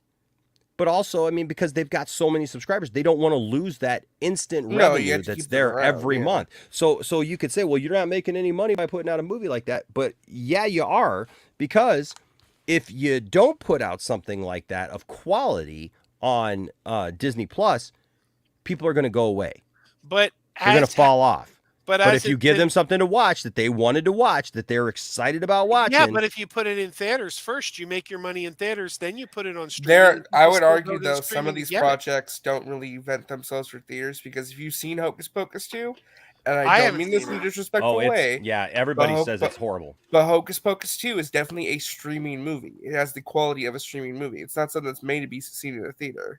Again, I'm Yeah. not going to say much about Batgirl right now because I'm going to save that for another time. But Batgirl, with the stuff that came out this week or yesterday or whatever, or, these pictures and stuff like that, it looks so cheap. What the picture? I of her in agree. a It costume, does. like eating It looks- lunch or something. I'm just saying, it looks. I looked at it and I'm like, so are we just trying for a 1960s like Yvonne Craig? Just I would have to see the cheap suit look. on the actual film, because some of I those don't know. on-set costumes aren't very good to begin with. A lot of them do look cheap, but when you see the final product, they look okay. I don't don't know know. what picture we're talking about, but I saw a picture of her like behind Not the the scenes eating Snyder lunch or suits, though. something. and yeah, I that picture thought- looks horrible. I That thought it suit looked looks excellent. awful. Oh, I thought Yeah, it it does suit look looks- cosplay. That suit looks It does. cosplayish and cheesy compared to actually having like when you look at Michael Keaton's Batman suit, even like it's like, okay, so we're girly just to be girly, like, you know what I mean? I don't know, man. It just I really liked it. no, I didn't care for it. Anyways, fourth 1,000 here with a $5 super chat says, the problem is J.J. Abrams. The Force Awakens was written like a TV pilot about getting characters together. There was no story. Felt Maybe like there a was no Star story. Tours ride. There was a It story. did, actually. It did. I think get where you're coming the from. entire sequel trilogy was just inept conceptually, to be honest, because Force Awakens, they were trying very hard to capture the nostalgia bait by basically just remaking. But that was the mistake. Which was the whole point. Which You I know shouldn't- Iger said they regretted doing that. You The should never whole put thing was a disaster. You should never put nostalgia and reactions before the story. What they should have done is just done a proper continuation of what George Lucas already set up with the first 6 films. Well, and that's it. How did they not do that? Yeah. Well, what I'm saying is, even if they didn't get George Lucas to come back to direct or be involved, they still should have used his whatever ideas that he had. Heck no. Oh, Hell I'm no. glad- yeah, no, I'm glad they didn't. Do you know? Do you, Film Goblin? Are you aware of what George Lucas wanted to do? Yeah. Okay. First of all, most of the story elements of The Force Awakens were right from what George Lucas wanted to do. He had a young girl who's the only difference was her name was Kira instead of Rey. Exact same kind of thing. Exact same situation that she ends up going to Luke. Okay. Luke is a hermit. Luke is exiled himself, just like in the sequel trilogy. And the only difference is it was going to center around a bunch of 12 and 13-year-olds. And it was going to be about the midichlorians and the microscopic world of the Force. Yep. That actually does sound more interesting to me than what we got. No, I'm sorry. I don't want any more 12 and 13-year-olds. The only thing is you can do, like what I agree is I got enough of that. No, what I'm saying is just take what he did have originally and just make a few tweaks. Like, yeah, don't put like kids in it. Make him a bit older. You know what they should have done? Just not made a sequel trilogy period and just made something like The Mandalorian, or takes place post episode 6. You just build off. Listen, of that. I'm going to tell you all this right now, and I've been saying this ever since The Mandalorian came out. All these gripes and everything about the First Order and about the sequel trilogy and all these things. You could have never, and any episode 7 was not, because you already waited 30 years. Okay? So it's not like you're going to start off 5 years after Return of the Jedi or something like that with a young Luke and Han and Princess Leia and stuff like Legends did. Okay? You're not able to do that. Well, can I say? So I'm just saying any episode 7 had to be further down the road.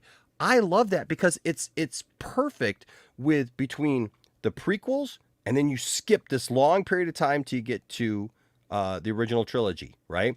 And then it's the same thing because it's generational, and you see these generations and what happens. But then, and I'll let you go here, Film Goblin. But then, what you're getting right now through all these television series is the fill-in of what happened. People were like, they're going to erase the sequel trilogy. No, they're not. They're going to explain to you what happened. And people are like, well, I shouldn't have to be explained to you. Yes, you should. There's 30 years worth of continuity there that needs to be told. Oh yeah, they're gonna try their best to explain some of this crap, and I hope. And I agree with Fourth 1000 here. I do agree with Fourth 1000 with the $5 super chat. Thank you, man. Says that scene in the Last Jedi, where the Jedi where they go to the Las Vegas Vagobah system, the Canto Bite, was the only thing I didn't like. I thought they could have done it a whole lot better, and it would have made a whole lot more sense if Lando had been involved. Oh, he should have been. He should have been there. What I was going to say is, yeah, I do think I disagree with you about George Lucas because he's had interviews saying that what they did with the Force Awakens and the sequel trilogy was not anything like what he was planning to do. And even if you didn't like the prequels, the one thing you cannot disagree with is the one thing that George Lucas did right was expand the universe of Star Wars, correct? Because even people like John Campea said that he did a good job with that. No, he expanded the world. I mean, you got to see a lot more of the Star Wars universe. Well, that's what I'm saying. That's what's been lacking with the new movies is that everything has been shrinking down to being small. That's what John Campea has been complaining about the new movies is that it's like you have this vast universe where you can tell like endless possibilities. You want to kill the Star? You want to kill Star Wars? You want to kill Star Wars? Do nothing but that. What? I'm sorry. Look, William will sit here and tell you and argue all day long that he doesn't want anything to do with that time period at all. Like he doesn't want to hear. He doesn't want to hear the name Skywalker. He doesn't want to hear anything about Jedis. He doesn't want to hear anything about the Force. And everything. Well, that's not Star Wars. I'm sorry, but the reality is Star Wars is Jedi. Star Wars is the light side, the dark side, the Force, lightsabers, and all those things. It's not that you can't tell stories that are outside of that realm. You can absolutely tell stories that outside of that realm. But this idea that like we're gonna like get rid of everything and go to this completely new thing and reinvent Star Wars, that's never gonna work. I think Because we just need to ditch the Well, no, that's what I'm Skywalker saying is- lineage, though. I'm pretty sure if George had done his sequel trilogy, it would have been drastically different than what we did get, and would have been like drastically different than what the prequels were and the originals. And I think that's just what's missing with the franchise, is that you need to be able to expand it and get out of your comfort zone. It's just like there's so many. I think endless I possibilities. don't disagree with the notion that we need to get out of this time period. I think we need to either go into the far distant past or the far distant future. Because like after Heck no. after the Hell no. Mandalorian story's done, I'm good. Like I don't need to see any more Hell from no. this time period. I'm Hell Because over it. what I heard is that George didn't plan to kill off any of the main characters at all. So it seems like it was going to be different. Yeah, actually, they was going to end with deaths of characters. Look, because I heard listen. that Leia was supposed to become the new Supreme Chancellor of the Republic. No, that's the never, way he wanted to do it. I've never seen anything that said that. Look, I will say this. I will say Give me this Knights about of the Old Republic, please. Look, That's all I will want. say this about this. I'm not saying when I say that I love these movies, I'm not saying that I think they're perfect. And I'm not saying that I think that they are the absolute was the best thing, for the series or for whatever. Like, look, I agree with people when I say it's a travesty that in the sequels that nobody got Luke, Han, and Leia together. It's one of the greatest missed opportunities. That's one of the dumbest things. And yes, I will absolutely hold them accountable for that. Absolutely.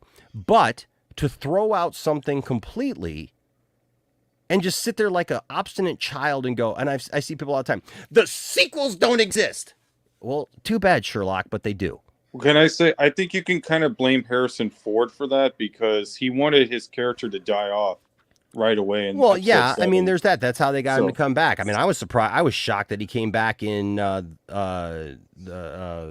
Rise of Skywalker. Okay, and look, there's a lot of stuff in Rise of Skywalker that I have a problem with. I have a huge problem with Rise of Skywalker. With the entire movie. Palpatine. Okay? I mean, no, and Palpatine is not one of them because Palpatine. Anybody who complains about Palpatine just coming back, first of all, and then tries to claim that they're mad that Disney didn't follow, like keep things the way that they were, like obviously just doesn't know their history because Legends did the exact same story in the exact same way. But the thing is with Legends, they did the way they did it was that they properly kind of set him up returning, whereas with Rise of Skywalker, he just comes back out of nowhere. They didn't. Did you read Dark Empire? Yes. Okay, in Dark Empire, what happens? Luke just starts feeling something is out there.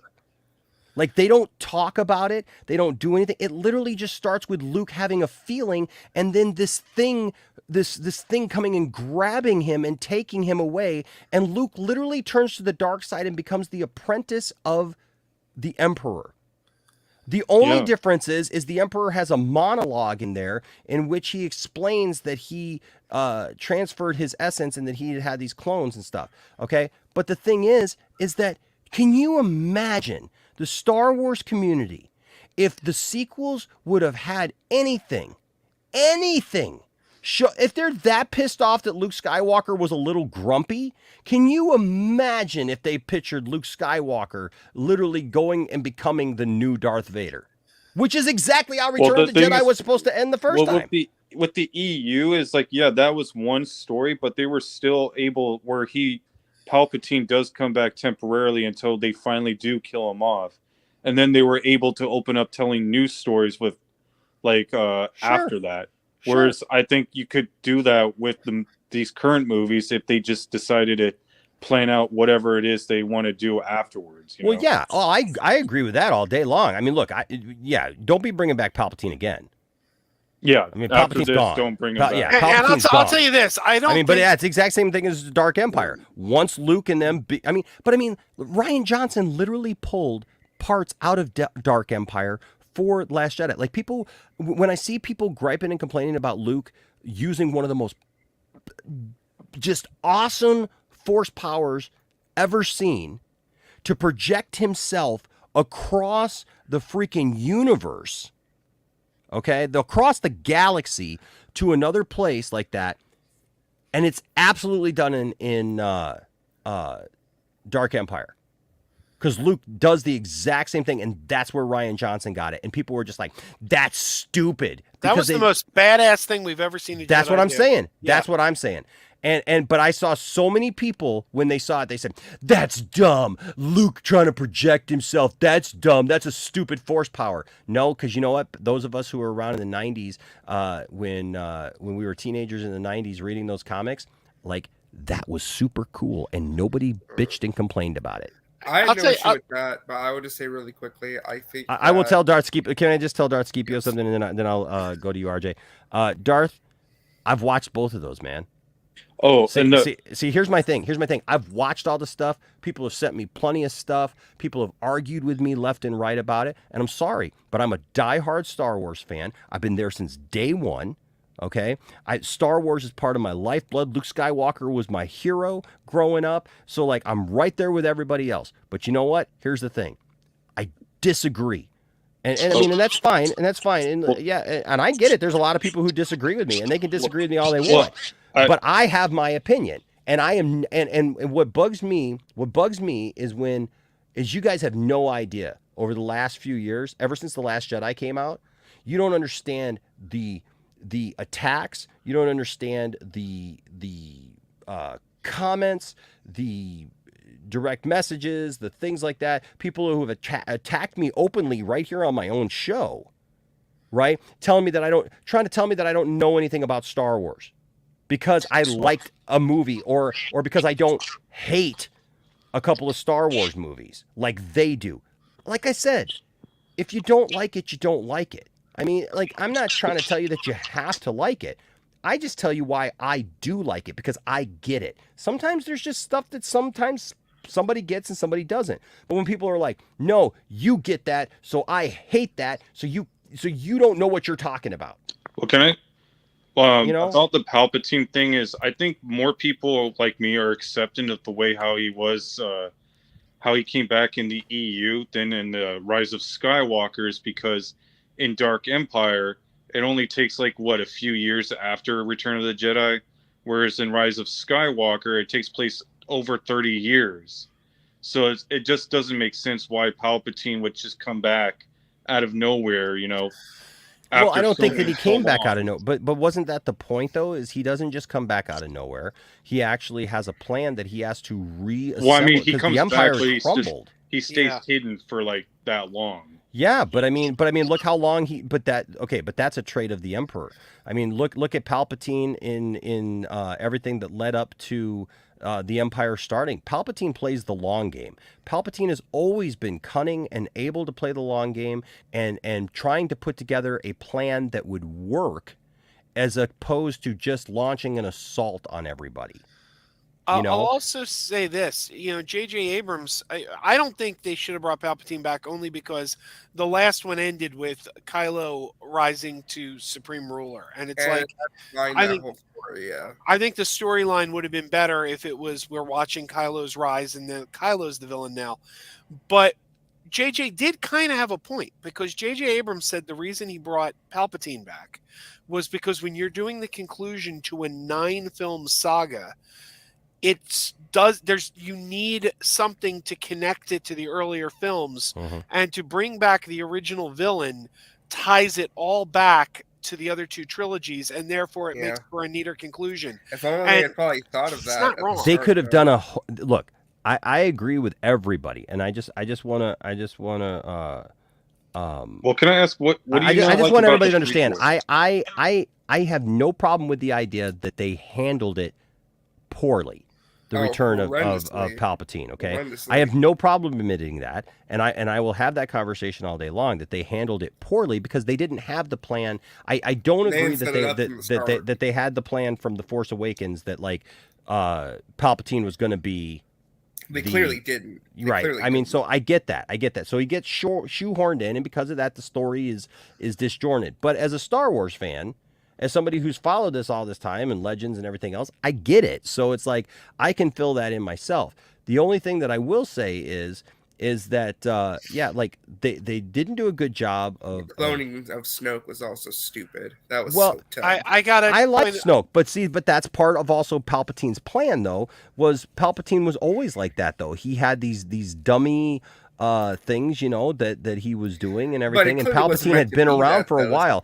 And when they show the cloning facilities and stuff, and the book, the books help flesh it out. And I know people will be like, I shouldn't have to read a book to get that. I get all that, but the thing is you can do a lot more in a book sometimes, and JJ just doesn't stick the landings on stuff very well either. So Levon in the chat hit one of my pet peeves that Enosh you already referred to.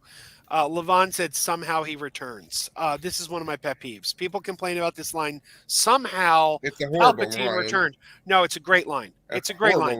No, I did a whole video on it. It's on my Crazy Joe's concession stand. I explain why that is a very logical line of dialogue that makes perfect sense for the story. Because Poe Dameron would have no knowledge of how he came back. And to expect Poe to lay out an explanation as to how a man returned from the dead is ridiculous and illogical. And that's exactly what the common man would say if somebody returned from the dead. If we turned on the news today and saw that Hitler was back, we wouldn't know how he did it. We wouldn't know how Hitler resurrected himself. My wife would come in the room and go, "What's on TV?" I go, "Somehow Hitler returned." Because I'd be gobsmacked as to how the hell he did it. So that's a logical line of dialogue. There's nothing wrong with it. I think the whole also I will say with Levon, but he died in episode 6 being blown up. He didn't. That's the point. I think people really miss. And I don't know how this turned into a Star Wars discussion, but I love Star Wars, so I'm happy to have the conversation, and I hope everybody knows too. Like I just have my own opinion, so I'm able to defend my opinion, right? And hold on, because everybody's trying to talk, and I think we all have points, and so hold that thought for just a second because I want to address this point. Palpatine didn't die. It wasn't that he died and came back. His body died. It wasn't that same body that's the body that got blown up in the Death Star is not the same body that we see in the Rise of Skywalker. It's just not. He was cloned. They were using cloning and dark side, powers and Sith stuff. They talk about it in the movie itself even. So that's how that happened. Like he didn't just die, and then that body was resurrected. And somehow he's back. No, it was the exact same thing as in Legends was that his essence left. That's what we see. And so, it is what it is. But I just want to clear that because people act like, well, he died in Return of the Jedi. We saw his body die. Well, yeah, we did. But that's why there's cloning in Star Wars, and that's the whole point is to show. And I think also that, the point of like all this stuff to do with the Mandalorian and Grogu, and because they talked about how it was hard to clone a Force user, and that was one of the points that was brought up in the Rise of Skywalker, which I thought was interesting. Was Palpatine's son, Rey's dad, was a clone of Palpatine, but it was a failed clone in the idea that he didn't have Force abilities, so Palpatine couldn't take him over, and so you have things like that, and there's just more to the story, and who was Snoke a clone of? We're still waiting on some of that story, but I'm telling you, I just think that everybody should just kind of chill and relax until after this story is told with the Mandalorian and Ahsoka, and we're going to get this whole story with Thrawn and everything. They've said this is a big, huge story encompassing all these different shows and these things, and it's gonna come to a head, and you're gonna get those things. And Grogu's obviously not around at the time of the sequel, so what does that mean? I don't know. Or he's off in his own little pocket world, so he can get back to him later. Right. Fourth 1000 here with the $5 super chat says, problem wasn't that Luke was grumpy. They poorly sold us on it, and poorly resolved it. I'll give you that they poorly resolved it. I'll push back a little bit though on poorly sold us on it, because I don't feel that Star Wars fans actually looked at it in a look. Everybody wanted Luke Skywalker to just like show up and just be like God. That's what everybody wanted. We all wanted Luke's. Look, I would have liked it too, but the more that I realized it was that the more I saw it and I watched it and I broke it down, I was thankful that we didn't just get this, godlike Luke Skywalker who just had so much power that he could just do anything and he was unstoppable. So what you're saying is you like that we got a deconstruction of Luke, though, right? Yeah. But isn't that kind of what we got in the original trilogy in a way with Luke? He was sort of like a deconstruction, trying to basically starting off with his character development is to get to him to being No, because you can't deconstruct a character that you're first introducing. He goes through the hero's journey. The Luke in The Last Jedi is the deconstruction of the character you saw who went through the hero's journey. Yeah, and I mean, dude, but we never saw him. Especially as an older guy now. Yeah, I get what you're saying, but especially as an older guy now, like, now that I'm in my 40s, I'm just gonna tell you, man, like, it's like, because I see people who are like, well, Luke was so full of hope and optimism and stuff. Yeah, and Luke was like 22, 23 at the time. Listen, well, that's what I'm saying is that we saw the hero's journey in the original trilogy, but I think people they want to see how he was in between those two trilogies. I'll also say I get that. Look, I will give you that, and I think that's one of the problems with the fact that the sequels just weren't made, right? Because George Lucas could have always gone back and made episodes 1, 2, and 3. If he would have continued, right, we would have gotten, been able to see young Luke, Han, and Leia do things. But the problem is also, like you mentioned, Harrison Ford. Harrison Ford didn't want to come back. Harrison Ford didn't even want to come back for Jedi. Mm-hmm. So that was a problem back then. Even he wanted to stay dead, and frozen in carbonite. So I mean, these were all. I wanted to say really quickly. Scipio, I know what you're saying. And look, I do believe that there are times where Rey comes across things easily, but it's no different than Luke. When people say, well, Rey didn't have any training, well, neither did Luke. What training did Luke have? Luke literally spent like 5 minutes on the Millennium Falcon with Obi-Wan with a blast shield and a lightsaber against a little remote a couple of times, and then he goes, and all Ben says is, use the Force, stretch out with your feelings, and he's like, boom, boom, boom. It was like I could feel something. And then, that's it. And then all of a sudden, the next time we see Luke trying to use the Force, he's blowing up the Death Star, and all Ben says is, use the Force, Luke. That's it. No training, nothing. Luke taps into it. And it's okay. It's okay for someone to not have training, because there are people in this world, in the world we live in, there are people in this world who are just more adept at things. Well, like, let's say, I thought they look set at an that up. athlete. Yeah, look at an athlete. You're going to have a guy who's practicing, and they'll never be a great basketball player. And then you'll get a guy who can he just takes to it naturally because he's got natural ability. Exactly. And Pretty Fly for a Filipino guy sets it up here. When they set up Rey, it was different because Rey was living by herself in that desert, wasteland, coming across all kinds of stuff on her own and everything, and having to develop fighting skills of her own. Let's be honest, Luke Skywalker, when Obi-Wan found him, was a pretty soft guy. He was a moisture farmer, and he whined a lot about everything, and he got his butt handed to him by some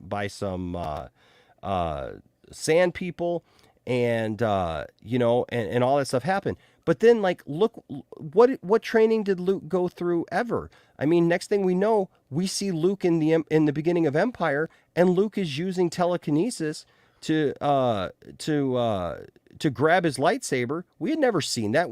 Where did Luke learn that? I got to get going. But I mean, you know what I'm saying? Who taught Luke all that stuff?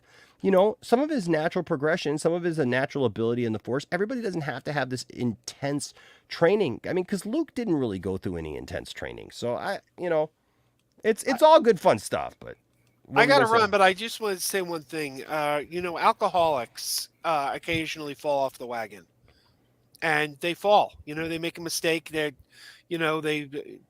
overcome something, but then even though they overcome it, they have a bad day. Something happens, and they fall. Yeah. Luke Skywalker, when we meet him, is a whiny quitter. That's who he is. He's a quitter. I can never do that. You ask the impossible, Yoda. He's a quitter. He overcomes it. He becomes he fixes himself. He gets better. He becomes a great Jedi. But when we meet him in living on an island, and he's given up, it happens. Well, it happens, and that's the example he was given, Joe. Right. I mean, when Obi-Wan failed, Obi-Wan went into hiding and became a hermit. When Yoda failed, Yoda went into hiding and became a hermit. Like one of the greatest Jedi masters of all time, Yoda, literally went into hiding and left the fight, right? Because he realized that his time had come and gone, and it was now time to pass that on to somebody else if anybody else was going to do it, and wait for this chosen one or whatever. Luke had done what Luke thought he was supposed to do, and then he got the wind knocked out of him. Look, I know if you're in your 20s or whatever, it's easy to think, well, I rule the world, man. I can conquer anything. But then get into your 30s, have a major health setback, lose your job, lose your career, right? Lose everything, get everything that he built, the Jedi Academy and stuff, watched everybody get killed, massacred, died. Everything that he had hoped to and dreamed and thought that he was doing right as trying to restart the Jedi Order, all of a sudden, it's gone. Am I really doing good? I'm this hero, Luke Skywalker of legend, right? That everybody talks about, the legend of Luke Skywalker. But what did I really get done? We fought all these fights just to see it all crumble again. That's what I love about Luke, is that in the end, he has the hero's journey. He has the fitting ending because he recognizes his place, and he does what he needs to do, and he becomes the Obi-Wan figure. Because when we see Obi-Wan, what did Obi-Wan do? Obi-Wan sacrificed himself so that our heroes, our new heroes, could get away on the Falcon. Do you ever think that it's really fitting that Luke sacrifices himself so that our new heroes can get away on the Falcon and fight another day? Like, it's to me, it's beautiful, because to me, it shows that Luke really did have a full circle of life and understanding and an ability to push those things on and to do those things. Now, look, I would have loved to have seen more Luke. I would have loved to have seen Luke in his heyday. That's why I'll be honest with you, after what I saw in The Mandalorian of young Luke de-aged, I'd be okay with that. To be honest with you, I didn't like it at first. At the end of season 2, whatever, The Mandalorian, I thought, that first CGI was not good, but this last stuff, man, I thought was great, and I would, totally. I would absolutely go for it, and yeah, Darsky, no, I agree, but also, I believe that Unkar Plutt, was actually looking out for her at that time, because she had been dropped off there and whatnot. And we see that Unkar is holding her arm when the ship is flying away, when they left her on Jakku. So I think for a 10-year-old, she was probably in a rough area, but she had some kind of supervision until she became of age, until she was out on her own, And so, I mean, there's probably an untold story there, and I'll give you that. Darth Skibu. I'll absolutely give you that. Like I said, I don't think that they're perfect movies. Just The Last Jedi really resonates with me. And that's it. Rise of Skywalker, not so much. And yes, I cringe a little bit too when Rey says, I'm a Skywalker or whatever. I love that. I absolutely love that. I cringe a little bit. I understand it, and I get it. That's a powerful ending, though. It is. She rejects her own heritage for something else, and I get that. But I understand the complaints about it. I do understand the complaints about that. I don't. Please explain it to me, because I don't get it. You could have taken her family name that was like the epitome of evil, and could have turned it into the ultimate symbol of good and triumph over evil. Could have. And I mean, okay, so I get it. I get it that I get the pushback on that because she doesn't have that connection. She has with no Skywalkers. right to call herself that. Well, either, I don't know right? about no right. Look, what do you because we mean? don't know what the conversation is with Luke and Leia, and obviously Leia felt Then a they should connection have with her. shown it. They There should have was actually there done was something to there make was it a bunch of convincing. there was a bunch of unsaid things in the movies between Leia and Rey, and there's a bunch of weirdness there too. But but the thing is that you know, when it comes to Rey taking the name, I understand the idea of her rejecting her past for somebody that she very much respected, that she would have wanted, because I think there's that moment. Remember when we were all speculating and like a lot of people thought that Luke was Rey's dad. I mean, after The Force Awakens, I mean, like a lot of people were thinking, oh my gosh, is Luke Rey's father? You know, and we thought that's where they were going. And I think that there is I think that there's some of that with Rey, that she looked at Luke as that, with the time that they spent together, in wishing that that was like her you know, heritage. You know what I mean? And so I get in the end to find out that you're you know, related to a Palpatine, and you know that there's this possible dark side of you, and to reject that and say no, I wanna push forward in this direction. I get it, you know, but I understand the Well, she was pushback on it. closer to Han, more closer to Han than at Luke or Leia. Well, Also, well, but she, well, I don't know about that, because yes, she had a moment with Han, but the thing is, and we saw it at the beginning of The Force Awakens, but then also she has a definite connection with Leia, and her and Leia spend some time together and are very close. And then also, I mean, because you see it on the Falcon at the end of Last Jedi, but you also see it And this in kind of The ties Force into the point I Awakens. wanted to make earlier. And too. so there's a lot of connection there. And then she spent a lot of time with Luke, and there was a lot of stuff, like she was really hoping that Luke would do what she, you know, wanted Luke to do. And you know, she ended up teaching Luke some things, and Luke taught her some things. And I thought that was a very nice back and forth there. Yeah. Just you know, the same as Well, other characters. I just really quick, because I wanted to make this point a while ago, and I'm finally gonna be able to make it. I don't like have that fourth 1000. Dax should have been raised at. I don't have like a ton of issues with The Last Jedi. I mean, I don't like it, but it exists, and I'm okay with that. I think the biggest mistake Rian Johnson made, and again, it's an unfortunate situation, but after the passing of Carrie Fisher, I think it was a massive mistake to still kill off Luke in that movie. Because if you just would have cut it just right then, before he fades away, and left it ambiguous, you could have at least had the next filmmaker come in and be like, okay, I have something to build off of. But because you put it in a situation where Luke dies and we don't have our Princess Leia, you're coming into that third movie in a very tough situation. Yeah. And I think it was a bit selfish of him not to cut that or to change that, because he knew that Carrie had passed away and that there would be no future with any of those characters. So I think it was a bit of a selfish decision on his part not to have kept Luke alive, at least for episode 9. well, I think you could have done a lot more with him there. But isn't that a pretty presumptuous statement though, to say that it was that way with him, that it was selfish or whatever? yeah. How do you know? When literally he didn't they discuss had it a with movie, Kathleen Kennedy? she passed right before the movie came out. No. She passed away in 2016, December 2016. There's a full year. There was a full year you got gotta to remember. working on that Still, movie. the You got to movie was remember, shot. Rian Johnson wasn't directing the next movie, so you don't know that he didn't say to Well, Kathleen again, Kennedy, but remember, hey, what's the But you don't know plan? what the. But you don't. That's what I'm saying. We know that the reason Colin Trevorrow left was because he said, "Please do not kill off Luke. I want him to use him in my story," and he kept saying no.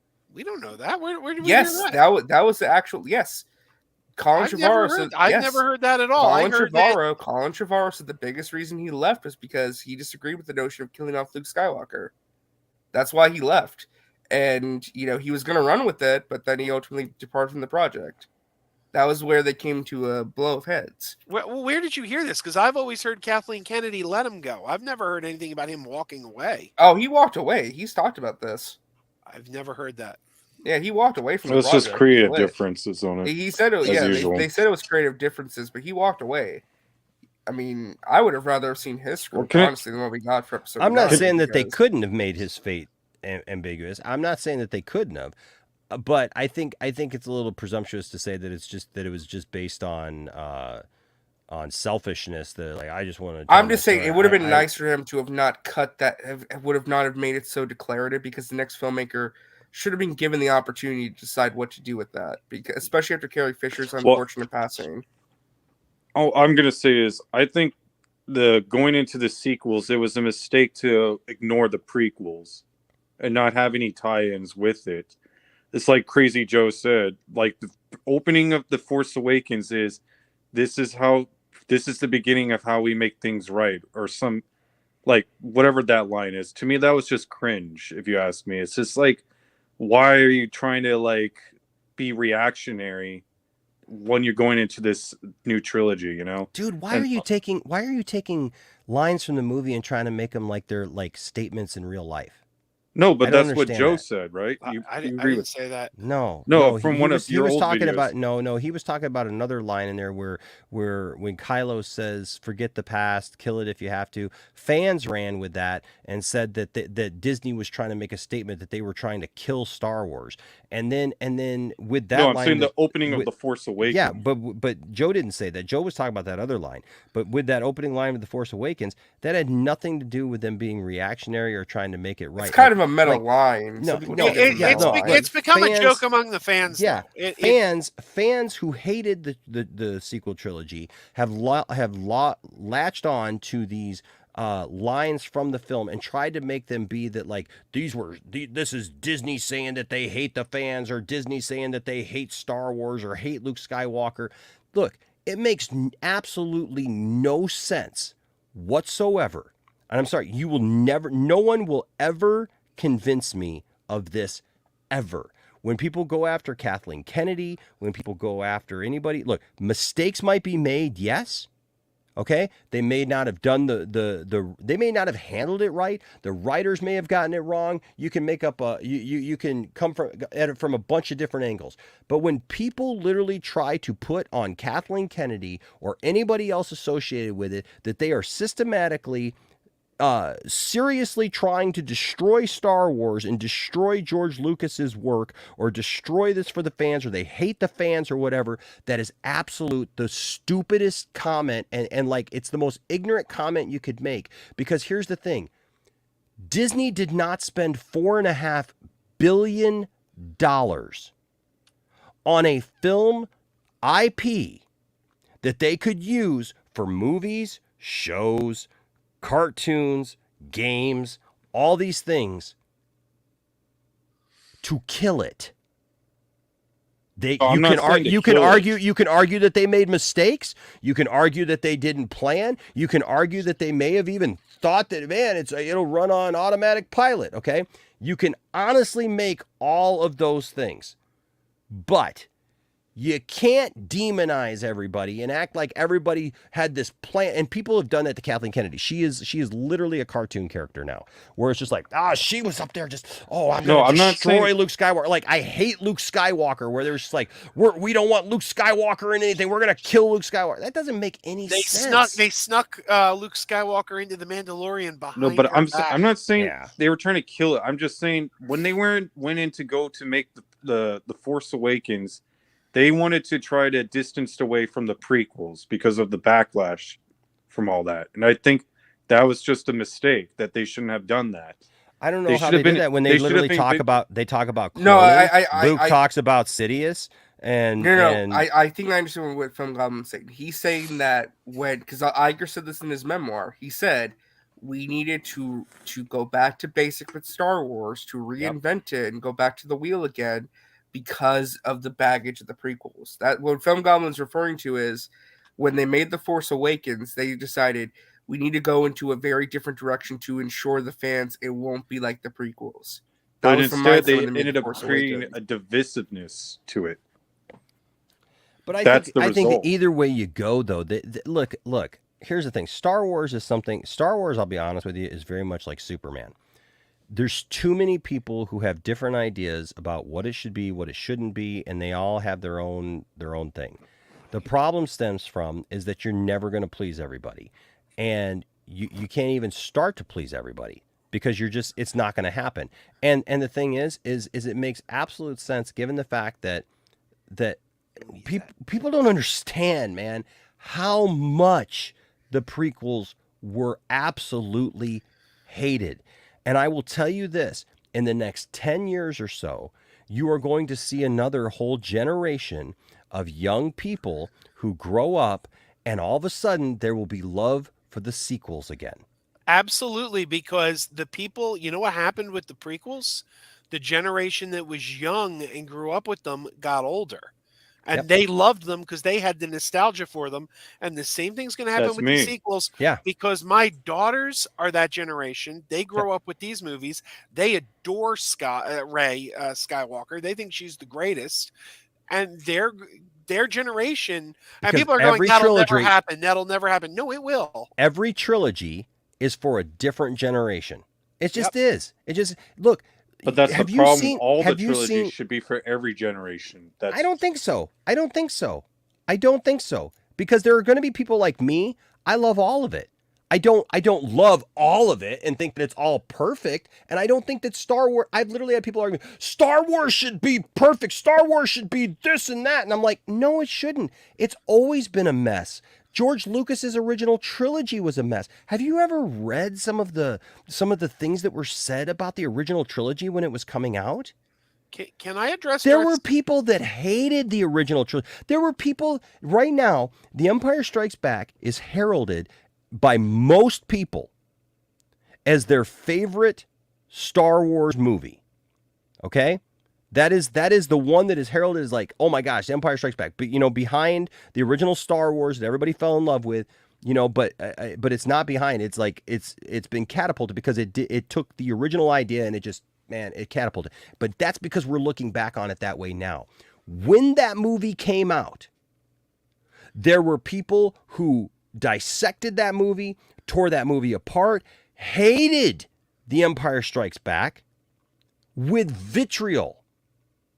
Okay? And then hated Return of the Jedi. Lucas was trying to sell too many toys with Ewoks, and they hated that. And they hated this. They hated Luke because Luke was a dark character now. And there was mockery of it because Luke was wearing one glove at the time that Michael Jackson, like, all of a sudden came out with one glove. And it was just like, what are we doing? Are we trying to make Luke like Michael Jackson? And are we doing us? And it's dumb because then you skip all those years later and you get the sequels or the prequels, and then it was like everybody who grew up and liked the original trilogy saw the prequels now as an enemy because it was different. And the thing is just as we go back through history, and this is, I think this is the best way to sum it up. When we go back through history, think about the history from the beginning of episode 1 to the end of episode 9. How many years is that? You're looking at like a 60-year period? More? You're looking at a lot more, actually, because Luke is 50... What is he supposed to be, 55, I think? He's in the 60s, isn't he? No, he's not. No, because it's only 30 years after Return of the Jedi, and Luke was like 22, 23, 24, I think, at most, in Return of the Jedi. So, because there's only... Actually, there's 6 years between... episode 4 and episode 6. Okay. So Luke goes from being like 18 years old, 17, 18 years old to about 23, 24. And then the prequels start 30 years after that. Right. So if you look at, there was 18 years roughly between Revenge of the Sith and episode 4, and then what did they say that there's like between episodes 1 and episodes 3 is another 8 or 9 because of how old Anakin is. How old is Anakin? I have no clue. You're roughly looking at about 60 to 70 years time. Okay? Between the beginning of the first trilogy and the end of the last. Look at our own history. That's a lot of generation. You can't the story that's told, that's why you have the prequels that are more prim and proper and a more proper time of queens and royalty and diplomacy and the Senate and all these things. And then you have the Empire take over. You have Palpatine literally play everybody right under their noses and then take over, start the Empire, and everything starts to degrade. And that's what we see in our own world, man. If things go from this proper world, look at just like things from like the 1920s and 30s and 40s and stuff, and how people walked around in suits and hats and and everything else. And then now look at us now, man, where it's like we're the most kind of casual thing ever. And that's because storytelling needs to be different over a period of time like that. I mean, it needs to be. You can't tell the same story that it's like going to resonate with everybody the same. That's like saying that like my grandpa and my great grandpa should be able to relate to something that comes out today the same way, because they're going to look at it differently. And if you try to tell a story that my great grandpa, my great grandma, and all them people would have resonated with, to young people today, it may not resonate fully with them. So real quick, I did some calculations. Real quick, Larry with the $2 super chat says Palpatine made Anakin, so she is the Skywalker. That is actually not true. That was confirmed as not canon. It's not canon. Enosh, I really do have to go, but if you don't mind, I'd like to address Darth Scipio here, who said, "How come no toys are selling from the sequels?" And I can answer that super easy. Because the only people buying toys are adult collectors now. I have children. I'm a father. Kids don't play with action figures anymore. Action figures aren't a thing anymore. My friends have confirmed this. The kids now play video games. They play on their iPads, and they buy Legos. And guess what? The Star Wars Legos do sell. Kids are buying the Legos. They're not buying the action figures, because action figures aren't really a thing anymore. Kids are not into action figures anymore. And Darth Scipio, I don't know how much of a collector you are. I mean, I would love to have that conversation with you, but I will just tell you, you may have a preference. And look, there are a lot of people who, yes, because they have a bias against the sequels or whatever, they're like, oh, I'm not buying this or I'm not buying that. Look, man, I got a whole house full of stuff and I deal with plenty of people every day. Yeah, people will point to and say, well, what about all those Rey action figures that are out there and all those Rose Tico action figures? Yeah, because they were way overproduced. But everybody, it's like John Cena in wrestling figures, okay? You go to any store for the longest time, that's all you saw was a John Cena action figure, I swear to God. Every Walmart had 20 John Cena action figures and nobody else. And every Target had 20 John Cena action figures and nobody else. My kids were going crazy when they were into wrestling because we could not find anything out at retail besides John freaking Cena, because they overestimated the popularity of it. And the thing is everybody who wanted a John Cena figure got a John Cena figure, but they're not going to buy 2, 3, 4, 5, 6 of the same John Cena figure. And so the thing is that when you would get other figures there, those disappear. So yes, the glut is always there. That's in every type of thing. Marvel has had the biggest movies and the best toy sales ever, and they still have stuff that goes on clearance, and they still have stuff that doesn't sell out, because it's not the movie, it's not the property, it's the toy makers, because they try to anticipate what's going to be hot, what's going to sell out, what's going to do this. And let's be honest, if you follow toys and you follow anybody who actually knows toys and actually talks about this stuff, it's because the toy companies have lost touch with how to do it, because partly because of what Joe just said, because kids don't play with them anymore. So now we got to figure out how to get adults to do like me and have a whole wall of Black Series figures in their house. Okay. And how to have, you guys don't even see what's in front of me. Like all these shelves, dude, these are shelves for every movie in Star Wars. And I got every movie, and I got them all around on this side too. And it's every film, man, and everything. And the thing is that they're not making 3 3/4 action figures. They didn't even make 3 3/4 action figures for Episode 9. Do you know how upset that I was? Even though I wasn't a big fan of the film, you know how upset I was about that? But they decided to just throw everything into the 6-inch line, right? And so now we got the vintage collection, which you get a figure here and there, but you don't get a regular like thing of like when I when I went to episode 1, man, I bought a bunch of episode 1 stuff, bought a bunch of episode 2 stuff, bought a bunch of episode 3, everything. They just don't do that anymore. That's just not how toys come out anymore. And so Joe's right, man. It's just not the same as it because there's nothing was. interactive with it.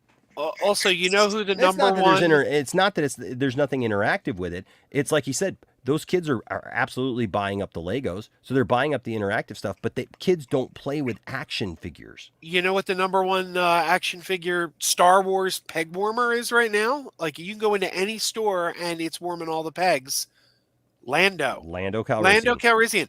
Original series. It's like, I don't know. Everybody likes Lando. Why aren't they buying his figure? I don't know. But he's on every store shelf. You'll find the 6-inch, the 3 3/4 inch in the skiff outfit. Flood the market. Yeah. I'm gonna get going. Thanks for having me. All right, buddy. Love you. But yeah, I mean, look, there's discussions to be had about all those things. But my thing to people is just don't allow your own dislikes or your likes to try to influence what you think is going on in fandom and in the world just because you don't like a movie or you don't like a toy or you don't like this or like that. Look, I have collected Black Series figures for the last few years, and I leave them. It's one of the few things that I leave in box. Okay, is my Black Series figures because I like the way that they display. I've got a wall over here. It continues back here. I've got more stuff on there because I like to be able to look at those figures through there. And I got all my 3 3/4 figures out, man. All those are out. I got a couple that are just nice, old. Can you show us? Stuff. Yeah, I mean, I have in the past, but I mean, I can try here a little bit. This is, this is part of the room. And then, you got to take into consideration I also have my my living room, several rooms in my house. It's not just that, but there's some GI Joe stuff and whatnot. And look, it's basically a toy room, huh? Oh, it is. This toy room. I mean, look, this is what I'm looking at. Looking at my laptop, looking at this. And so this is just one room, okay? And then I got tons more, man. We got cabinets and shelving and everything out in the living room and the dining room and everything else. My wife has her own collection of stuff in our bedroom, and she's got a whole other walk-in area that's another sitting room outside of our bedroom that we have 2 walk-in closets there, and so that's like her makeup room and her room, and she's got her stuff all over the place because we all collect. And so the thing is, though, is that I started collecting Black Series figures like that because all of, my 3 3/4 are out, right? So I like the way that those display. And I got a bunch of stuff stacked over here, but you can kind of see I got to get all this stuff out because I got this cabinet here and I got another cabinet out in the garage and a third cabinet. And so I got to get a bunch of these toys out of their packaging, but you can see like I got those Black Series up there, and I got this is a whole wall. This whole wall right here is nothing but Black Series, and then it, like I said, it continues back there behind my USS Flag from GI Joe. And sounds like you got an addiction problem there. No, man, this is like 20. This is 23 years of my life, bro. It's just I didn't set out to be this guy. This just happened to me, and I love it. And it's something that me and my family do together. This is what we do together. And so, my point is though is that I have stopped collecting Black Series figures. Not because I'm mad at a movie, not because I'm mad at a character. I got a bunch of characters that I really didn't even care about the characters, but I liked the design of the figure or whatever, right? You know why I stopped? You know why I just stopped collecting Black Series figures?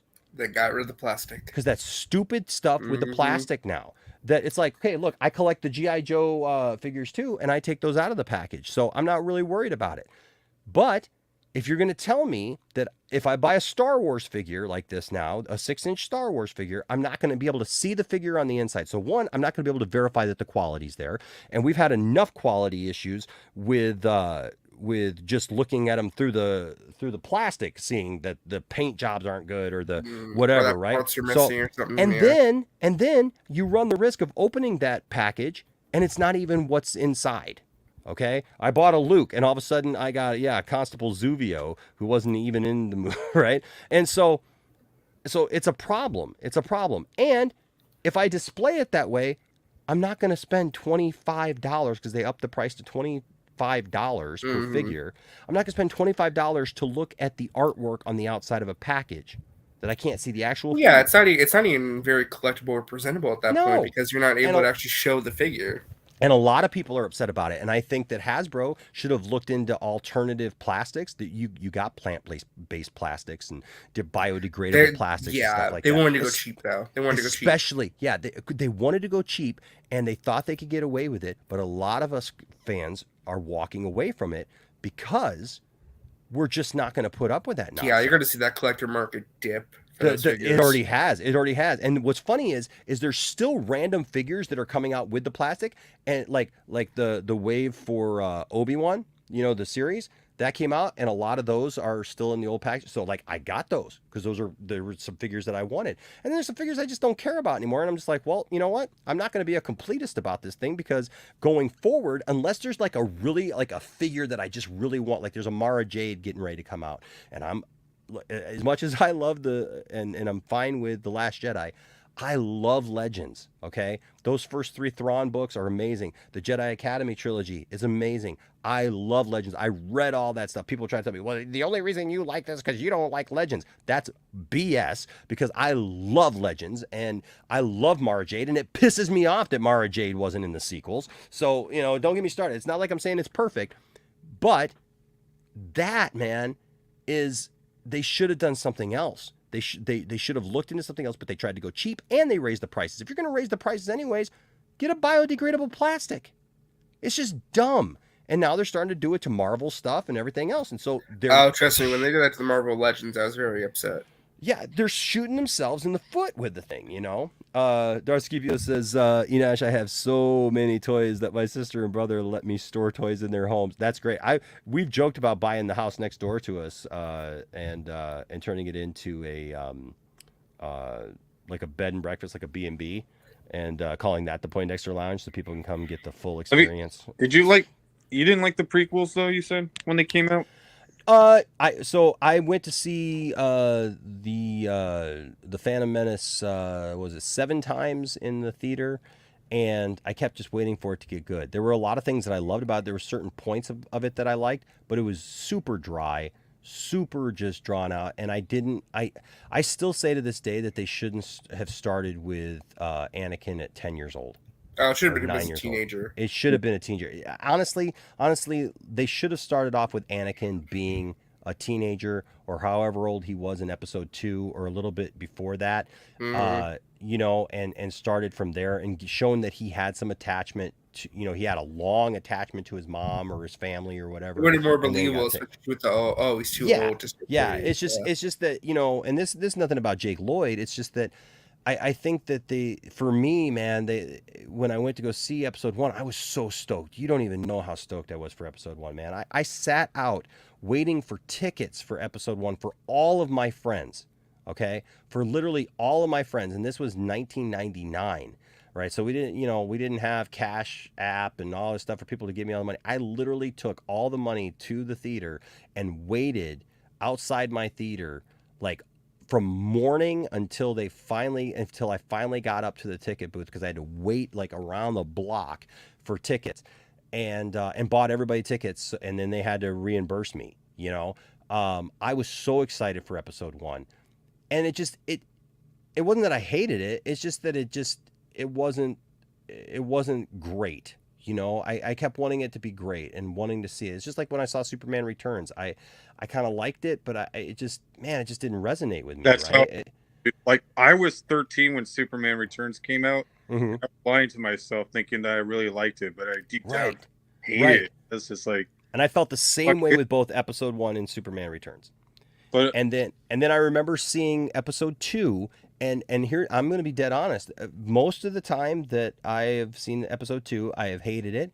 I didn't like the use of CGI. I felt like the entire prequels just overused CGI so much that it took away all the feeling Yeah, of episode Star 2 Wars. especially I can't stand, mostly because I think that it is probably the most poorly written of the trilogy, especially because so much of it hinges on a love story that George Lucas cannot write whatsoever. It is No. very poorly written and George Lucas acted. is a great idea guy. He's a great guy to come up with a concept and a basic story, but he really needs other people to flesh out his dialogue. Yeah.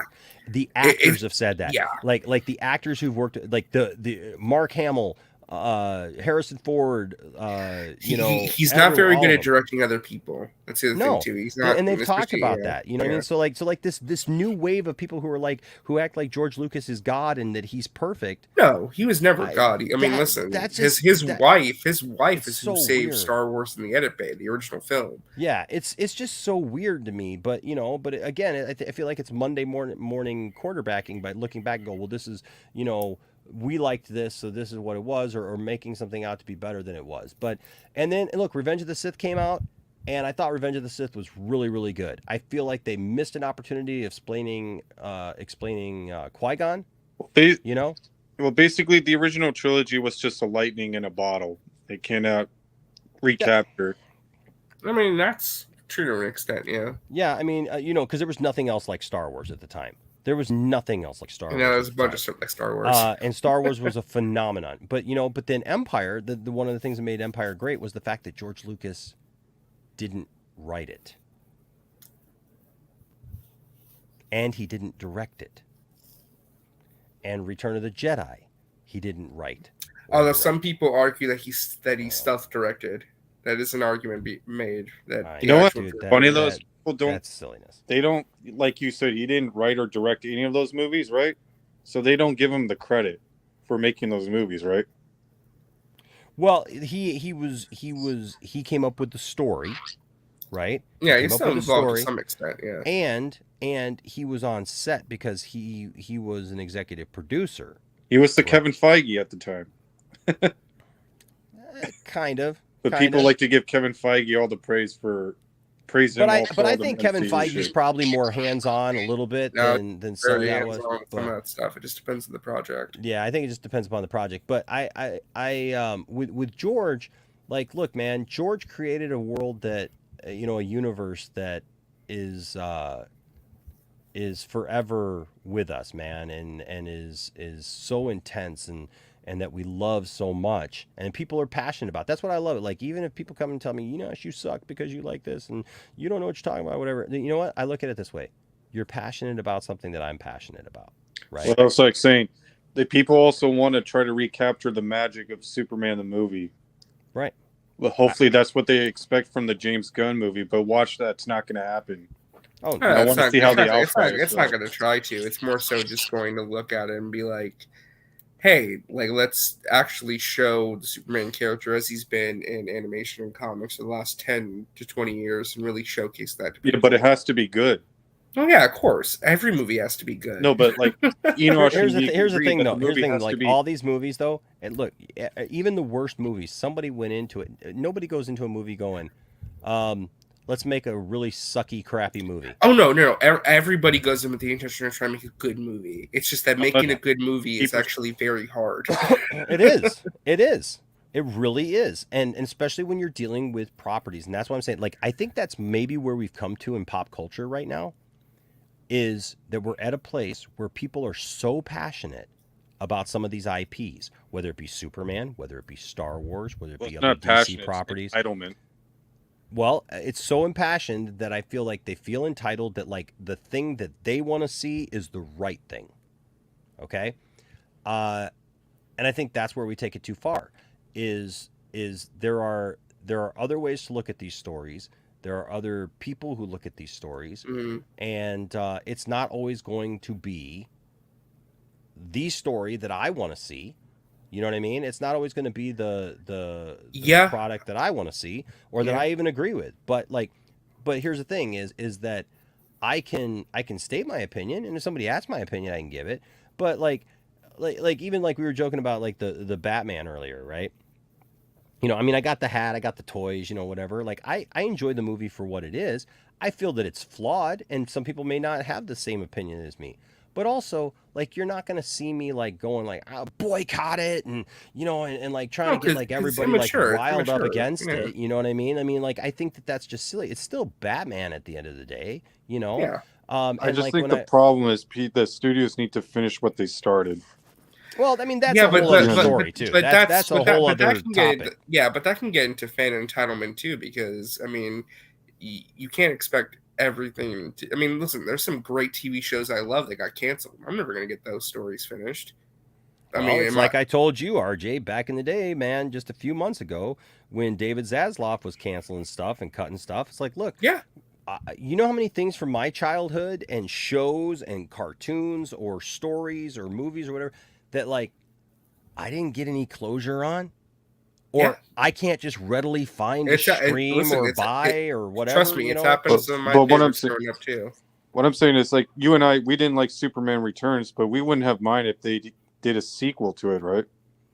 I wouldn't have minded, but I mean, like, it would have. I understand why they didn't make a sequel to it, if that makes sense. Like, because, like, look, it did. It underperformed. It did not do what they thought it was going to do. And let's be honest, like, the ending of the movie makes no sense. Like, the ending of the movie is so anticlimactic. Like, Superman lifts this whole continent of kryptonite into the sky and then falls down, goes to the hospital where they can't operate him on him or anything, but they pull a piece of kryptonite out of it. They basically did the death of Superman without Doomsday in that movie. They did, but there was no even like return of Superman. It was literally like his costume was folded up on a seat in the hospital room, and then all of a sudden one day they walked in and he just wasn't there. Nobody saw him leave. He just wasn't there. There was no explanation. There was no like he got better. He struggled, at least even in Superman 4, man, when like he gets scratched by Nuclear Man, and he goes through the whole thing like he needs the green crystal to revive his power or something, man. Like Superman Returns didn't have any of that. It was just like, yep, he was in the hospital. Did you know he's not. The writers of that movie didn't even know who Doomsday was? That doesn't surprise me, dude. I mean, come on. It doesn't surprise me. The writers of Superman Returns didn't even know who Doomsday was, but yet they probably weren't even planning on using Doomsday to begin with. So, but yet somehow they were able to do the story of the death of Superman in that movie. Like even, but he didn't die. It's not really the death of Superman story. He just went to the hospital. Yeah, he just went to the hospital. No, but they thought he died, and then they print out the Daily Planet newspaper saying the end of Superman or whatever, like. Exactly the same way. Well, there were two versions because they were waiting to see if he would die or if he would live. Yeah. And so there was one that says Superman lives and Superman dies, or the death of Superman or whatever. I mean, look, there were all those things. Look, I think a sequel would have been interesting if they would have given Brandon Routh more to do. But it didn't feel like it needed one. It was like, but you can end the story here too. And look, there was a proposed sequel to Superman Returns. The problem is that first movie wrote them into such a corner because you couldn't root for Superman to get back with Lois because Richard White was a good guy. Richard White had basically essentially raised Superman's son for the first 5 years of his life. With no questions asked, thinking that it was his own son. He was a very good, upstanding Fell citizen, in love with Lois, treated Lois well, wanted the best for Lois, even gave her a hard time about smoking and stuff because he wanted her to be healthy. Was a good guy. He was a metaphor for Superman because like he could fly a plane. He was all these things, and he actually goes back and saves Superman. In that movie, like without Richard White, Superman dies. It's Cyclops. Yeah, and so Cyclops. yeah. Well, you know what I'm saying. So like, there's like all those things, but then also, like at the end of the movie, you would wish that Superman would be able to be in his son's life, and there's kind of like this. Well, he will kind of because Jason's gonna get these powers probably, but the reality is like now you got this totally messed up dilemma because Lois and Clark can't get together because of Richard, because either Lois leaves Richard to go with Superman, or Richard dies, right, and breaks Richard's heart and tears up their family. So Superman basically becomes not only a deadbeat dad, but also now he's breaking up the only family that this kid ever knew, a family of love and something that's wholesome. Or Richard has to die. Which is, I think, what Bryan Singer was going to do.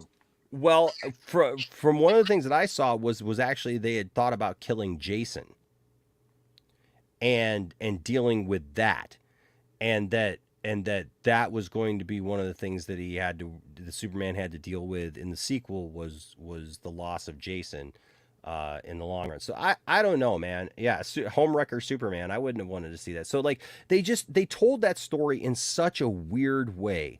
Look, you know. And I'm pretty sure they had some discussions to do a crossover with Christian Bale's Batman at the time. There was discussion about that, but you know the problem there too is never. No one was like, "Nope, get me away from that crap." Yeah. But you know the interesting thing is too is you know with that story, 5 seconds could have changed that entire thing. If Superman, when he found out about the possibility of parts of Krypton being out there and decided to go or whatever. You're talking about the same Superman from Superman the movie, right? From Christopher Reeve, Superman. He literally could have flown to Lois, said, Lois, you know how I feel about you. You know that I love you. I care about you. But here's what's going on. The scientists have found possibly parts of Krypton. I have to go and see if there are any survivors, if there's anything out there of my heritage or whatever. I don't know when I'll be back. But know that I love you, and if at all possible, I will come back to you. Hug, kiss, gone. How long did that take? 5, 10 seconds? Well, I think that's what he did do, but Lois didn't care. He didn't. That was the problem. He just left. That's what is explored in that movie is he didn't say goodbye. He didn't even talk to her. He just ignored it and just went off. And that's why she was pissed off, and rightfully so. So I mean, he never said anything, never gave a proper goodbye. Never, and so like if literally Superman takes 5 seconds, man, and just explains it to her and says like, I gotta go. I'm sorry, but I have to do this. This is something that I have to do for my heritage and for my people. I think you got a totally different story there. There are parts. There are, like I said, there are parts. Of the movie, I say that about Superman Returns, but yet Superman Returns has the 2 greatest moments of Superman that I've ever encountered in my life. One is when he's floating above the earth, above Metropolis, and he's listening, and he tunes in, and he goes, that is the most Superman of anything I've ever seen ever. And then the second one is very similar. It's when he's flying with Lois, and he asks Lois, hey, what do you hear? And she goes, I don't hear anything. And he says, I hear everything. And he says, you wrote how the world doesn't need a Superman, doesn't need a savior, but yet I hear the people cry out every day for one. That is the most intense and most Superman thing to ever say or ever do, ever.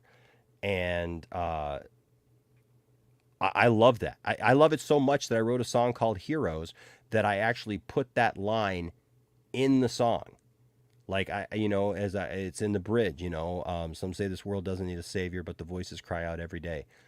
That is such a profound thing to think about because we all think, oh, I got this, I can do whatever. I don't need any help, right? We all want to act like we're so tough and we're all so, battle worn and everything, and we can just take care of things. And the reality is we need each other. I think that's a great way to end tonight. I love debates. I love nerd debates. I love the fact that we started off the new year with like this nerd debate over Star Wars and all these movies and everything. I think that's great. It took a totally different turn and we started off the year with a 5-hour stream. That's fantastic. Oh, just wait until we get the stream and they announce the DCU slate. Oh, dear God. Weeks. That's going to be about a 6-7 hour stream. It's going to be fantastic. I'm looking forward to that. Oh my gosh, man. There's no peace. There will be no peace that day. Let me tell you something. Oh, it's going to be fun. Listen, it's going to be fun. Look, for those of us who are like are normal, for those of us who are normal and chill, like we're going to be able to have a good conversation about it. But my God, man, that there's going to be people who are just losing their mind that day. Well, there's someone here. Yeah. And it's a shame because you know what? This is comic book stuff. And again, I don't agree with everything James Gunn does. There's a lot of stuff that James Gunn has done that I really don't like. I have a lot of concerns of what James Gunn may do. I don't know. But people, again, if you're out here threatening the man or threatening people or saying or just being a horrible human being over some superhero comics or some superhero movies or whatever, I don't care how passionate about you are. You know what? Greater than the value of anything in my room here or in my house or anything like that is the family that I have here. My wife, my children, my dogs, for God's sake. That is the most important thing. If anything were ever to happen to this house, do you think I'm going to come run in here and try to save anything before I run and save my family, the people who matter most, real human beings? Absolutely not. So we got to get this stuff together, man. It's like, you know, even if the new slate comes out and I hate what I see and I don't like it, you know, life goes on, man. You know, the day that they announced Henry Cavill, that's why I didn't like stream for a couple of days after they announced it, because I needed to get my thoughts together, because I went through a lot that day. There was a lot of stuff that happened to me that day. And that was like at the end of my day that I found out, oh my God, Henry Cavill's not coming back. Okay. And that was something that was very special to me. It was something that I really enjoyed and I was passionate about and I loved. And so I had to process everything else that had gone on in my day and then deal with that. And that was like one more thing, right? But I can't change it. I can't do anything. People were just like, we're going to fight. And like that stuff that we were reading, you know, a couple of days ago. It's like, we're going to war and all this stuff. Like, I ain't fighting. I ain't going to war over this. Who's got time for that nonsense, man? No. Like, if you think I'm going to fight you over Superman, I'm not fighting for anything else at this point. I'm good. My fighting days are over when it comes to nerd crap. I'm not going to war doing hashtags no more. It's done for me. Look, I'll debate and have fun all day long, you know, but otherwise, you can kiss my big fat mole. Yeah. That's exactly what I think. People are still going to go look through the lens of the MCU with this new DCU movies. They're not. Let people do what they're going to do. You know, I saw a tweet that somebody said, you know, nobody from Marvel should ever work on a DC thing. What? You know how dumb that is? Because that's really stupid. Yeah, because then you would miss out on a lot of stuff. You know all the characters that you wouldn't have? Most of the DC library. There's a lot of... Dude, you wouldn't freaking have Jack Kirby and the New Gods and all that stuff. That's what I'm saying. Like Jack Kirby started off in Marvel, came to DC, did both. I mean, he worked at both. And you would never had filmmakers. It doesn't matter either. It doesn't matter. Like so I mean, that's like saying like, oh, you worked on this kind of film, so you can never work on the film that I like. That's stupid. That is so dumb. You worked on a Marvel movie, so you can't work on a DC film? Really? Like, I mean, that's just ignorance. That's like acting like DC and Marvel mean something in the bigger scheme of things, you know. And like it's actually like a real rivalry. And if you cross over, how dare you? I mean, look, there is some rivalry to it. There is some fun rivalry to it, or whatever. Yeah, but it's fanboy rivalry. Then not like the actual it's fanboy It's not like it's like the Bloods and the It's oh my gosh, man! It's like this is not gang warfare, for God's sake. You know, I mean, that's just I just get sick of all that.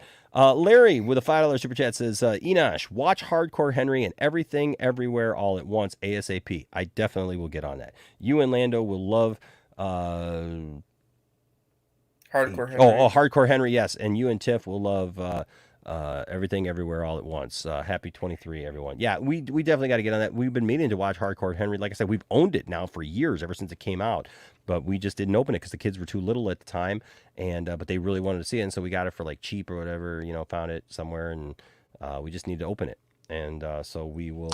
So I'm gonna dip out. Yeah, we're Thank you, man. Thank you, buddy, for being here. Appreciate you, man. All right, thanks for having me. All right, man. And then take care, bud. And then Larry here with another $2 super chat says, an extra thanks for bringing out Darth Maul. You're welcome. Yeah, we're just gonna call him Darth Maul. That's what we're gonna call him. We're going to call instead of Darth Maul, Darth Maul. It's so weird because camera body, he looks yellow instead of green. No, he doesn't. It's your screen. You need to adjust your screen. It's my screen. I don't know. Enosh, how do I look? You look fine, man. You look green. That's what I thought. Okay, there it is. Adjust your screen, man. And if you don't adjust your screen, you know what you can do. Yes. Come on over. Come on over and just give it a little smooch. Just a little. Mwah. Kiss them all. Mwah. I don't know what that is. It's 6 a.m, guys. I know. Sleepy. Slopes. What's up, Slopes? Says, sadly, a lot of the backers didn't get the Hardcore Henry movie, or at least that was the case when I looked into it a few. Yeah, that was I remember when we first saw the trailer for Hardcore Henry, and I was just like, why hasn't somebody done this sooner? Like, you know what I mean? That first person kind of, thing. It made sense. I mean, but it looked like it was really cool. So we just always forget about it. I don't know why we just forget about it. So I don't know. Well, I will say this, probably Darth Maul. Just because. And make Darth Maul kiss it. All right. Well, hey guys, thanks for the conversation tonight. Thank you to everyone. If you disagree with me, thank you. I appreciate it. And it's okay. And know that I still love you. And it's all good. And we don't have to agree on everything to be friends and to be a nerd family. That's why we started the Poindexter Lounge, was to be able to get together and talk about all the nerd stuff that there is to talk about. And we continue that tradition into 2023. Thank you, RJ, for being here with me today. I appreciate it. Yeah, of course. And there's lots of stuff to come, man. Lots of movies to come this year. Lots of new TV series. I didn't even talk about Quantum Leap. I like Quantum Leap comes back tomorrow or today. Oh, wait. Forgot to answer the big question. What's your most anticipated of the year? My most anticipated of the year. Movie-wise? I guess so, yeah. Gosh, man. I'm really interested in The Flash. But now knowing that it doesn't go anywhere, I mean, like the best that I can hope for from The Flash is that it properly ends the DCEU. That's what I hope for those who are. That's what I hope. Yeah.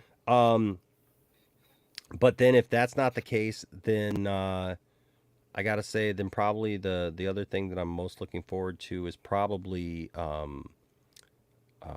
Indiana Jones. Yeah. Yeah, for me. Yeah. For me, it's Across the Spider-Verse and Mario. Yeah, I mean, those. Yeah, there's so many good movies are coming out, but like Indiana Jones for me, that's the nostalgia one for me.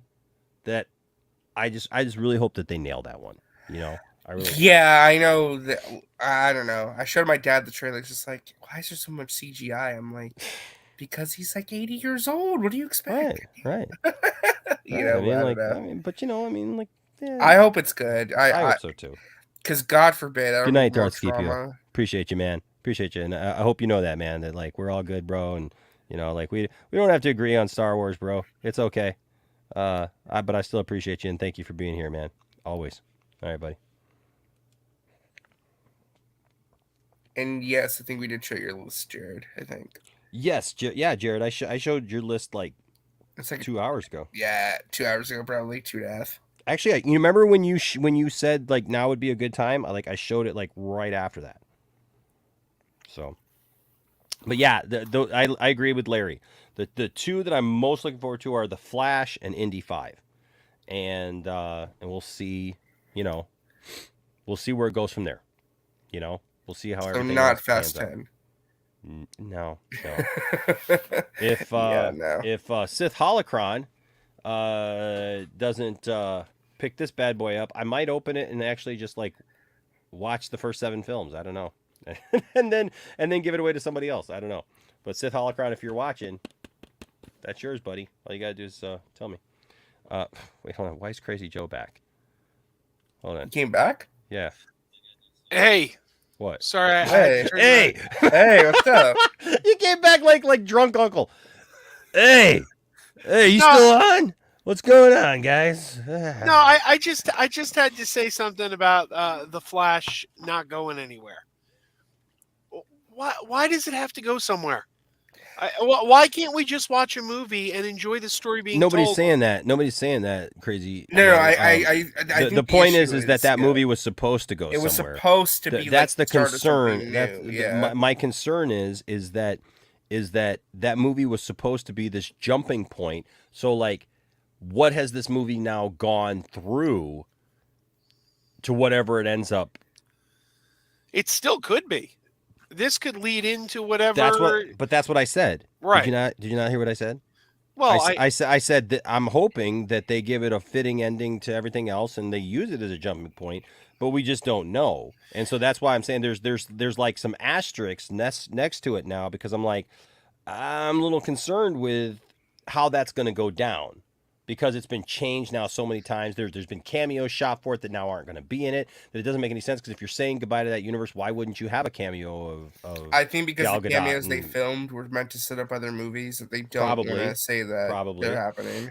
Probably. And so, so that's my only concern. I'm not saying that the Flash can't be great. It could be great as a standalone. See, I've heard, you didn't say this, but I've heard other people say, well, I have no reason to see the last 4 movies that are coming out because... Dude, I'm going to be there opening day for Shazam too. I'm gonna be there for Shazam and Blue Beetle. And maybe Aquaman. Flash is the one I just don't want to see for a lot of reasons. It's just not. See, that was my number 1 most anticipated movie of 2022, and then it got bumped. So it's still my most anticipated movie. Listen. There's still a chance we could wake up tomorrow morning and they say Warner Brothers Discovery does tax write-off on 4 DC films. Let me tell you something. With the way things are going, RJ. Okay. Anything could happen tomorrow. That's what I'm saying. We could wake up tomorrow and you can wake up tomorrow and the whole slate could be clean. You can wake up tomorrow and they could be Zack Snyder's coming back. It's literally anything. They don't let us. If they don't let us see the Flash and Shazam, you're gonna see me on the news because there's gonna be a rampage. It's coming out. It's coming out. Don't worry about that. They're most likely coming out, but I'm just saying, don't be surprised if they do a tax write-off on one of these. I would be so angry if they did. You know which one would make the most sense if they did? Flash. Nope. Aquaman. Because Aquaman is now out of order.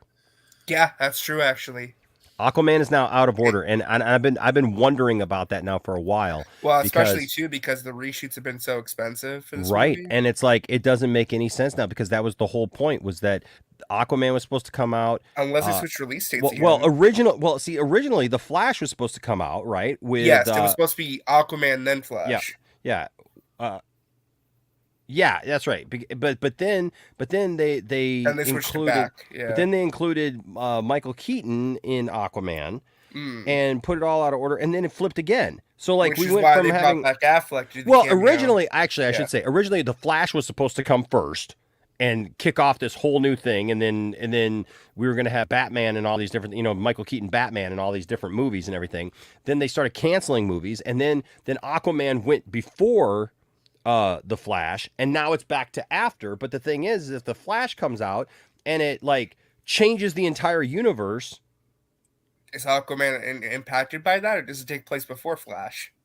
That's what I'm saying. Does it even matter at this point? Does it matter? I don't know, man. But it's just like everybody was asking the question. Well, okay, when Black Adam's happening, where's Shazam?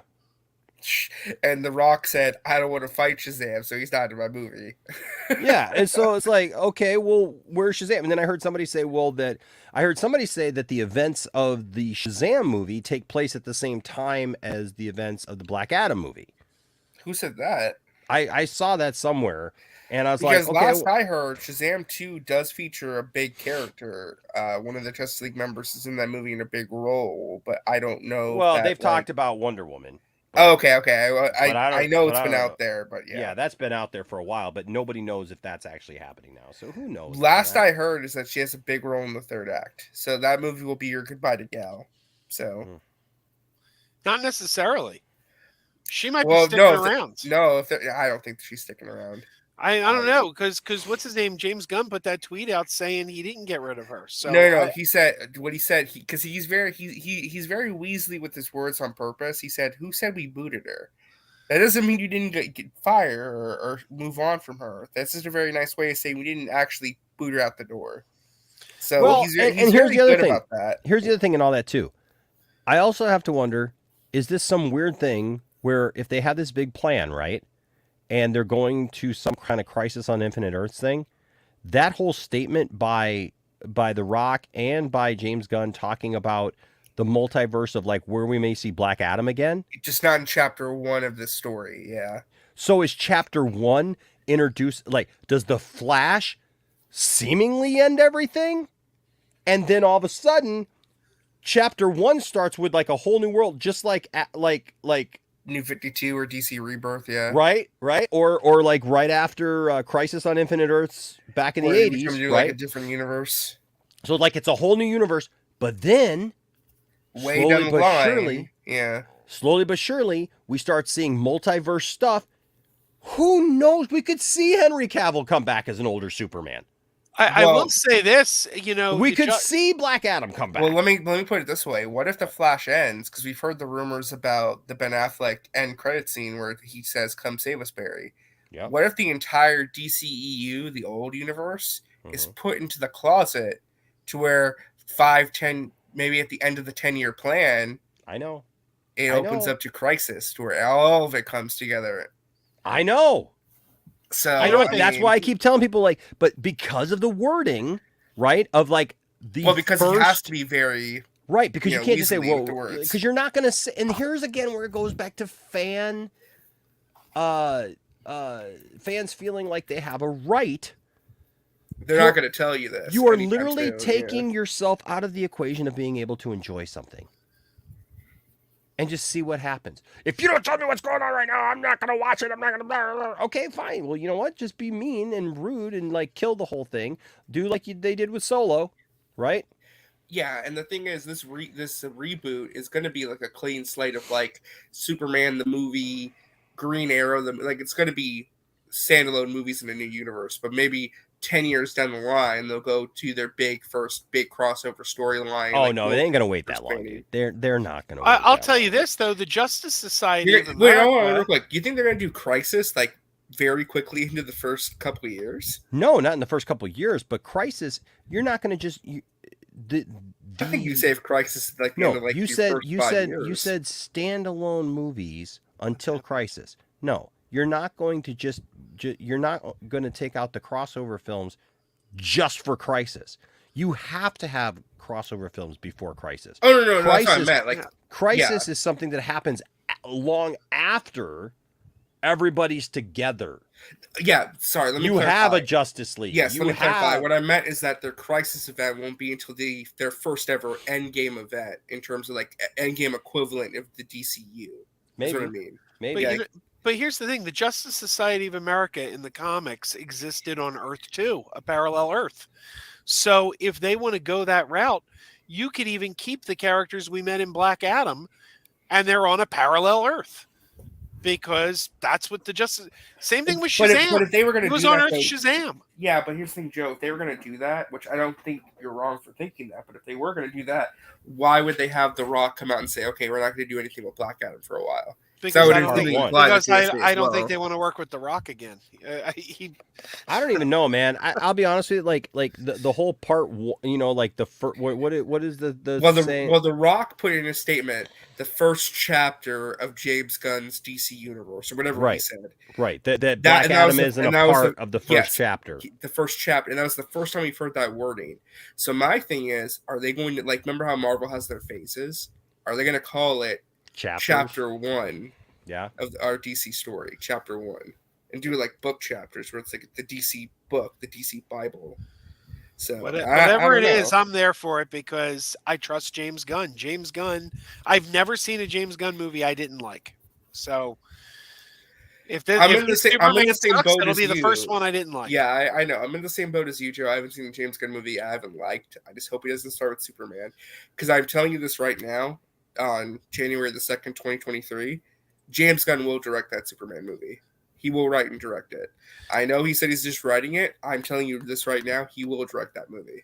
I honestly like the idea of starting with Justice League and spinning the characters off of that. I think that's No, a their good first movie idea. out the gate's gonna be Superman. I guarantee Well, it. They're gonna start big with Superman because that's what Zaslav wants. He wants Superman to be their cornerstone, their biggest character. He wants Yeah, it to be their I'm not bread a and butter. I'm not a big fan of the idea of him directing the movie. I'm not a big fan of I him know. I'm a writing little that worried movie. about that To be too. honest with I'm you, a little I worried mean, about that too because I don't think it's in his wheelhouse. I do agree with people when it's like I think that it's a big ego move to be just like, hey, I'm the CEO, and now I'm writing the Superman movie.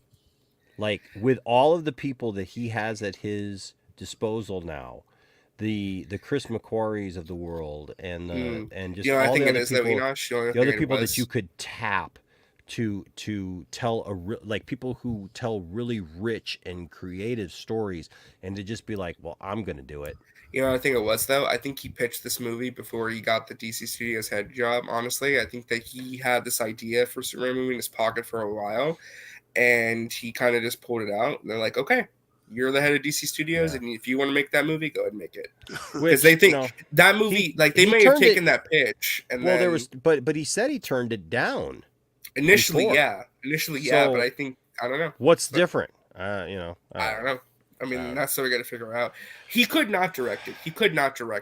I'm just making the prediction. I think he will. I think the first big movie for DC Studios would be Superman by James Gunn, writing and directing.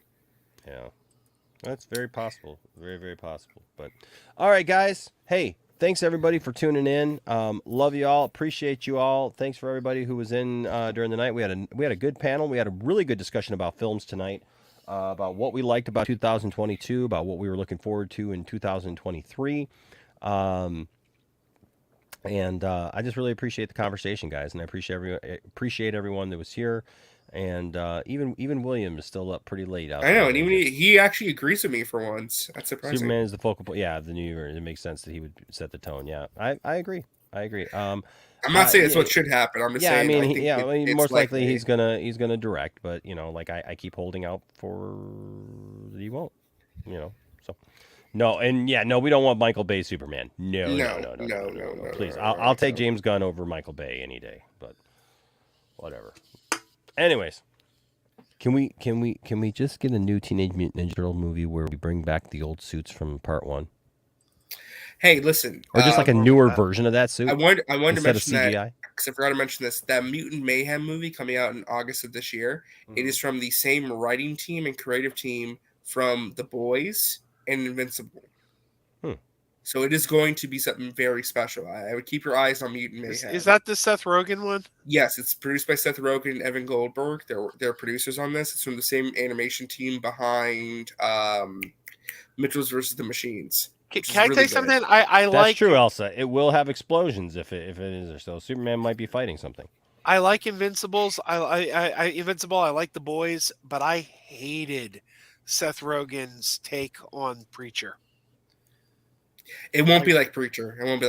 I mean, that's like the one I know. Preacher and Ninja Turtles are totally different. It's going to be very much more like. I'll just say this: they finally made a freaking long hair Superman pop. Okay, so I'm a freaking happy man. Long haired Superman is my fave, man, and that's the one that they chose to do with this Justice League ensemble. So that'd be a good Justice League lineup for the movie, the new movie. Maybe. Let me ask you this, Enoch, before we go off the air, real quick. Yeah, sure. If they reboot Flash for this DC universe, should they go with Barry Allen or Wally West as the main Flash? It depends. It depends. Well, it depends because if this is spinning off into that world, right? Like a new universe, in that universe, right? And they're spinning off into that, you could very well say, just like they did in the comics years ago, right? When they killed Flash during Crisis, that Barry dies or Barry disappears into the Speed Force, and you got Wally West.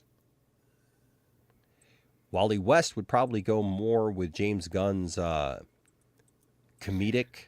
Plus he's the one people remember for the cartoons and everything. But I mean, for us old school ones, man, Barry Allen is,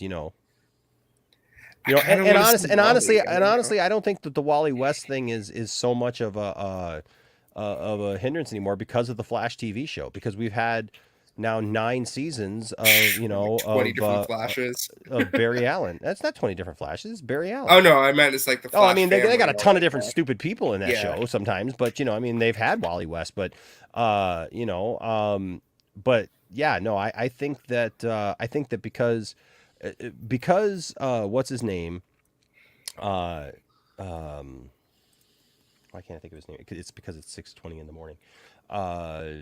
Who plays the Flash on the TV show? Grant Gustin. Grant Gustin. Grant Gustin. Because Grant Gustin was so heavily loved, especially at the beginning. A lot of people, he is Barry Allen. Yeah. Yeah, I mean, but I mean, I'm talking about like the character though, right?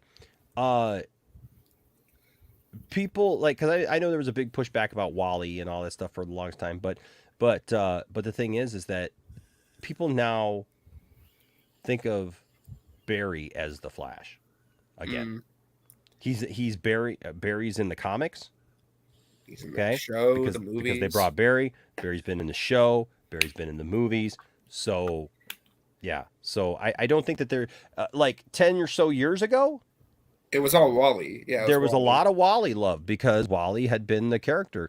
But you know, again, like because the cartoon, because the you know. And look, I love Justice League Unlimited, but I don't want to act like Justice League Unlimited was perfect either because it wasn't. I mean, there were some things in Justice League that were like, you know.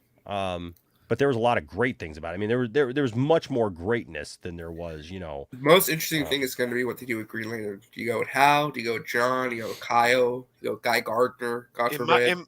I would hope. I mean, I don't think they will, but I would hope they go with Guy Gardner. Guy Gardner's my favorite, but not for the main Green Lantern. I would go with John Stewart.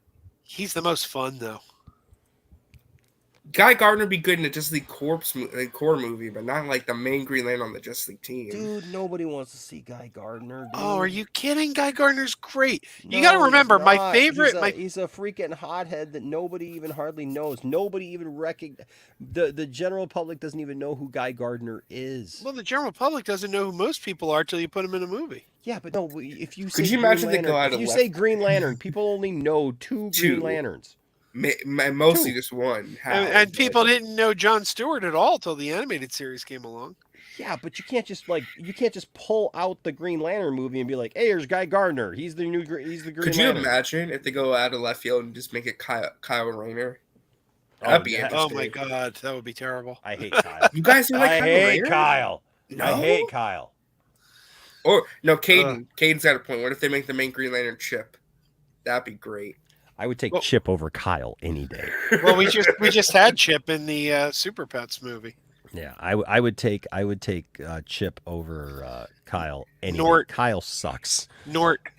Kyle? Wow. I hate Kyle. I can't stand Kyle. How do you feel about Nort, Enosh? Do you hate Nort too? You got to remember, my favorite run of any comic book ever is Keith Giffen's Justice League. That is my favorite run of any comic book. Oh, what did my buddy tell me? I missed this thing about, what was it? It was a Green Lantern crossover. Hold on a second. What did he send me? Maybe they'll make the main Green Lantern the Green Lantern. Okay, so did you know that there is a Planet of the Apes Star Trek crossover? Yes. There is an X-Men Star Trek crossover. I knew that. Yes, I heard about that one. There is a Green Lantern Planet of the Apes crossover. Did not hear about that one. That I didn't know about. There is also a Green Lantern Star Trek crossover. Didn't know about that. Two of them. X-Men and Teen Titans. That one I've heard of, yeah. And, did you know that there's a Green Lantern and Colonel Sanders crossover? Yes, no, I have that. I did not hear that. Did Colonel Sanders become a Green Lantern? I don't know. I haven't read it, but I know that Colonel Sanders is kind of like a